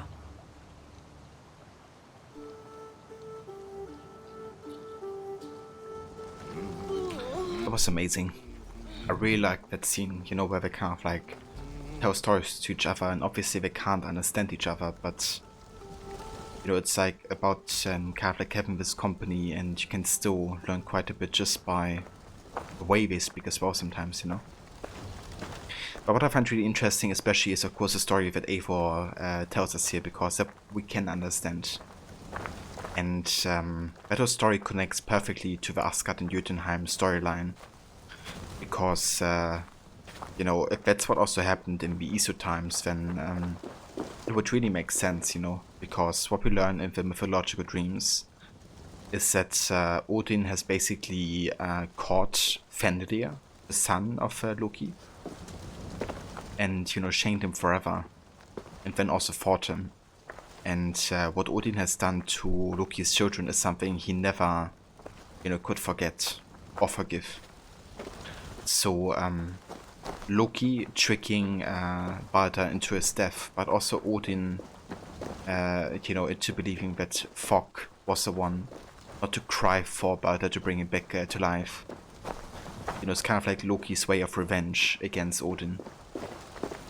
And we can safely assume that that's roughly what happens after the Asgard and Jotunheim arcs, you know, because in Asgard already, when Odin is fighting Fenrir, like at the start, you know, Loki says, "I will never forget what has happened here," and he's kind of like, you know, he's kind of like planning his revenge at that point. So it really is great, you know, how it at the same time connects to AC3 with the whole like crystal skull, and explaining, you know, why the more people have it, but also, you know, like the whole thing with the Isu in this game. And I think I'm definitely going to be doing the Jotunheim dream directly after Vinland, because it really does connect quite well. I didn't even plan that, but it does connect perfectly, so we're gonna be doing that next, I think. However, before we continue playing here, there's actually a video I would like to share, because obviously the Mohawk have also told a story. And that story can be translated. Like the Mohawk language they have been speaking, like that everything made sense in there.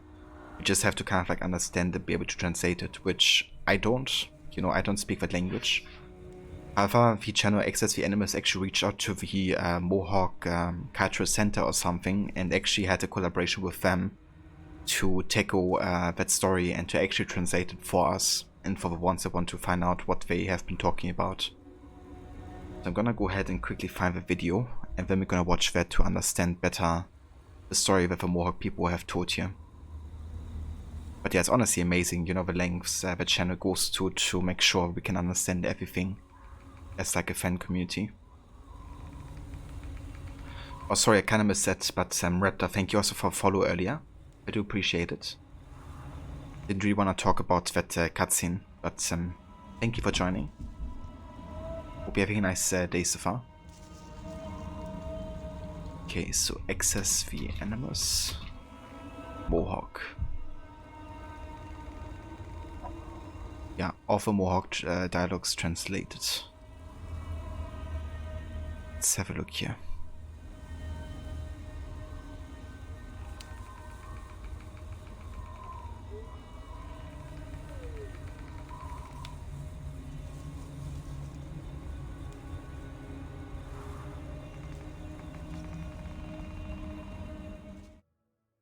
Loading.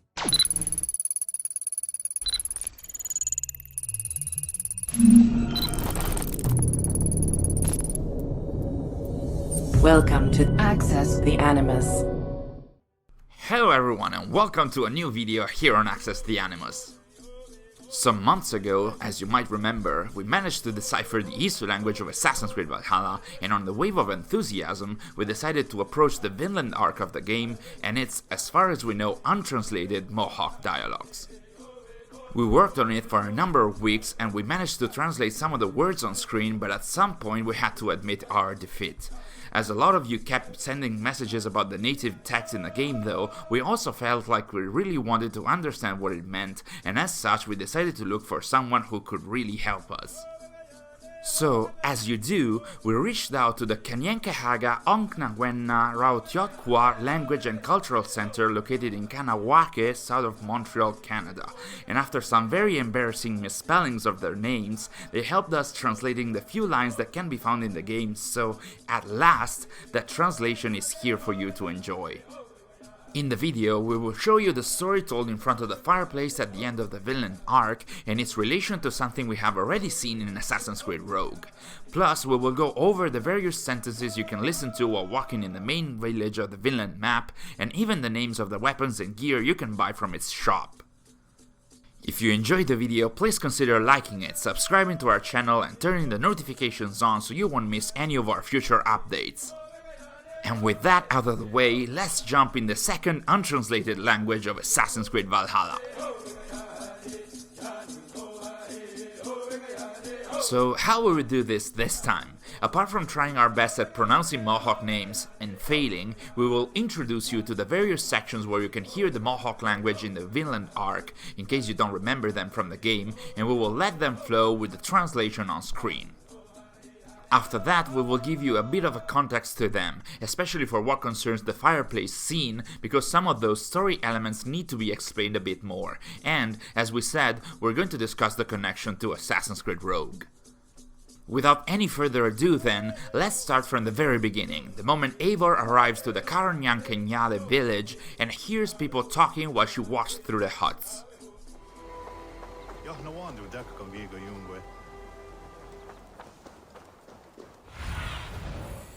Show me.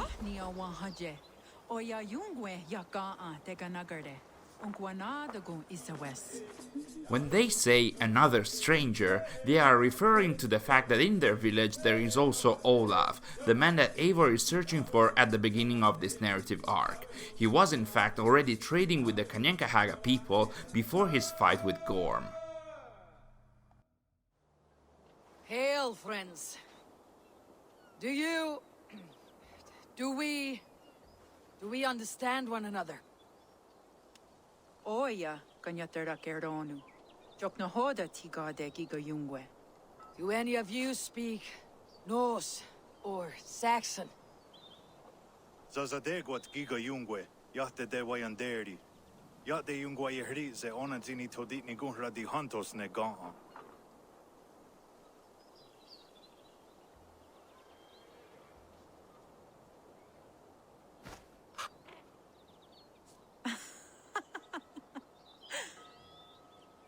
Giga odzida'a wa onatsine giga yungwe. Tigade not ne'e. This is Sunan. Her name means insight. Yanja dahawe giga. Zinue oya kanyatera keronu itres. Danu ahinasku. Ahoya dagenha toka ahuna darohage giga. The literal translation of the last part of this sentence, as provided by the Cultural Center, reads, "and will give him an animal." As it doesn't seem to fit this context, we decided to interpret it as, "I'll bring him or her to the other man coming from the sea that lives in the village, and will give him or her to him," with the meaning of leaving Eivor alone with Olaf. So, as you can see, both of the Mohawk characters act quite distrustfully while Eivor approaches them, because they have already experienced in the past the destructive behavior of what they will later call the White Man.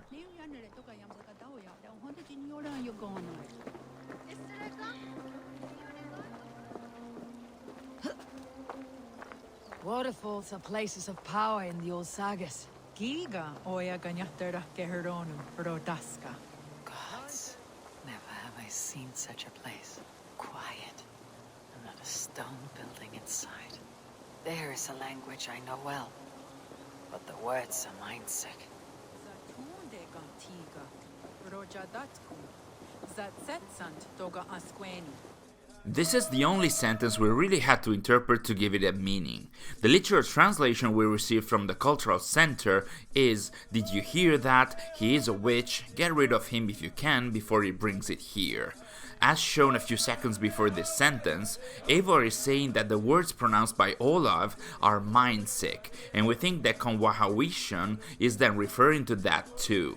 She asks Eivor if she is hearing those words, then she probably refers to Olaf with "he is a witch," that we could interpret as "he is mad" or "he is cursed" or something similar. The last part could be a sort of advice for Eivor with the meaning of "don't let his madness get to you, so leave him as soon as you can." This is how the sentence should read if our assumptions are correct. Next we have the equipment, and in this case it's kind of self-explanatory as the translation brings us the name of the various objects. So we have the Raven equipment set, the Porcupine spear, the Antlers bow, and the Bear club. This scene is triggered when the player dies for the first time in Vinland. Hurting all over. I thought I was dead. Dode Gordie. Doga an Sayak e giga, an de wat Zeruna de Zizarun Hyaga. Sayak. You want me to eat these?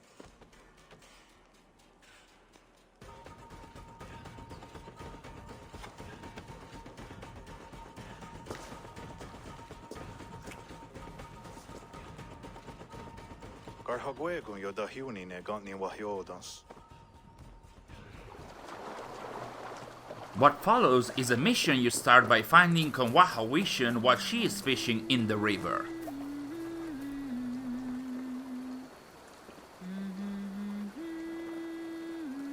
The leader of the village. They catch lake fish with a harpoon here. Interesting. What is she doing? Atskwi Gatnaraga. Deza duhunzonika ne askatne ayejanitsa dorade.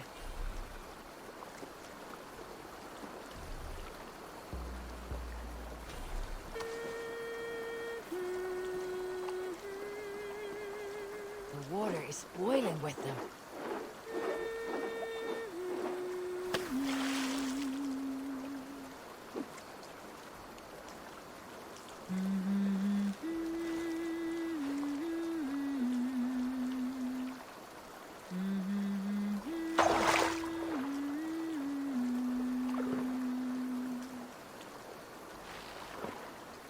Ya Chegaerdi, Zinigu Waganawi Negadzu.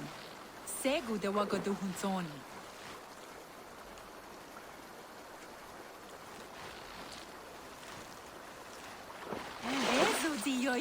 Yeah, I think this is actually like a random encounter. Like it's not an actual quest or something. Find more if you like. You actually have to seek her out, and then you can find her on this lake. I think it's also a bit of a reference to AC3 because a bear will appear eventually and attack both of them. Which is similar to what happens at the start of Connor's story, where he hunts with Dan and Dokon, his childhood friend. But yeah, it's not like a mystery or something like that, you have to find it yourself. Add one more to the catch. Ya Chegaerdi, Zinigu Waganawi Negadzu. Segu de Wagaduhunsoni. Gahnardaga, Ya Aguestet Gaerdi, Zini Sherha. Nek zi yoyanerde zini yo ziwezanawe. Ava's not in great shape. Right.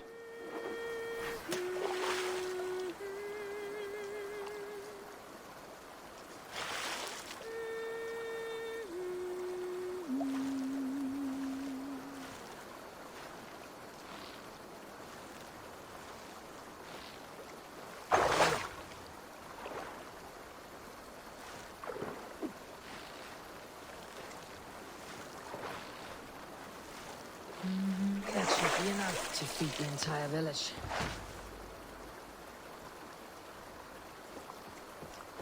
Ha! There's a sturdy ha! Ti deniser, tiga okwardi. The bear has been drawn out by the catch. Destan, wax, ango nerdy Diana okwardi.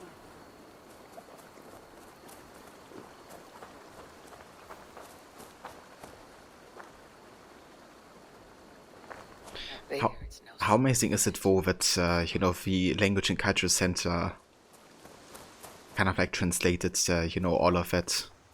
And that Access the Animus actually reached out to them and they were, you know, willing to do it. That just makes Access the Animus so much more amazing than the channel already is. Gahnardaga. Anke warda serduni, giga okwardi, danugadzu. Zokki, awadu yasawe neganadagu. Welcome back, Levi. Ah, Gahnardaga. Ya desanasquas ne okwardi. Dano yunjat dum haharde. I suspect you were expecting that fight. How was the I'll meeting? leave you to your tasks.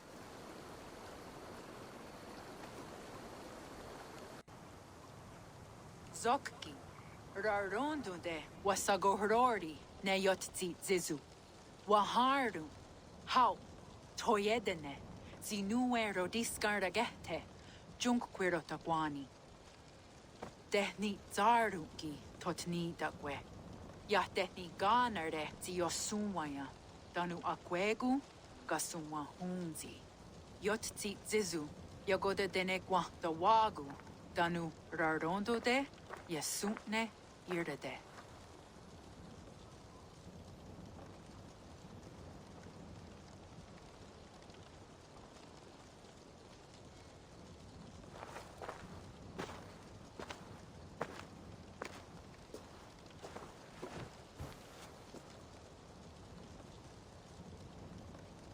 Zokki, Osumagu, ja untke doda, ahjarek, dogatka negerde. Tudaya wasti, rarondo de, ja sagordege. Osumagu, ja eanda ne yotzi zizu. Zi wa agoya da haje, wa eanahadu, zi nahoda wa ekweni. Nia dega derdege. Ja ehoe, zia eanda ne, zi de jutsun wagardas.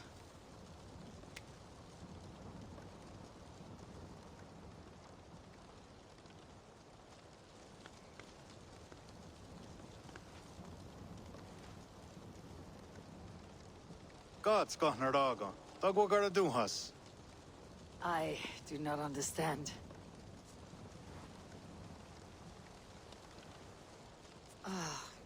You want me to tell a story? All right. Let me think. That we should fight against this view, for it is deeply unwelcome. Angwa gotta do has say ne at nowhere raugarda. Nene och niot ti what that no yage. Gorum brought this stone across the whale road for a strange purpose. I do not know why, but it seems to belong to this land. Yes, gods. Gwa. Rasnu sage. What need the herde? Dagwa weird it go? Take it and guard it. Maybe that one day you will know its purpose. Thank you. Each of you. For all you have done. Ayan wanski. Yeti sotogun gaha. Ayeza haherda. Gahnaraga. This is a very interesting part, because for the second time in an Assassin's Creed game, we are witnessing the Iroquois creation myth. In fact, we have already seen a similar but different tale in Assassin's Creed Rogue through the cave painting collectibles. In the tale we see in Assassin's Creed Valhalla, Yotsitsi Su, which means Sky Woman, lives in the sky, and her husband, named Rarontode, gets to know that she is pregnant of a baby from another man. This is why in the translated version we see her holding her belly, as she is carrying a baby. Rarontode, though, being furious about the betrayal, calls her to the sacred tree of their world, and when they reach it, they find a big hole in its place as it has been uprooted. Yotsitsi Su then looks through the hole and Rarontode pushes her, making her fall in the world below. As she falls, she manages to grab some of the roots of the tree. So what we see in the game is the very first part of a Iroquois creation story, while after Eivor finishes her own story about Loki and Baldur, we see Karognak Tatye, the other Mohawk character met by Eivor at the beginning of the arc, saying that he is going to tell a story about a big turtle, and that should be the continuation of the Iroquois creation myth. In fact, after falling from the sky, Yotsitsi Su is grabbed from the birds of the world below. They make her land on a big turtle where she will use the roots of the sacred tree to create life and the world as we know it. As we mentioned before, Yotsitsi Su, or better, the Sky Woman, is a name we already know from Assassin's Creed Rogue. The story we are provided in Rogue, though, differs a bit from what we see in Valhalla, and that is because in the Iroquois lands there were different tribes and they had different versions of the creation myth. In Valhalla, we are in front of the Mohawk version of the story, while in Rogue the version is the one coming from the Oneida tribe, which was actually mentioned and featured in the game. In the Oneida's version, the Sky Woman descended on the Earth to bring order and light to what was a dark and chaotic world, as suggested by her father, the Great Spirit. If you are curious to read the whole text of the Oneida's version, as it appeared in Assassin's Creed Rogue, we will leave a link to its transcript from our website in the description. In both versions, though, the Sky Woman gives birth to a daughter who gets pregnant too and gives birth to two twins. The twins in some of the Iroquois traditions personify good and evil, while in some other versions of said tradition they have a brother's relationship of rivalry rather than enmity. We honestly can't see any relation between the Iroquois mythology and the Norse one apart from the big sacred tree, and in general the story told by the fireplace seems to have been featured to reference the Mohawk culture. As the story told by Eivor in the same scene about Loki, Odin and Baldur did find a corresponding one in the First Civilization narrative, do you think that the Mohawk creation myth as told in the Assassin's Creed games could have a counterpart in the Isu lore as well? Let us know in the comments.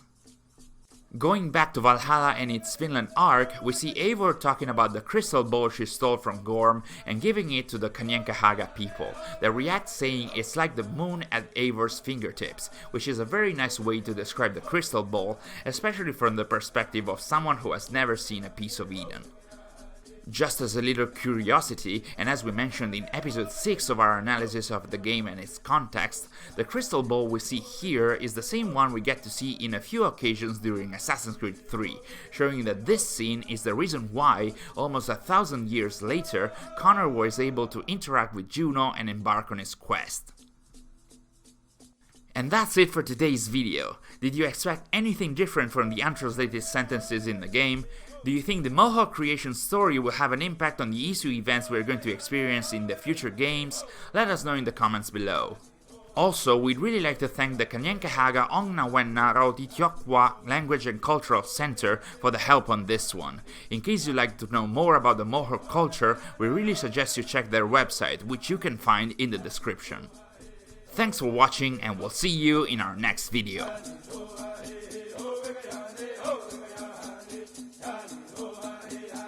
And yeah, there you go. That is the full translation of all the Mohawk dialogues in AC Valhalla.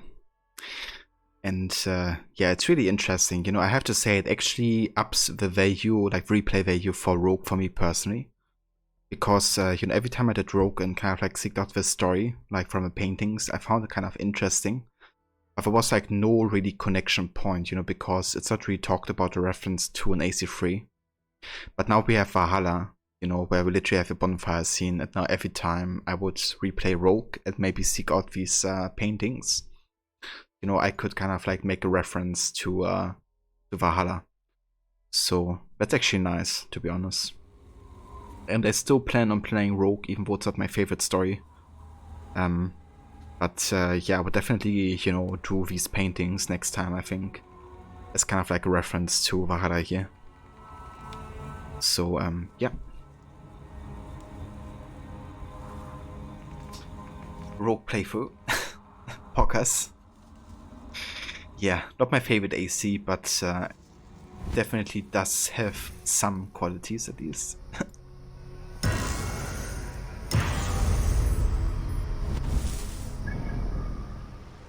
Are you currently playing it yourself, I'm an ambassador?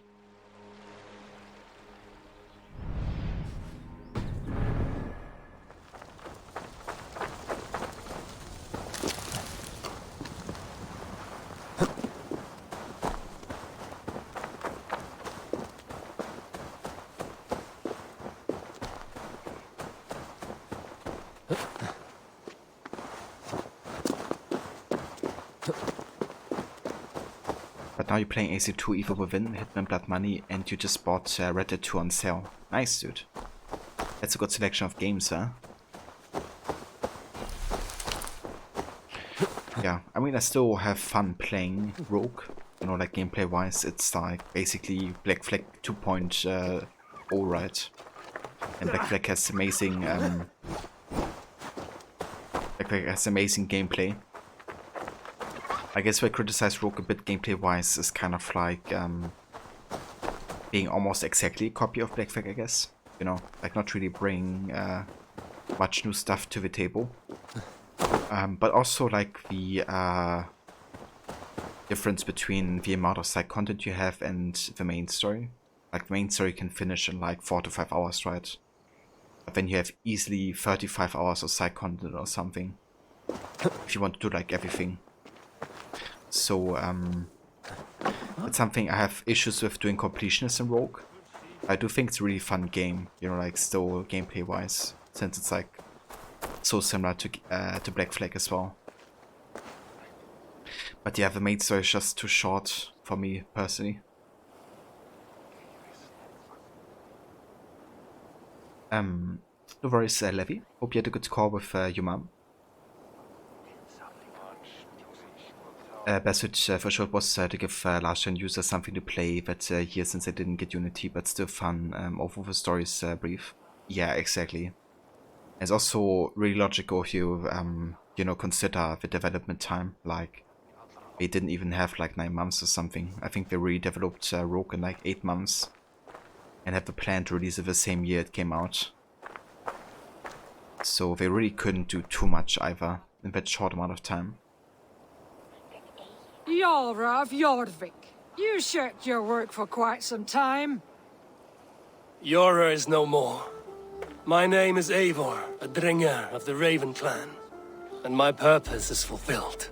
Purpose? What purpose? Gorm is dead! The troll is dead! Olav! Sister, let us celebrate. Gorm Kjötveson is no more. slain by Eivor Ravenfriend, Eivor Forest Strider, Eivor Ólafursaver. What is this? I had a long-standing blood feud with Gorm and his clan. It is now laid to rest. Oh, the skulls will sing of this day. How Eivor traveled far and wide, hunting Gorm along the world's rim. Songs are not. Gorm is dead. Now I suggest you leave this place. There's no purpose for us here. I do not disagree. Gordon was a madman and a troll indeed. But he paid us in silver, and that was enough. Brother, are you well? I feared the worst for you. I am well, yes, oh, so well. And I may stay, to linger one season or two, with the friends I have made. As you wish, brother. And you, Eivor, where will you go? Across the sea with us, or back into the woods? Yeah, we are ready. We have explored everything, so we're done in Vinland. I will sail with you. Let's go. Take care of yourself, Olaf. In this life and the next. Goodbye. Goodbye. Far went the whale road before me. Dark are the deeds that brought me here. Fate may bind my bones to this land, but for now I walk the sea.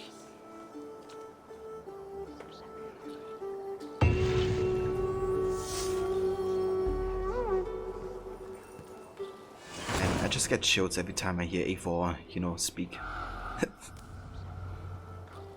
Both for voice acting and of you know, what he says.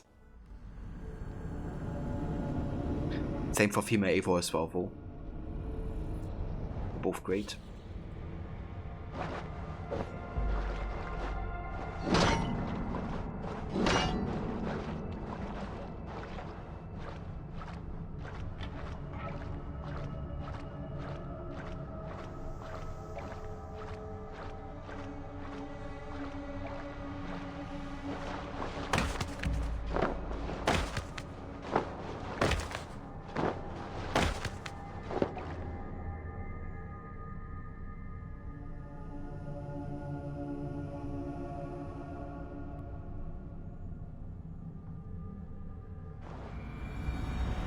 Now it seems the wind calls me back to Randvi.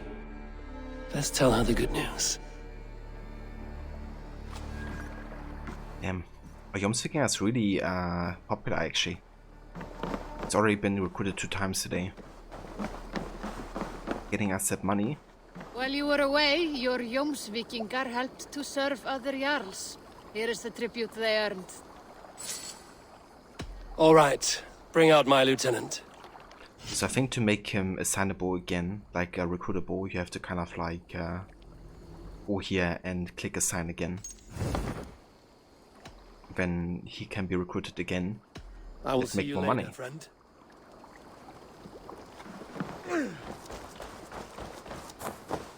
Very nice indeed.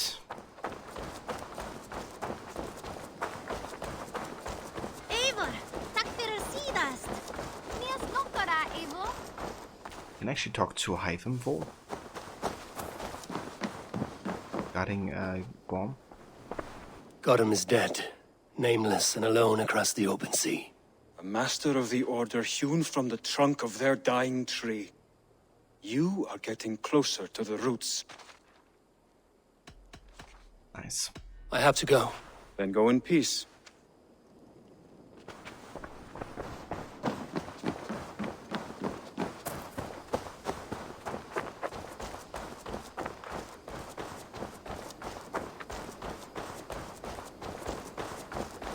Okay, how about we celebrate our comeback here?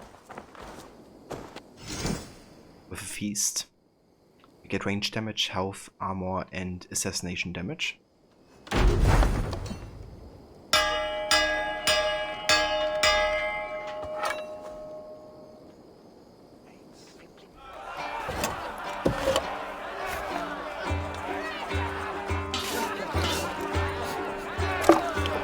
Hey!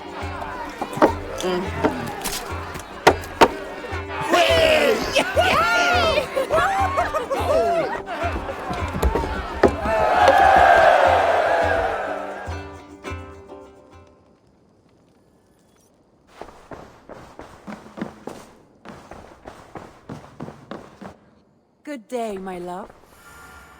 You've been away for so long. Were you worried? Of course I was. Such a long voyage. Did you do what had to be done? I did. And I'm eager to focus on problems closer to home. Good. It is done. Gorum is dead. The Kjotvisan clan is wiped from this world. Good. I would like to hear everything about your journey to Vinland when you have time. One day.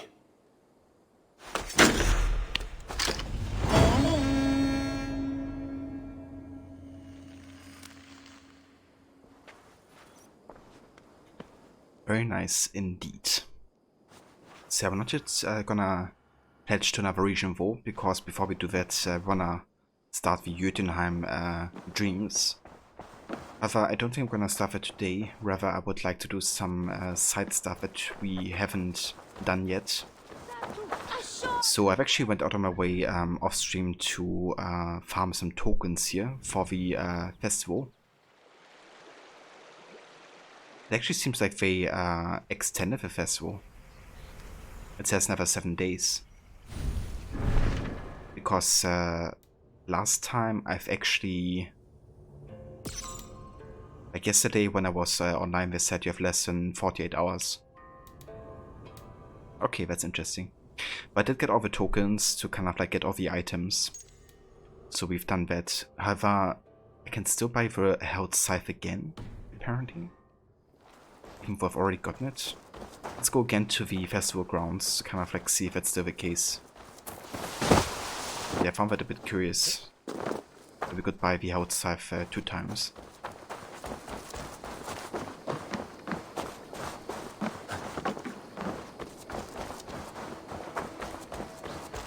Yeah, the dedication is real.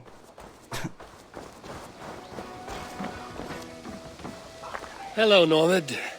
Eivor, how can I help you? Let's see what you have.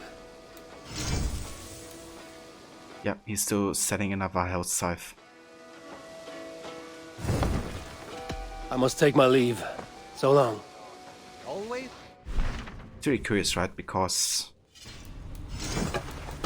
I already have the Held Scythe, like fully maxed out. So some items you can get 2 times, right? Like for example, I think I have 4 bracers or something 2 times. Or maybe the breaches. Yeah, I have 4 breaches like twice. But there's no real sense in having like, you know, Held Scythe 2 times equipped. Because you want to have individual effects, right? Like you don't want to have the same one on both weapons. So since we have the Held Scythe, I'm not gonna go ahead and farm enough tokens to buy it the second time, I think. Doesn't really see the point in it. Also, hey, Zweitleben. Welcome in, dude. Moin moin. The ambience of this is Craigism. Yeah, I quite like the ambience for the White Hunt Festival here. Okay, so we are done with that. What we could do though is maybe some discovery tour for the end of the stream. Or we could try another mastery challenge. I still have almost another hour of streaming time, so I think we're gonna try this mastery challenge here. Just have to get gold for Raven and for the bear. How much progress have I made? So we did finish with the first River Raid questline to start the stream off with. And then I started Vinland and finished the entire story arc there and all the side stuff. So yeah, that's what we did today.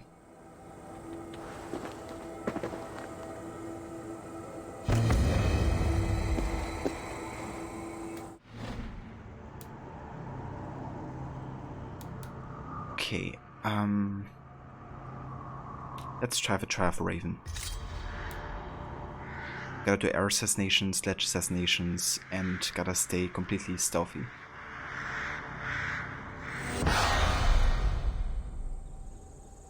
Thank you, Levy.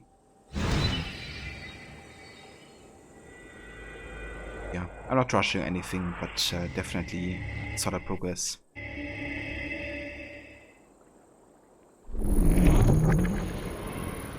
In theory, I would like to get through the game before the year ends, but yeah, we just have to see how it goes.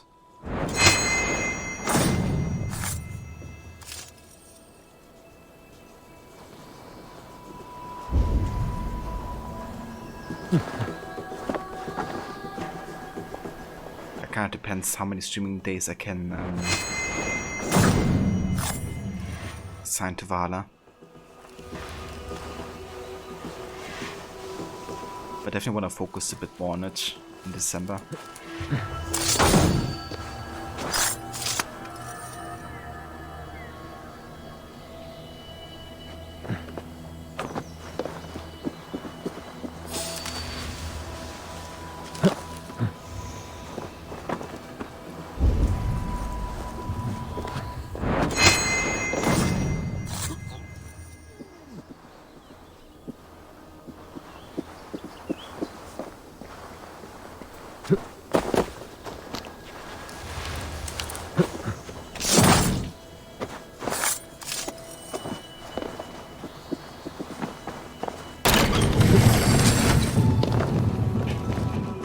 Yeah, the perfect Christmas game.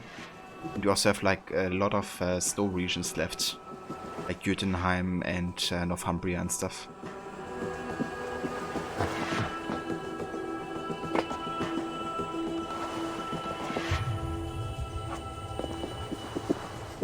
I wonder if I can do a lich assassination there.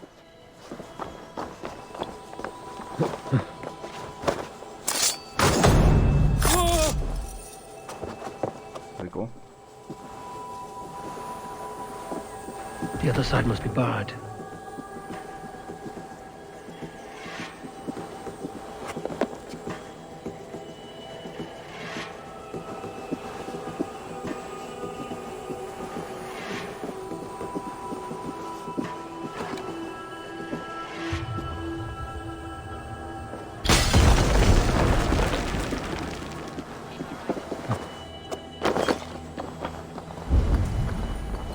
Okay, somebody's investigating here.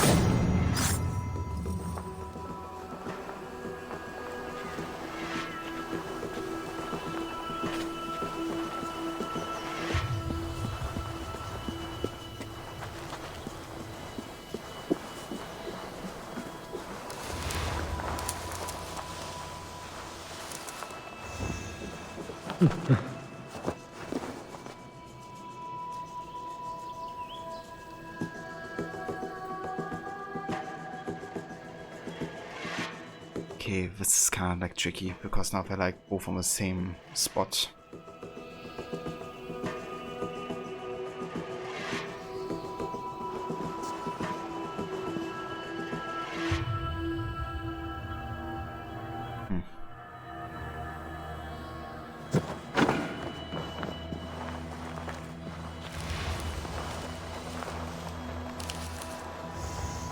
If I whistle here, I hope it doesn't attract somebody behind me. That's a thing. Let's come back here.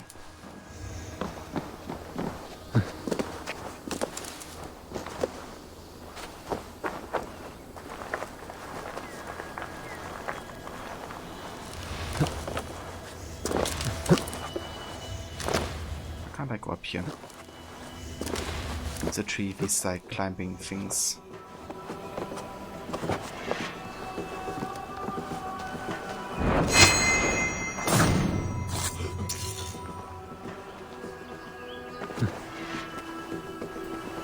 Or up here.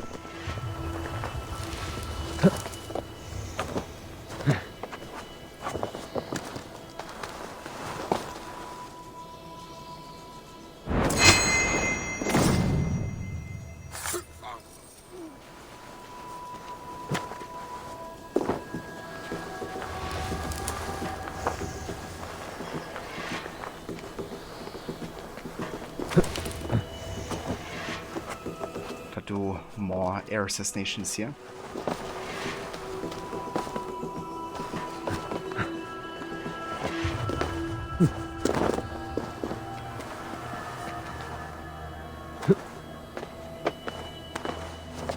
From up here? Yeah.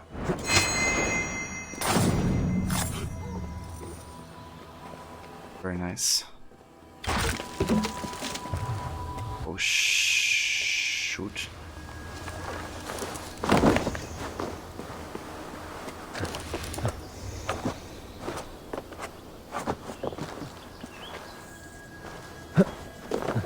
Jesus Christ, Eivor, where are you going? He's not doing what I want him to do. Whatsoever. Oh, Jesus Christ, why is he going back? All of a sudden. Keep my eyes open. Can I fucking air assassinate you, please? Game? Thank you. Jesus.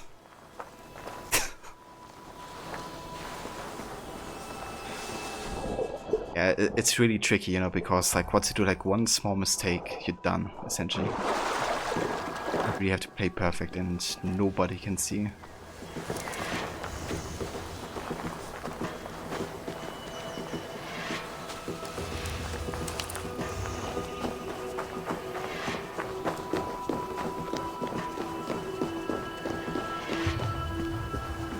So these guys are still standing together, which is an issue.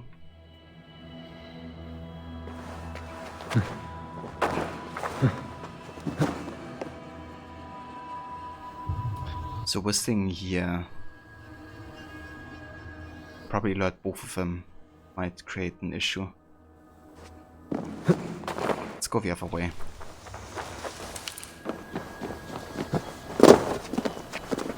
Yeah, it really is very infuriating if you are not patient enough sometimes.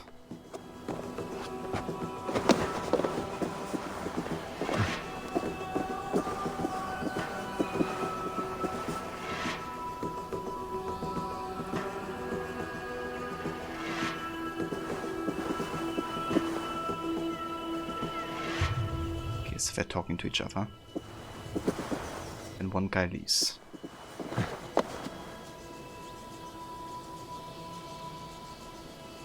The other guy is still looking there.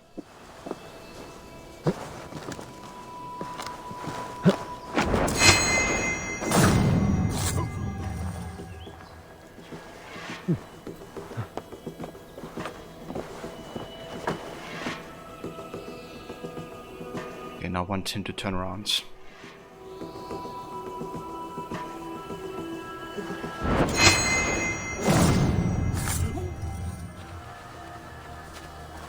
Then we should try to do like a ledge assassination with this guy.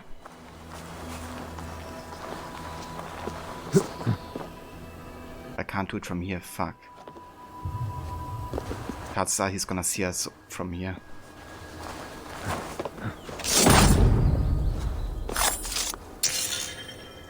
Okay, that's all the ledge assassinations we had to do here.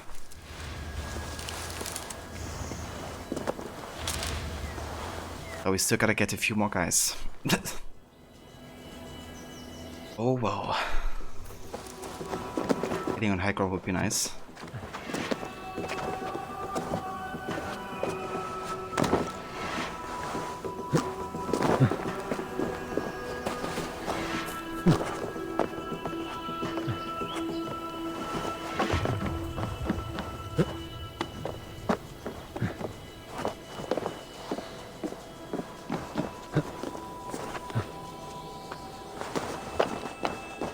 Okay, this of course full of spikes.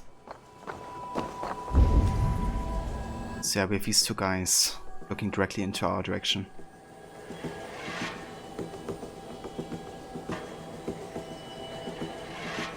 Amazing.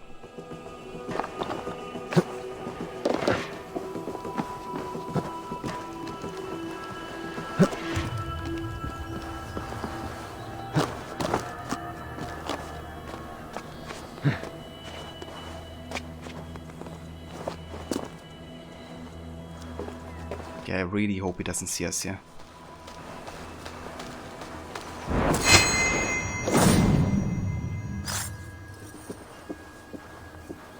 Okay. So we actually got the air assassinations and all of it done.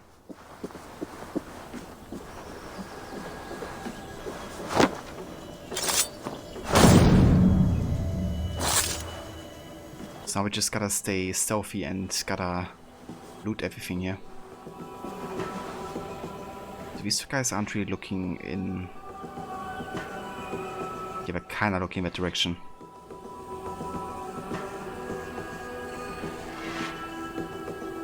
This guy's looking over here. Oh, Jesus Christ. I'm so scared that killing him will actually alert this guy over here. Then again, he looks directly over that direction, so I can't kill him either. Unless I do it like out of hiding position.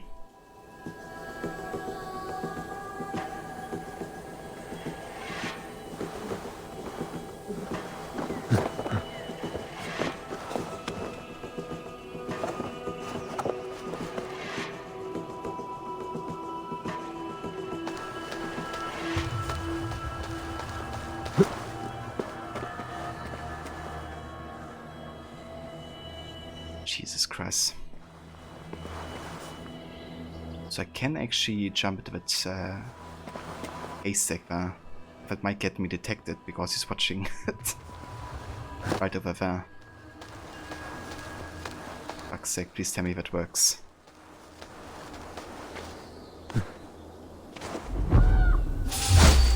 You're fucking kidding me, right? So yeah. All that, you know, effort just to get detected there and fail for good. Oh, it's ridiculous.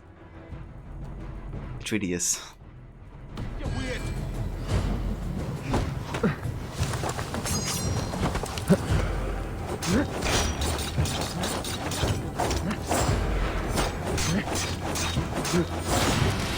Got you! We got you now!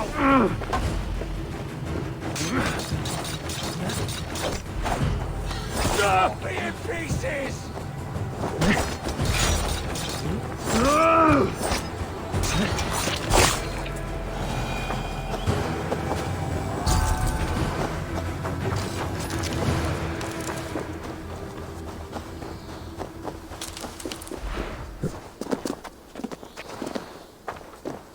Oh god, I hate it. Like the whole setup was also really awful, I feel. With like the directions they all looked. But yeah, at least now I know, I guess.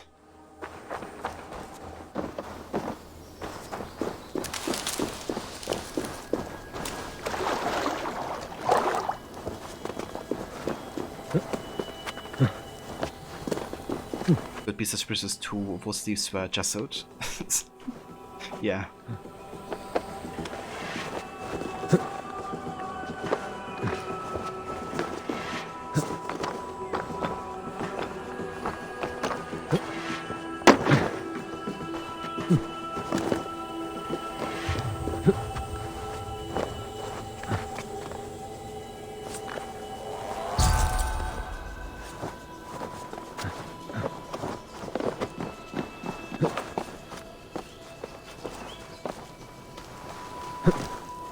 If I want to get gold, then I would have to redo all of this again, yeah, until I get it perfect. But I'm not gonna do that today. I'm gonna switch to the Discovery Tour here in a bit. I just want to give it another try. And see how it goes.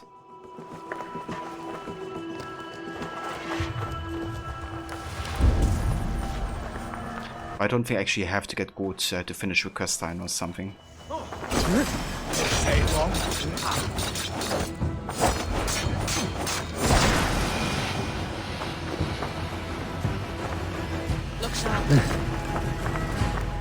They actually haven't seen me here. Perfectly hidden. That's hilarious. Not this way.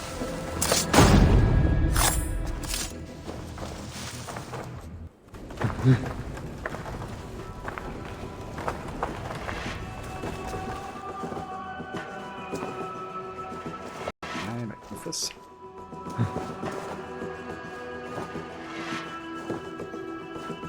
You're right, I can't move this out of here anymore. I'm like stuck. I probably can't go up here, can I?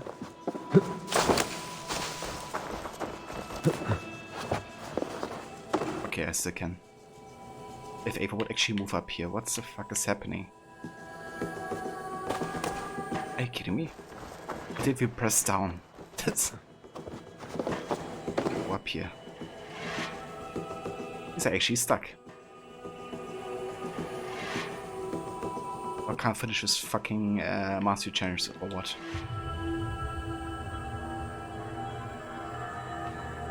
And it just goes auto down. So can't do the run up here and back eject into the beta apparently, because it doesn't make any sense, right? Ah, it's actually because of this body here that it's like stuck. Let's see. Yeah, it was. Never mind.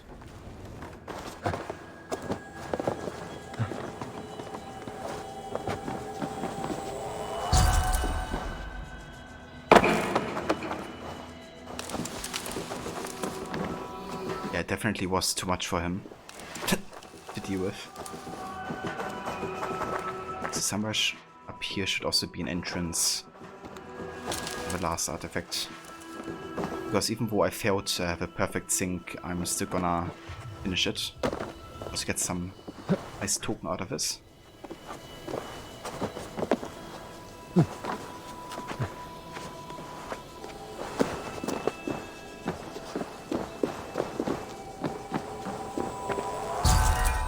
Okay.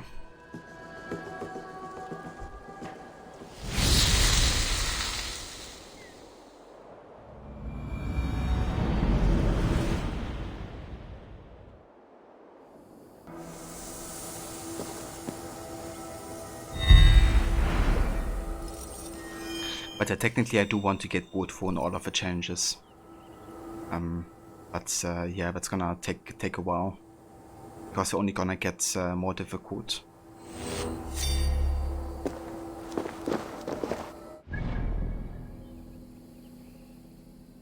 Okay. I'm gonna have a save here for now.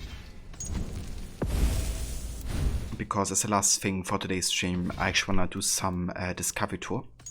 Since I still have like another half an hour left, and I haven't done the discovery tour in quite a while actually. So yeah, would like to start the next chapter and continue with that for the remainder of the stream. But yeah, it is really difficult. Like to play perfect, you know. It's actually quite tricky. Not do any mistake. But yeah, I feel like next try I might do better, or maybe even get it. Because now I know that the taste tag is kind of like, you know, not something I should jump into.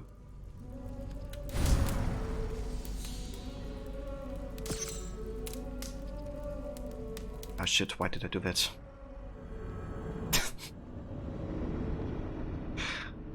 I was like, you know, talking, not thinking about what I'm doing, and logically, obviously we press continue to, you know, continue our playthrough.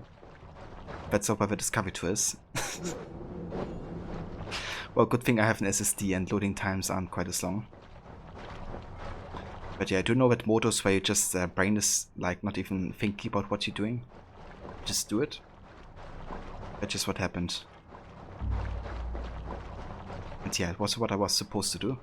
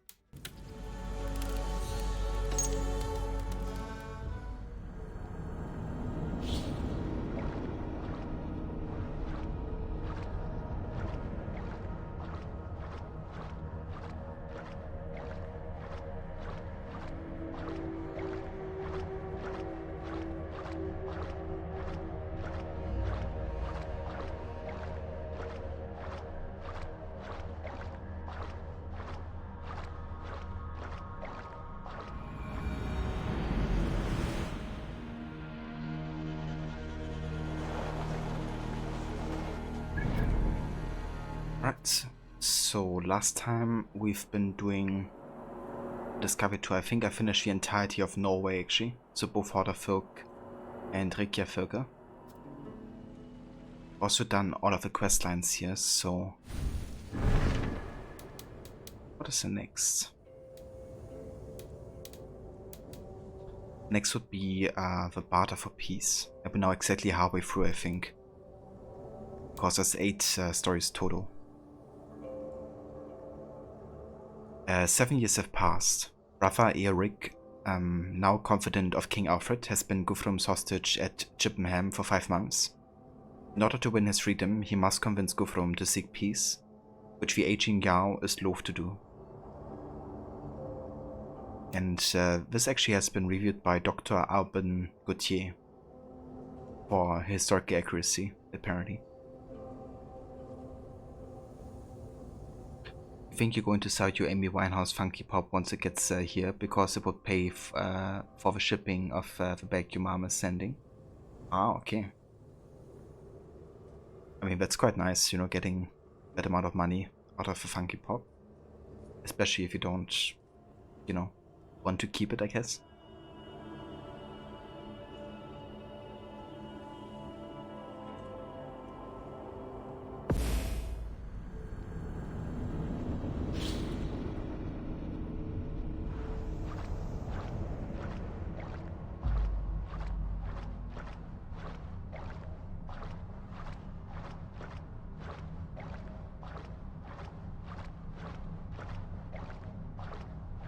Ah, okay, I see. Yeah, that's fair enough.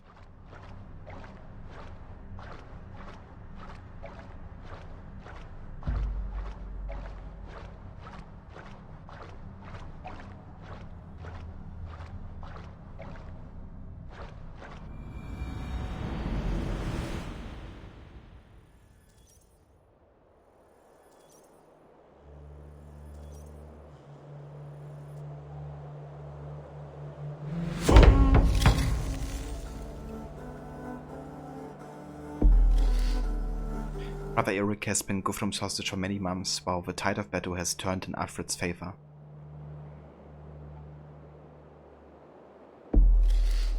Now Alfred has besieged the Danes' army at Chippenham, and all awaits his final word. Will it be execution or mercy? Praise be to God, the Most High, glory of glory, Lord of lords. Help me to show your grace and forgiveness to those who need it most. Guthrum Jarl approaches! For thine is the kingdom, the power, and of glory forever and ever. Amen.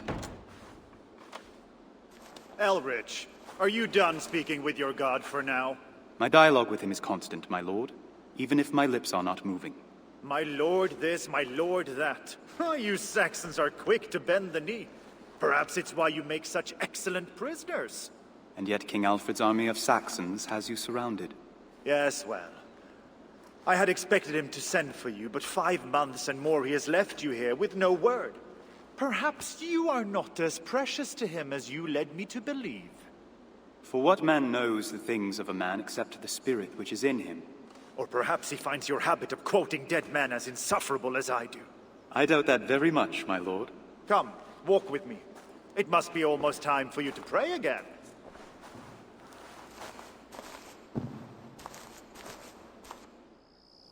I'll speak plainly. I've kept my men from pillaging Chippenham so that Alfred will have no quarrel with me should he retake his home. I see. Do you? If he best... I think it's kind of nice they tell the Guthrum Alfred story in the Discovery Tour, because I really expected it to see in the main game, but they kind of like left it open-ended. Because Guthrum, of course, converts to Christianity, right? That's like a very big deal. But it's not actually shown in the main game. Military leadership. Leadership was crucial in times of war. Each warband's leader was responsible for the behavior of his men. Without leadership, warriors might succumb to the urge to pillage conquered towns. This could lead to destructive infighting. Anglo-Saxon armies were not led by a single general. Each warband had more than one leader, and at least one of them would take up a position behind the army to supervise the battle. It may also have been mandatory to have another leader on the front line, or a place to lead by example. The commander who would get his hands dirty with the rest of his men was a source of inspiration and morale, two key qualities that kept armies fighting against unfavorable odds. This artifact is known as the Sutton Hoo helmet. Some scholars believe it belonged to King Redwood of East Anglia, allegedly a strong military leader. And this is from the 7th century, which you can find at the British Museum in London. I will be at your mercy instead of you at mine. Can I trust you to speak on my behalf, or do Saxons cling to their grudges as dearly as Vidar? Christ demands we show others the mercy he has already shown us. You have nothing to fear from me, my lord. Well, we shall see. I have been by Levy. That's awesome.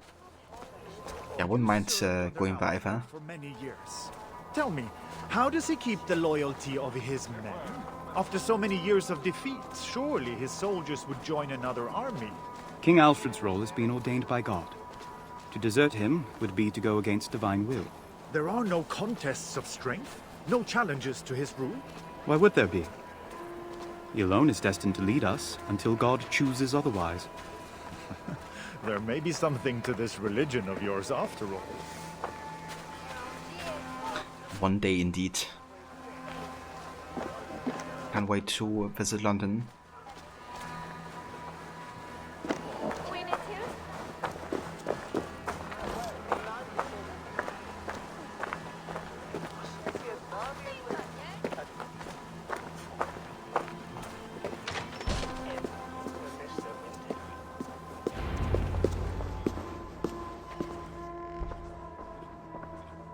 What is going on here? No. The relic. It's gone. I want every Saxon in this place searched head to toe. Wait! Remember your place, Saxon. These people have been here since the siege began. They've no reason to steal, not now, and nowhere to flee if they did. You accuse my men? I accuse no one. Let me speak with those present. I will find the thieves. No. You will return to your cell immediately. I will discover who is responsible before Alfred hears of it and decides to retake Chippenham by force.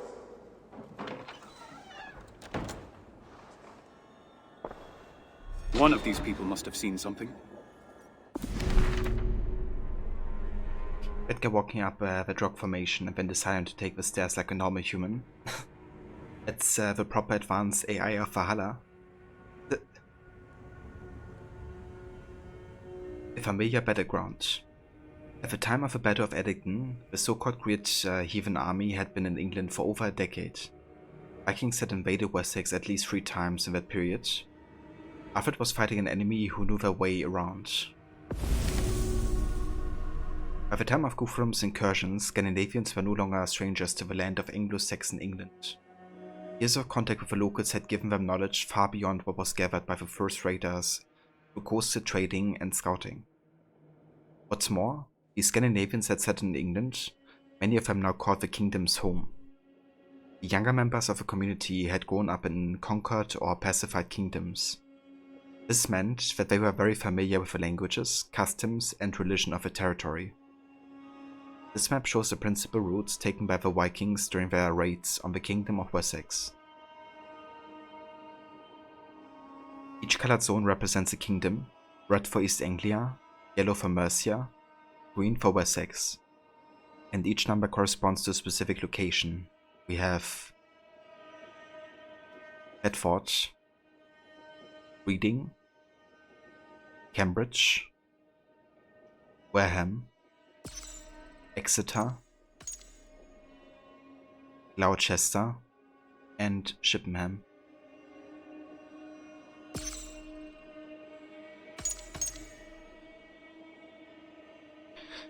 Each area constitutes Viking troops movement done in the 1870s. So A, we have 870, then B, 875, C 876, D 877, and then 878 from Gloucester to Chippenham, which is what's currently happening, I think. It's pretty well displayed in the Last Kingdom. Ah, interesting. Another reason to watch that show.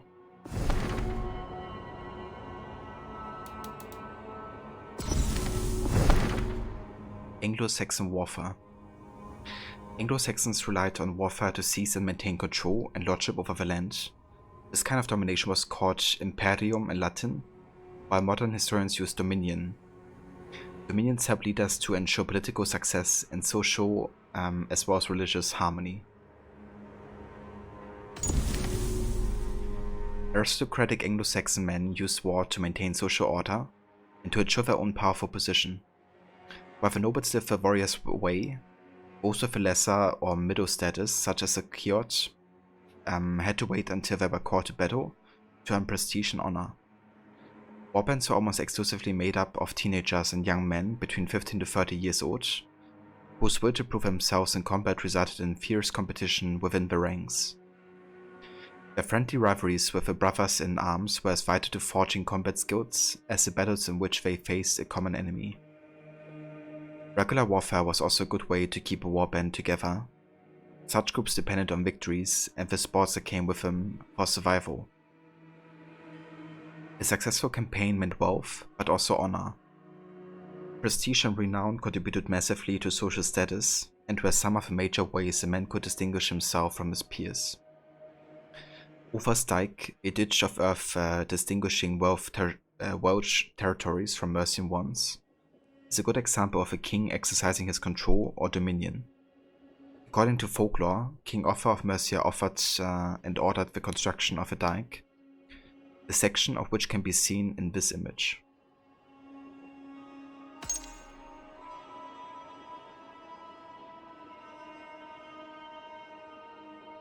And this you can find in Shropshire, UK.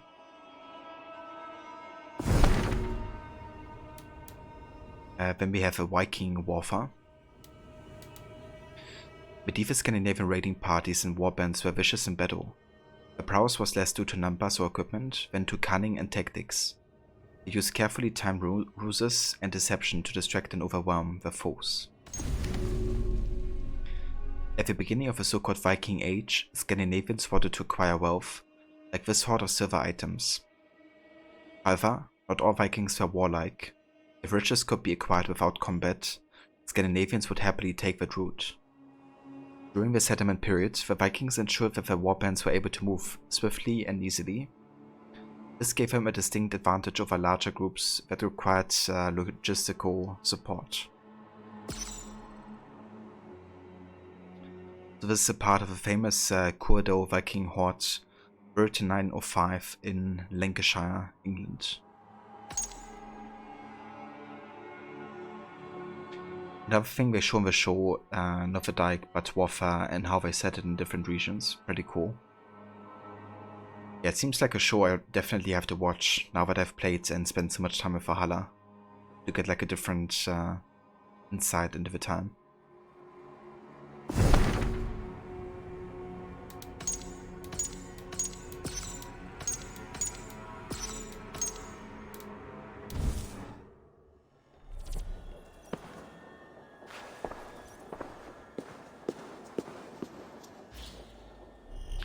The church altar. Altars were church structures made of stone or wood upon which priests made offerings. The range and size held precious relics and were key to certain Christian rituals, including the Mass. In the 4th century, the relics of important saints began to be placed in church altars. As depicted in this illustration, any ritual performed at those altars would share in the holiness of the saints whose relics they housed. While some altars were fixed, others could be moved. The main altar in Anglo-Saxon churches could nearly always be found against the wall of the outermost section of the building. This meant that the priests performing rituals would be facing away from the crowds of worshippers. His actions would be hidden from their view, which might suggest that they were sacred, restricted, a private communion between him and God.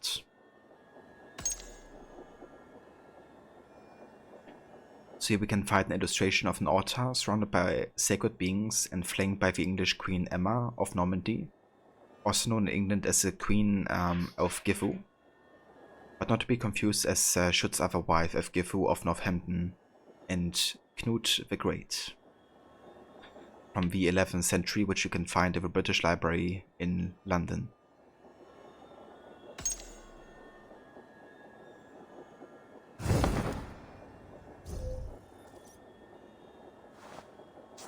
Okay, let's talk to these witnesses. Sister, did you see who took the relic and the rest of the gold? I saw nothing! Now leave me alone!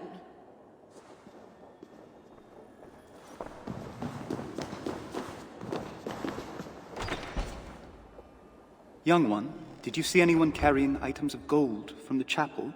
I saw some men in furs and armor hiding things under their cloaks. They were talking about leaving Chippenham at night and said the statue would be too heavy. Then they went to the big house next to the Great Hall. You have done our lord a tremendous service, child. Thank you. Guthrum should know what I found. Okay, so basically Viking raiders think they don't stand a chance against Alfred. So they basically steal riches and try to leave by night. Not very nice.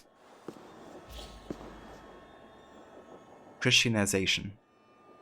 There's a difference between conversion and Christianization. In conversion, one could recognize Christ as divine and keep one's heathen ways. Christianization involved a change in worldview and daily ritual.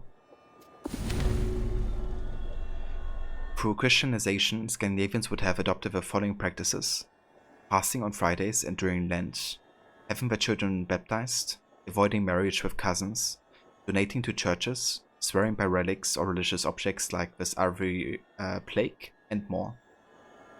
Unlike conversion, which can occur quickly, these behaviors were slowly integrated into the community. It is possible that the Christianization of the Viking began prior to their arrival in Anglo-Saxon Britain. Many Vikings came from places where they would have encountered Christian ideas and perhaps absorbed them. The Vikings' familiarity with Christianity might have smoothed their quick assimilation into the Anglo-Saxon population. So we can find a triangular panel made from Varus ivory, possibly attached to a Christian shrine from the 10th century, which you can find in the Winchester Museum.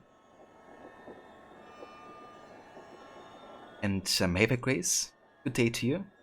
Thank you for joining. Levy, Alfred was a threat. Yeah, just a small one.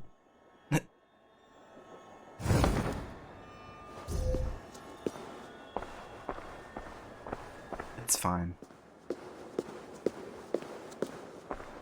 My apologies, but did you happen to witness anyone exiting the church with items made of gold or silver? Surely I did. Some Saxons came here and took everything they could, carrying it all off to the butcher's house, next to the market. That seems strange. Good Christians would have no reason to take what is theirs already. Are you questioning my honor? Merely making an observation. Thank you for your candor. Tell me, brother, did you see who stole from the chapel? Don't ask me. Please, just go. I need to find out what happened to the relic.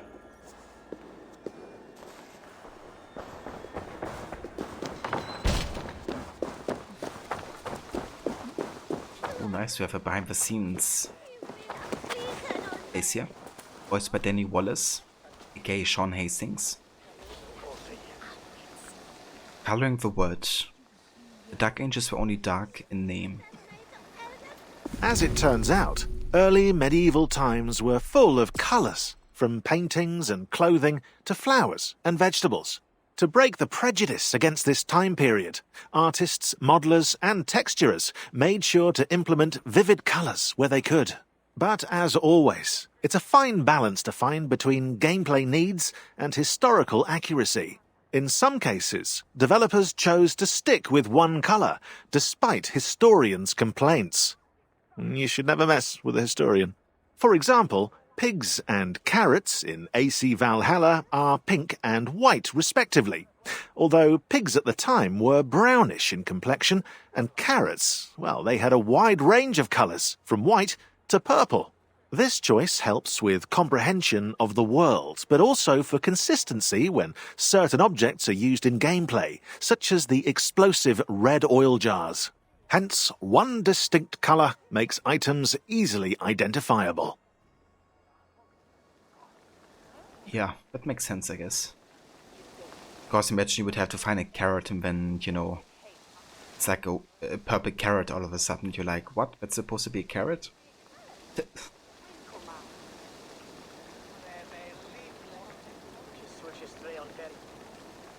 like the word Kenda? Yeah, me too, actually. Of course they did, so much color, and then humans were like, I want all carrots to be orange. Yeah. It would have been interesting to actually display that in the game. But I can also understand the choice they made.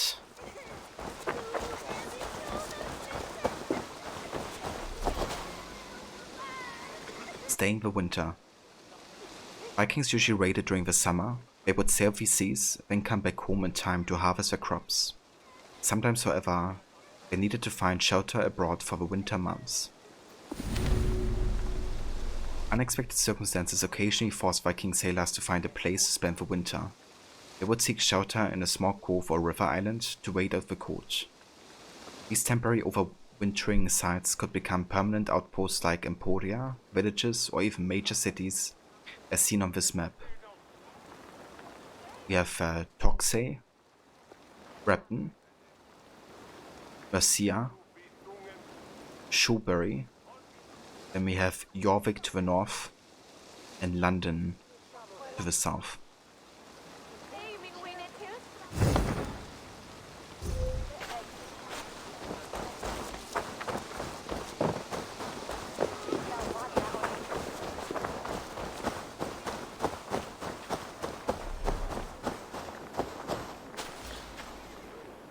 Chippenham. The community of Chippenham in Wiltshire likely began as a Roman settlement. It was occupied by Anglo-Saxons in the 7th century and captured by Vikings in the 9th. According to Welsh chronicler Essa, Chippenham was a royal centre or villa during Alfred's reign. Chippenham was seized by the Viking chieftain Guthrum's forces on January 6, 878. The date was chosen because it was a Christian holiday of Epiphany. The Vikings often attacked during Christian holidays, aiming to take their enemies by surprise. Alfred would eventually win back Chippenham from its Viking conquerors. His troops besieged the town for 12 days until Guthrum agreed to surrender. This image from Assassin's Creed Valhalla shows a bird's eye view of Chippenham, seemingly peaceful despite the siege.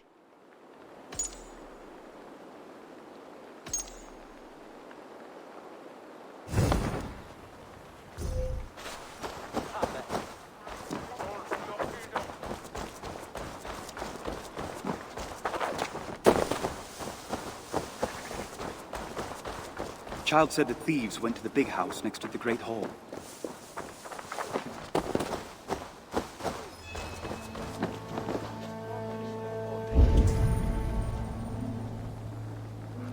Okay, so how do I get inside here? I actually have to climb up there?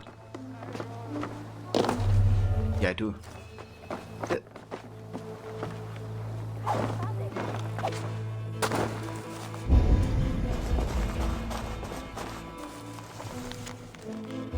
Guthrum Jarl. Björn looks for a true seeking to honor. Thorstein Oathbreaker lies. Björn is a good sea rider and warrior. He will bring us many riches. Welcome him in our Fellag, my Jarl. I trust him. Rode. Yeah, I would like to chase some purple carrots. Out of the mouth of babes. What will you want to get? Not much. They're guarding the food carefully now. Should have enough for 2 or 3 days. Leave tonight then, before Alfred's war dogs arrive. Gather the gold into sacks and let no one see you. It shall be as you say, Bjorn Jarl. I like the sound of that. Lekker. Can I actually pet this local? I don't think I can. Oh, I can.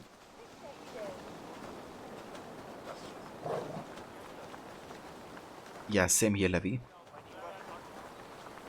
So, guys, if you had to describe how do they taste like in comparison to like regular carrots. Also, hey, Don. Welcome in, dude. How's it going? I hope you're having a nice day so far. Thank you for the 10 bits as well.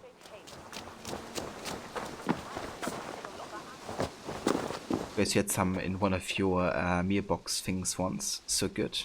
Very nice. I don't think I've even seen a purple carrot before.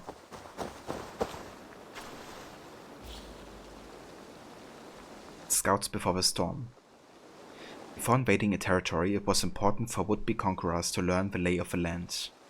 The Viking first sent scouts and traders to gather information on the places they intended to raid.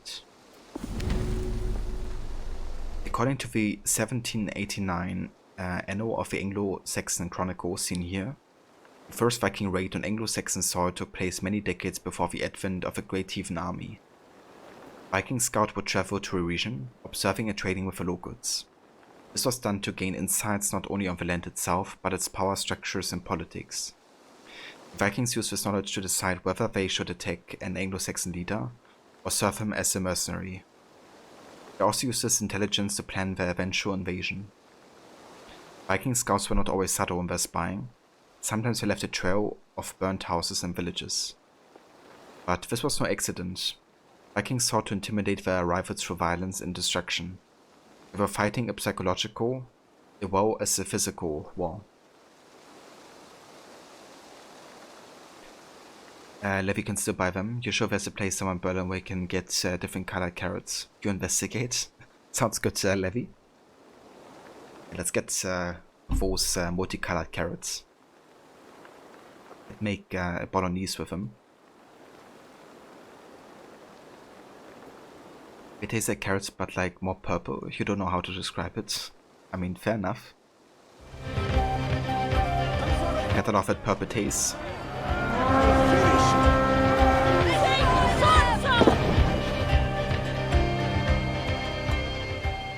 And hey Veroni, welcome in mate. Thank you so much for the raid.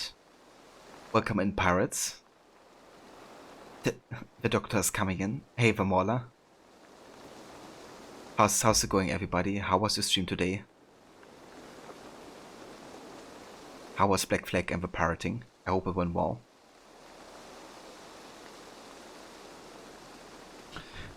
Don, doing well. Spending a few nights in the hotel cause you're working in another city this week. Ah, I gotcha. But I hope you enjoy the stay in the hotel, dude. And kind of like seeing, you know, another city.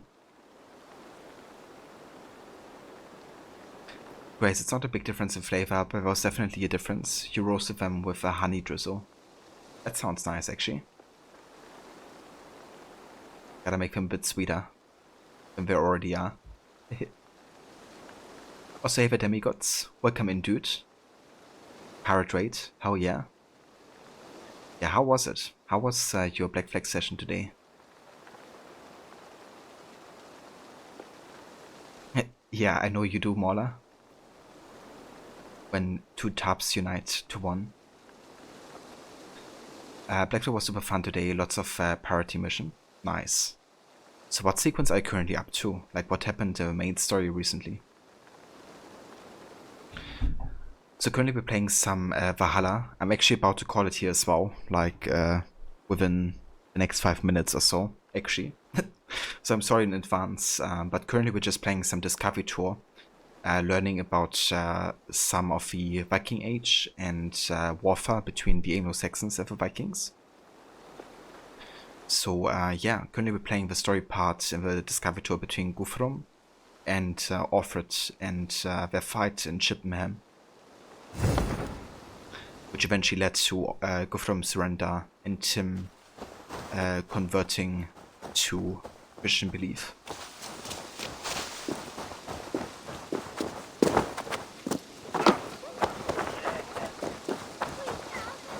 You're almost done with the game already. Nice. That's good progress. So what have you planned for after Black Flag, if you have anything planned, Ronnie?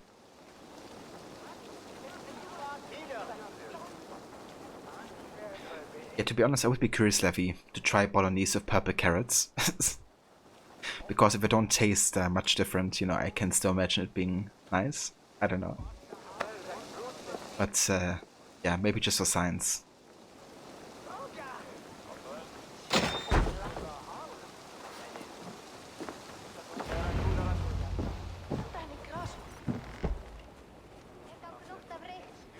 Yeah, that's a nice idea, Ronnie. Let the people decide what they're interested in.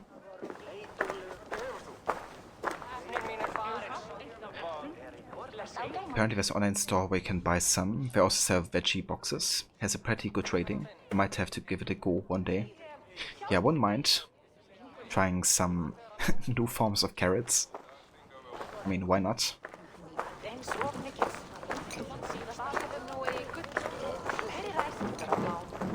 My lord, I found the missing gold and the relic of Ely.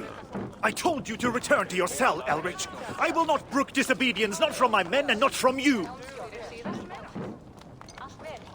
Denounce Björn as a ringleader. Say from the relic, but don't mention Björn.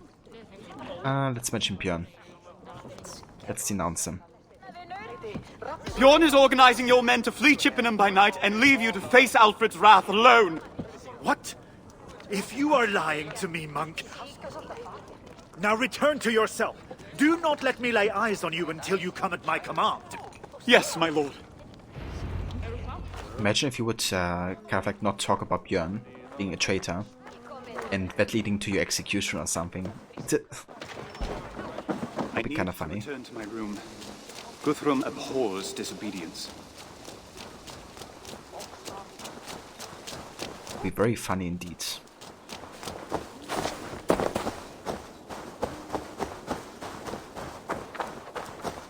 Okay, so you're still playing the Siege of Paris DLC. Or you're still about to play it. Yeah, I can definitely recommend it. Siege of Paris was quite good. I enjoyed it. Especially if you're a fan of like unique assassinations and stuff like that.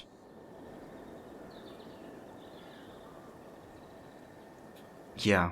Yeah, that's what we also talked about just now in the Discovery to Right Grace, about like all the different colors of carrots that it would have displayed historically if it wasn't for gameplay reasons. But yeah, quite interesting.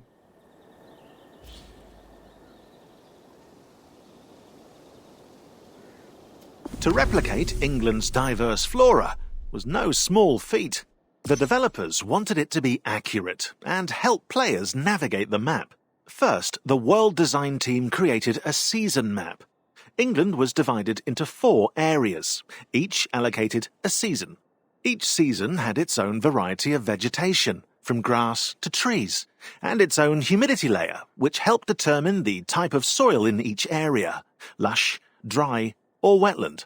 With these in hand, the level artists and designers could implement the right type of flora in the world and create different landscapes using rocks and trees. Therefore, one region could have diverse but coherent scenery, engaging players in exploring the map meticulously.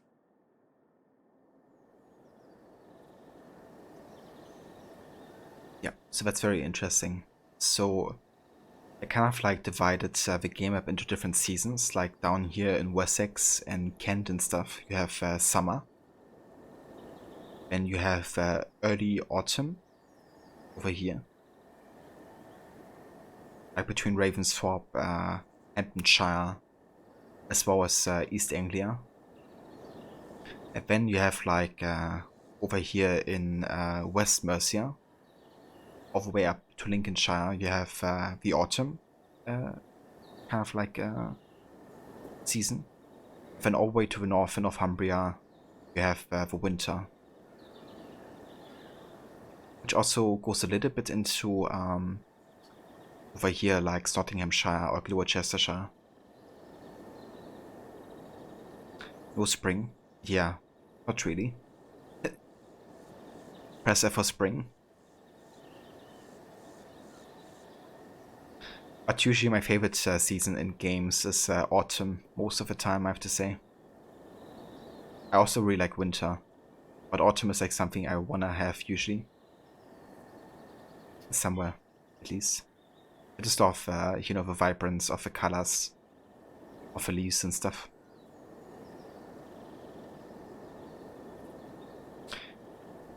And yeah, and over here to the left we have like the different kind of like soil. And that influencing what kind of like, you know, vegetation we might have. Very interesting.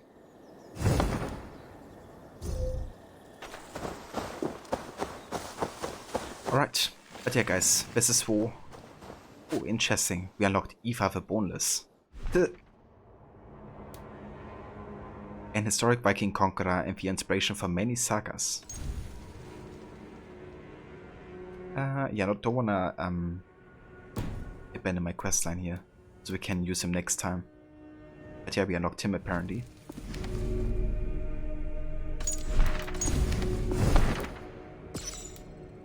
Okay, let's read this. So was that.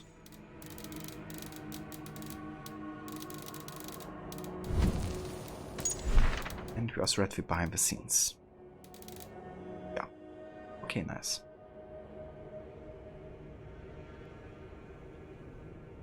There are also differently colored tomatoes, because humans like borrowing diversity and ruin fruit and veggies forever. We entirely kill the specific species of banana. That's why banana candy tastes nothing like bananas. It tastes like the type of banana that we murdered by over-harvesting it. Yeah. It's definitely part of human history. You know, getting rid of species.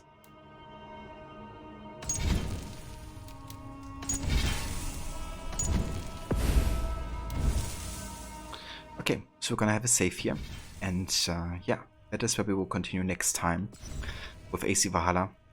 So next time we definitely gonna be starting with a discovery tour to kind of like continue with you know, the storyline here, since we didn't get to finish it today. But yeah, next time we will go, and yeah, then we're also gonna jump back into the main game and really focusing on the last parts of you know, the story for the main game of Valhalla. I assume we're gonna finish it within the next 50 hours, but we just have to see. Very difficult to make like estimations about Valhalla gameplay length. But yeah, we get there. Maybe before the year ends, maybe not. Just gotta see. And yeah, no worries whatsoever, Levi, Max, Grace, Ronnie, everybody else is still in here lurking. Thank you all so much for coming by and for joining for another Valhalla session.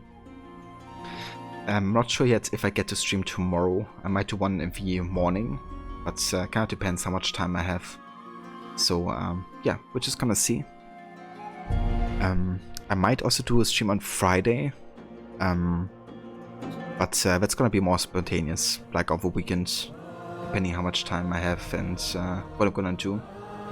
However, I do plan on doing a stream with Levi together actually, playing Night in the Woods and making a start on that game. So if that's something you're interested in, definitely check out either Friday or Saturday for kind of like a collaboration stream between Levi and me, where we kind of like voice the characters together. Thank you, demigods. You have a good rest of your day. Thanks again for joining. And yeah, thanks everybody for coming in. Take anything you like! Thanks for the raids. We had some Rich Jacket raiding Rod and then Ronnie. If you haven't checked out either of those channels, then definitely recommend doing so. If you're looking for some new channels and streamers of community. So Rich Jacket has been playing some House Flipper today.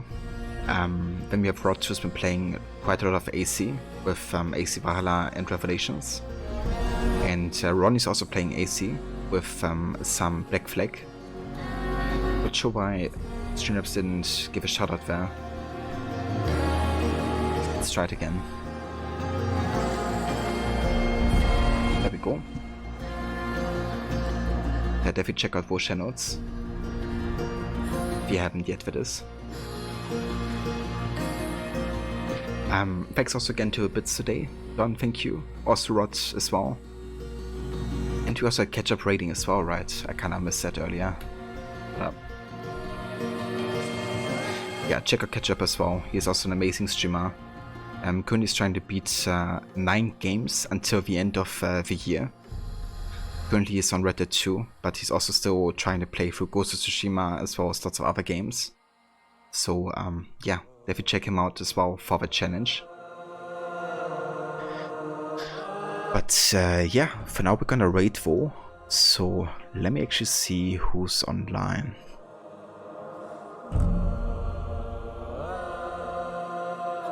I see Cass playing some Halo. We also have Lucinda playing some Fallout today. Let me see. Just want to check that they're actually still online and streaming.